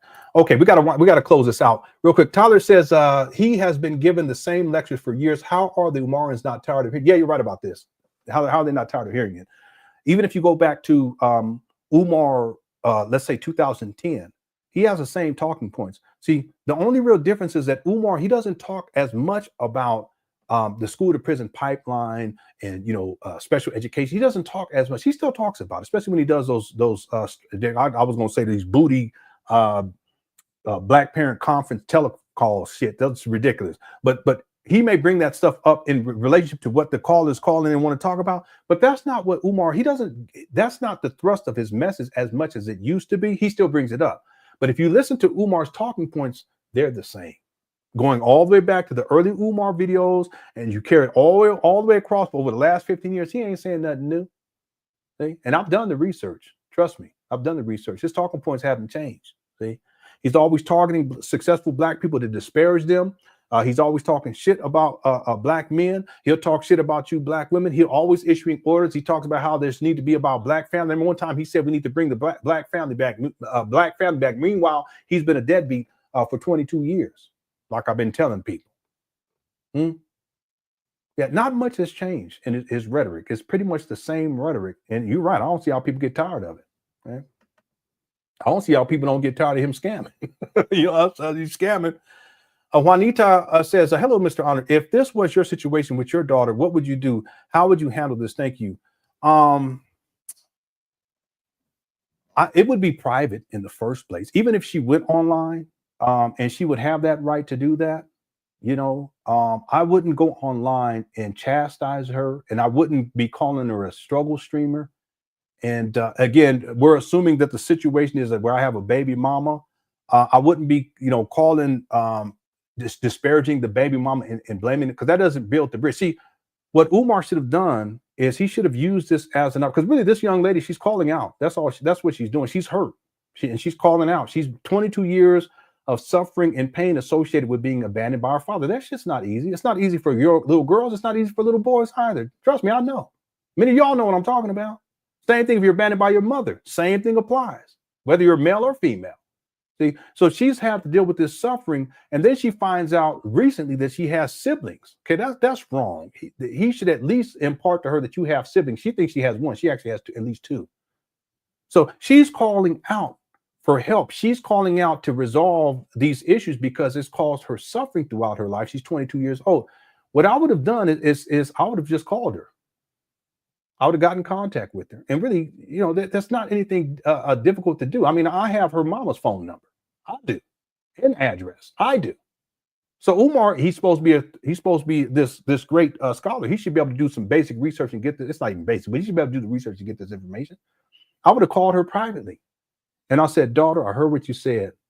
I know you're upset. And I know that I failed you. And I know that I was wrong. And I'm going to do my best to resolve this. Okay. What do you need from me right now? And apologize. I'm sorry. I apologize for not being there for you. I mean, it's hard for me to even say that because I have daughters. Even for me to say that, it's difficult, you know. But that's how I would have handled it. I said, what do you need me to do right now? Not next week, not next month, but right now. And whatever it is that she's asking for, if she says, I need the phone number to my sister, I just want to contact, okay, here's the phone number, or here's the person you can contact to get the phone number. He could have just given her his daddy's number because his daddy know all that. He know all this. You guys know that? I should pull up the close out. If y'all want me to hit the one, I should pull up the audio that I have of Umar complaining about his daddy because his daddy went to go see the same child.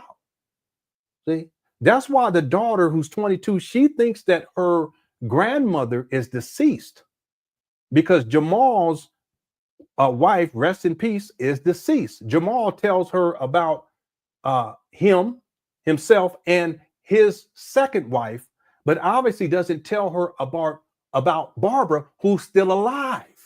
She don't even know that. She thinks that Umar Johnson's mama has passed away. No, Jamal Johnson's wife, who's not Umar's mama and who has no relationship to this 22-year-old, she's the one that's passed away. Rest in peace. But the 22-year-old, she assumes that that's her grandmother. No. So Jamal Johnson didn't give her all the information that she needed, but she could have still contacted Jamal Johnson, and then he could give her the phone number to whoever she needs to call in order to get in contact with her sibling, her sister. See, now if the daughter said that's what I want, then I would have put in motion behind the scenes. I'm not going to take that to online. See? That's not what I would have done. I would have used this as an if I cared about my daughter. I'm sorry, in this scenario, if I truly cared about my daughter, it's hard for me to talk like this.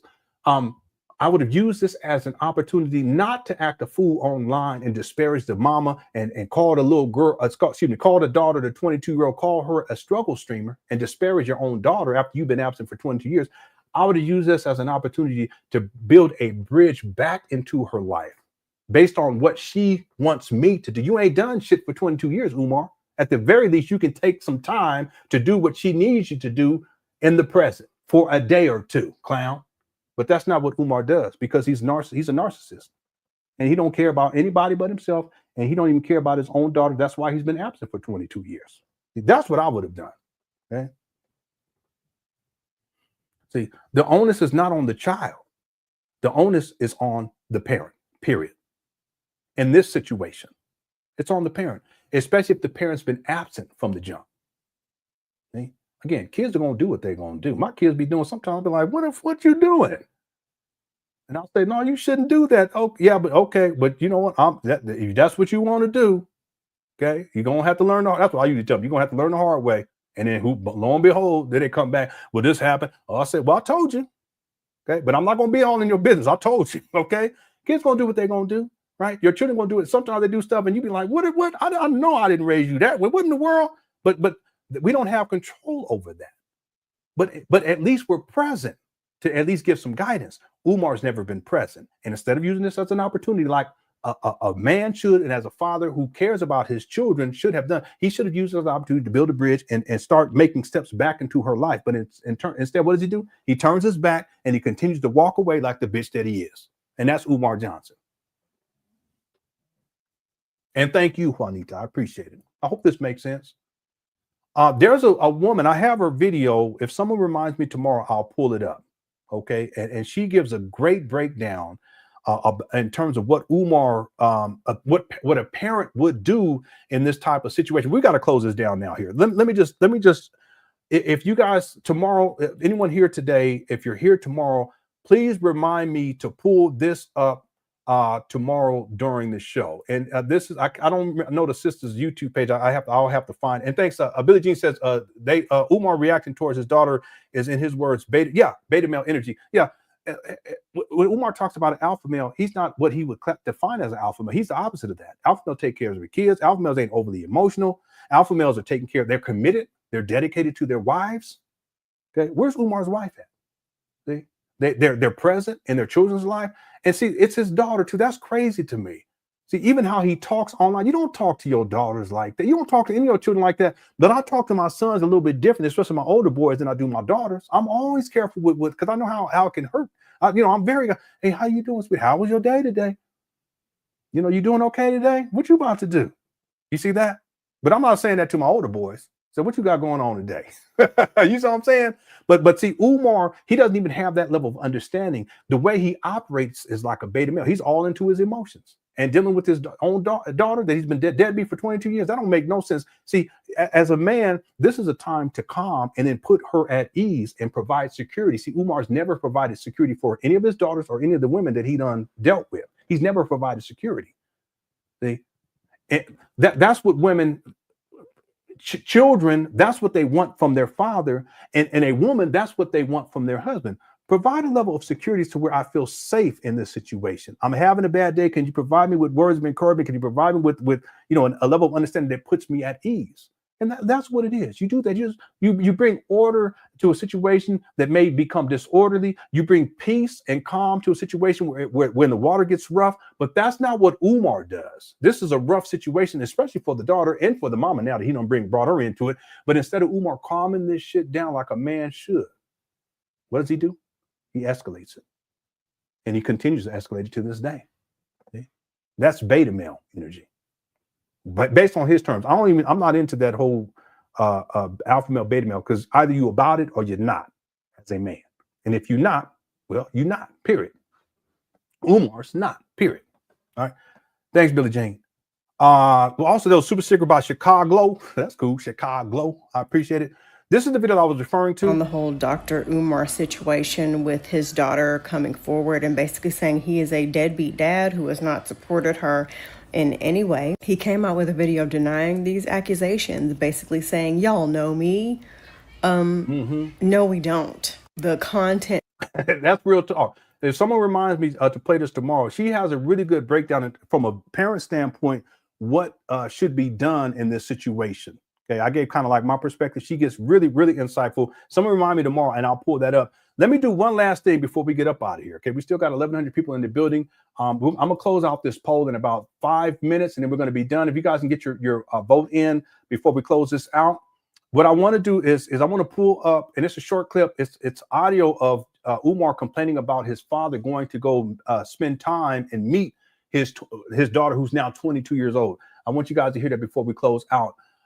Real quick, there's 1,908 votes. It would be great if we get to 2,000. I don't think we're going to do it because we don't got enough time. But will Umar Johnson ever take accountability for being a deadbeat? 90% said no. 10% said yes. Okay, 10% giving. I guess you holding out hope, but I can't do it. Okay, there's Umar from his history. There's no way. Okay. Let me do this. I'm going to play just a little bit more of this. I'm going to pull up this other audio, and we're going to play that to close out the show. Thank you so much for tuning on in. Everyone's out the Cook Crush Chat. Cook Crush Chat's undefeated. Thanks to the Miles for handling business, too. We'll be back tomorrow. We'll pick up where we left off here. We got a lot to get into today, tomorrow, and Thursday. Okay? All right, here we go. Are pretendians, haters, fake supporters, frenemies, struggle streamers, bunny hoppers, and opportunists. But I will tell y'all this. I text my daughter before I went to bed. Not that I really went to bed because y'all kept me up all night. Not that I really went to bed because y'all kept me up all night. Not because I really went to bed because y'all kept me up all night. But I did text my princess. And I said, I want to meet with you and your mother as soon as possible. So if she's serious, we will have a meeting. See, it's on her if she's serious. He's been absent for 22 years. The nerve of this guy. You black women out there, especially if you're younger, because a lot of you older ones, you already done been through this. Steer clear of these types of black men. Men, period. Just steer clear. Don't deal with them. Okay? There's no way. I mean, if I would be able to see it a mile away, if one of my daughters, God forbid, was dealing with someone like this, I'll do everything in my power to get his broke bum ass up off the scene, period.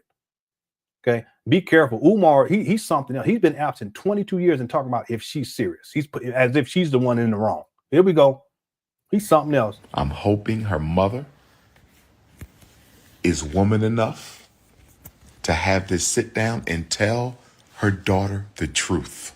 That's what I'm hoping. I will have my white man paperwork with me. I will have my white man paperwork with me, but I'm hoping the mother will tell the daughter the truth. Because sitting back and watching your daughter get on the internet with my enemies while you sit back and do nothing, knowing you're the reason for the situation, that's wrong. Enemies? What are you talking about? That's wrong.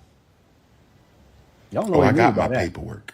I never got rid of my custody paperwork. Something told me to hold on to that custody paperwork. Okay, listen. Umar was not given custody. What he was given was supervised visitation. He's not telling people that here.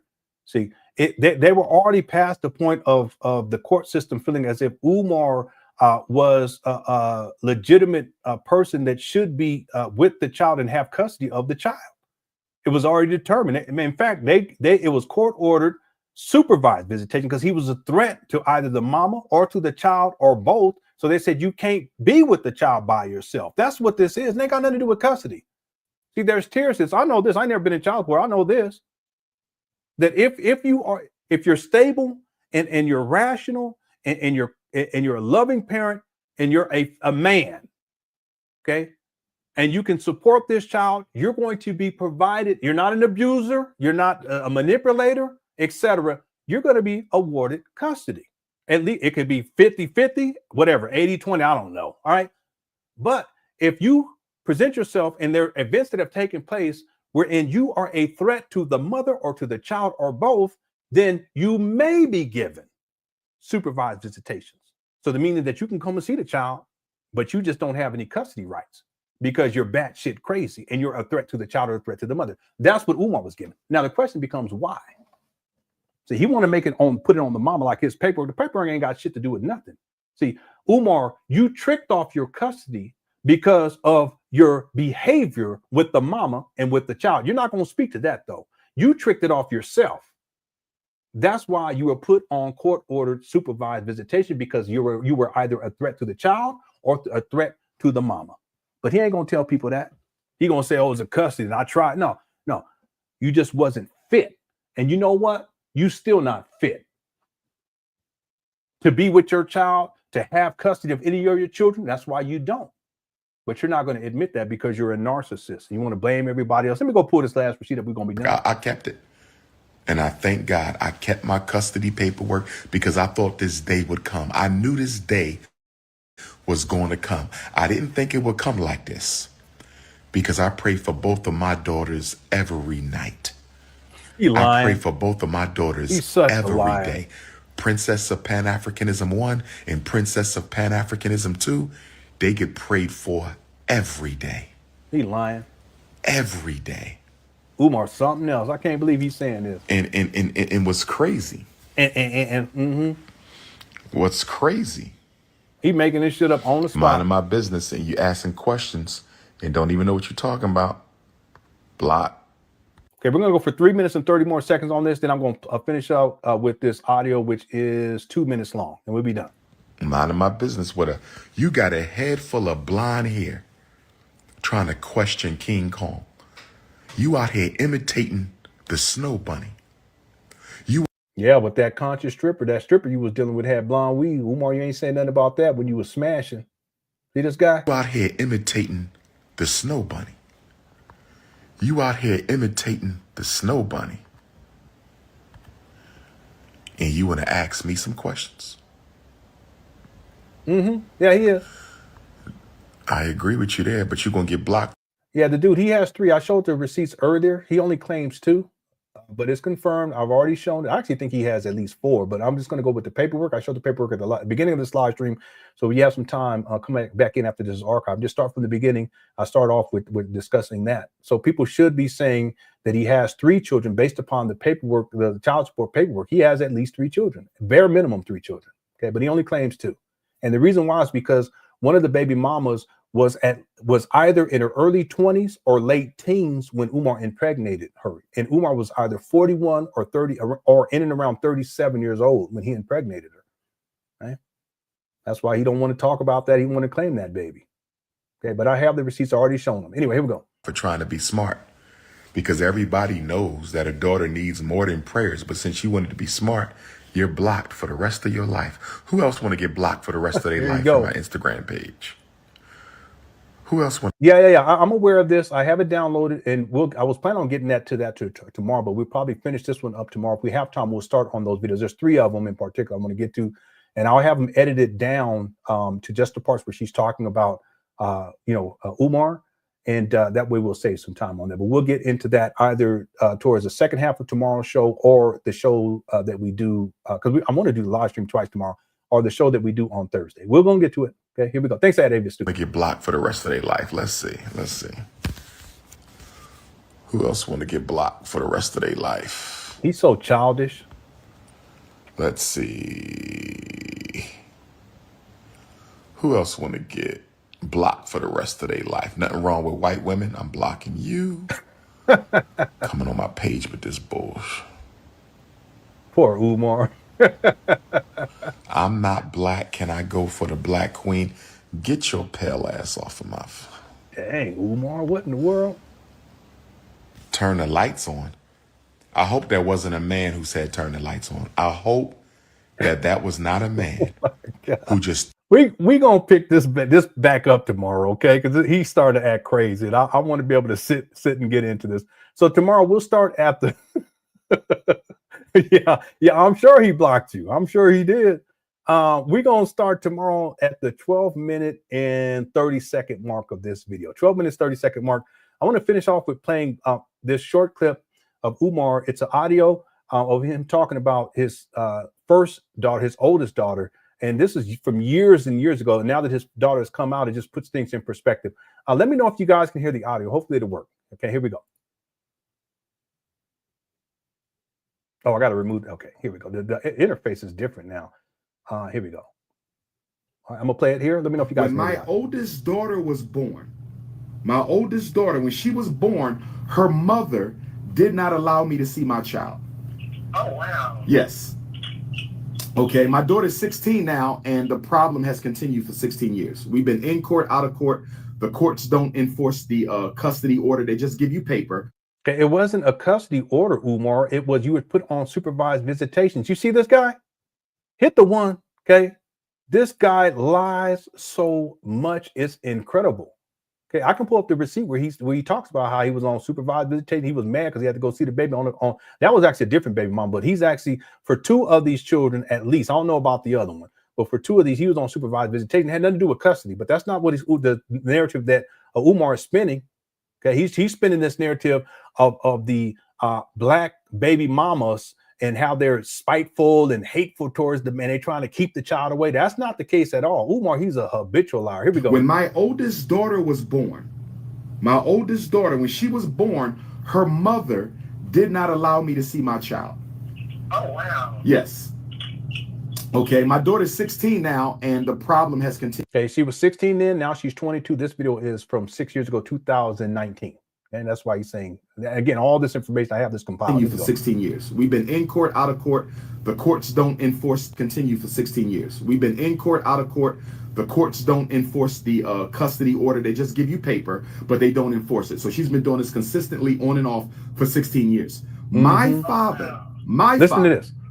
I didn't know this, but my daughter's mother's aunt, my daughter's mother's aunt, so my daughter's great aunt, my daughter's grandmom's sister, my daughter's great aunt dated my uncle, my father's brother. I never knew this. I never knew this. But my daughter's great aunt dated my uncle, my father's brother.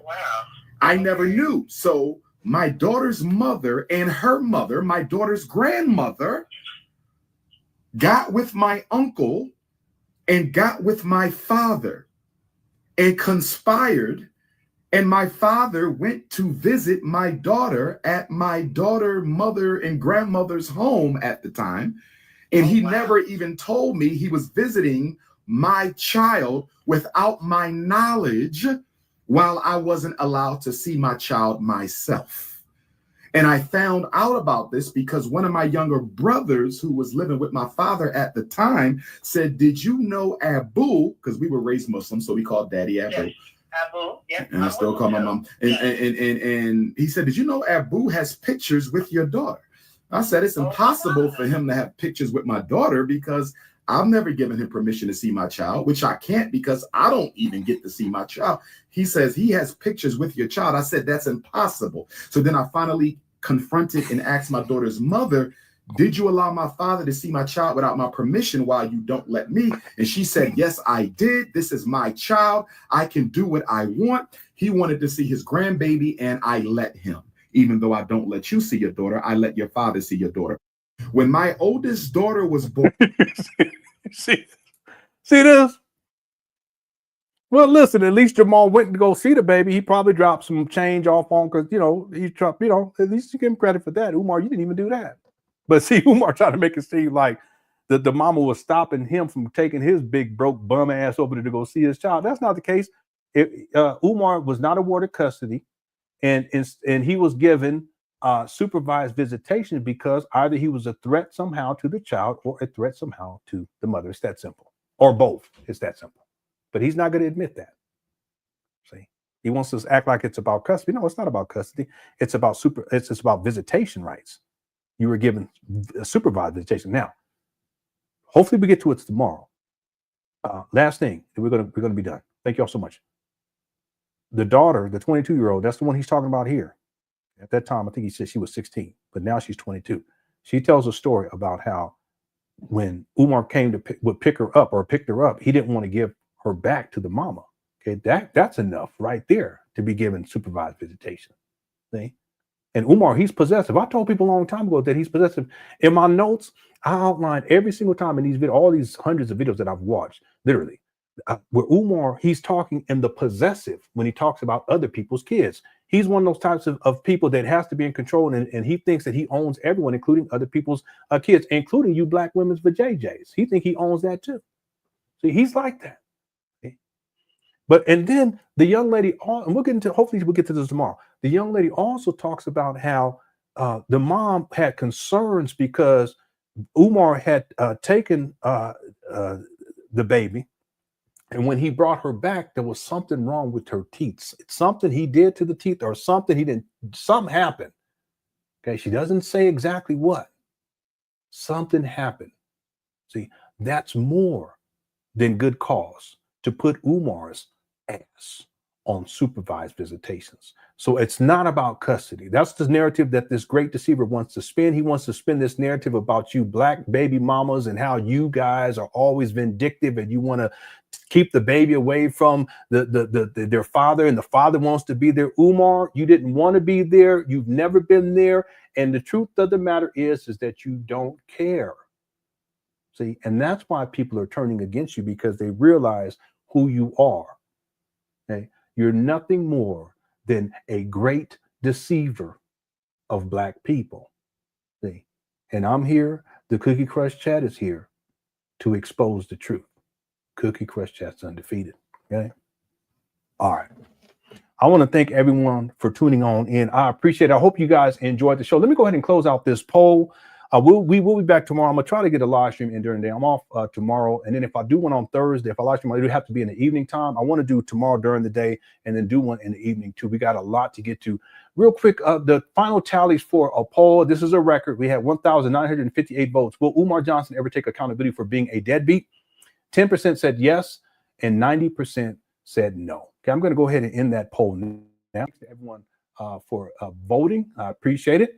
And then let me just look at our like count. I was hoping to get to 500, and it looks like we are at 829. Okay, thank you guys so much. I really appreciate it. I hope you guys enjoyed the show. Again, we'll be back tomorrow. Shout out to Information Man. He did a fantastic live stream. I promoted it on my YouTube page in my comment section. Make sure you guys get it. If you haven't seen it yet, go and check out Information Man. Shout out to him. Salute, bro. Keep doing the fantastic work. I appreciate it. I appreciate you, and I appreciate your work. All right. Again, thank you all so much for tuning on in. We'll be back tomorrow with another live stream. I'm going to try to do it during the day, and then for sure I'll come back in the evening and do another live stream. We got a lot to get caught up on over the next a couple of weeks. Okay. Okay. And then as we always do. And she may expose me on one of these podcasts. Wrong thing. Here we go. After I Just ain't it either. Daddy, you're the reason I can't find good black love because you never validated. I wasn't there for my daughter. And she may expose me on one of these podcasts one day and say, Daddy, you're the reason I can't find good black love because you never validated me as a woman. Oh my gosh, so you're fancy, huh? Yeah, black community activist. Yes, ma'am. Okay, Yes, ma'am. well, good for you. Thank you. Good for you. Thank you. Good for you. Thank you. I wasn't there for my daughter. And she may expose me on one of these podcasts one day and say, Daddy, you're the reason I can't find good black love because you never validated me as a woman. Good for you. Thank you. Thank you. See your eyes shine, she's All my right. slow bunny please. Thank y'all so much. In the winter light, so she's my sweet dust of cream. Talk to my nose, this lover's got is so raw. Make you go step and I'm out of control. It's me and you tonight. Snow bunny. Moving on the bar.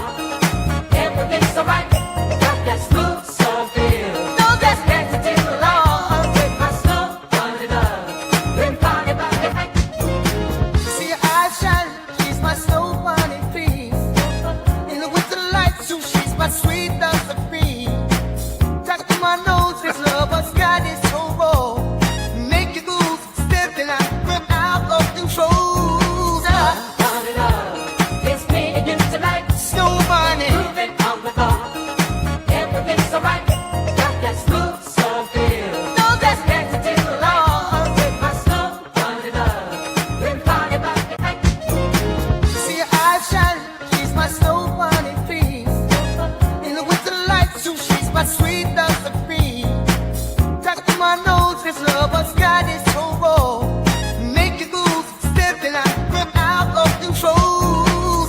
Bunny love. It's me and you tonight. Snow bunny. Moving on the bar. Everything's so right. Got that smooth soul feel. No, that's Dancing till the light. With my snow bunny love. Been party by the Amen. night. Thank you, Drew. see your eyes shine, she's my snow bunny please. In the winter light, so she's my sweet dust of cream. Talk to my nose, this lover's got is so raw. Make you go step and I'm out of control. Bunny love. It's me and you tonight. Snow bunny. Moving you. on the bar. Everything's so right. Got that smooth soul feel. No, that's Dancing till the light. With my snow bunny love. Been party by the night. All right, here comes Apex. see your eyes shine, she's my snow bunny please. In the winter light, so she's my sweet dust of cream. Talk to my nose, this lover's thanks, got man. is Tune so on in. raw. Fix up. Make you go step and I'm out of control. Bunny love. It's me and you tonight. Snow bunny. Moving All right, on the bar. Tuesday. All right. Everything's so right. Got that smooth soul feel. No, that's Dancing till the light. With my snow bunny love. Been party All right. Thank y'all again for tuning on in. Hope y'all enjoyed the show. Quick Curse Chats Undefeated. I'll be back tomorrow with another live stream. Enjoy the rest of the evening. Love y'all. Please Take care. All right. Peace.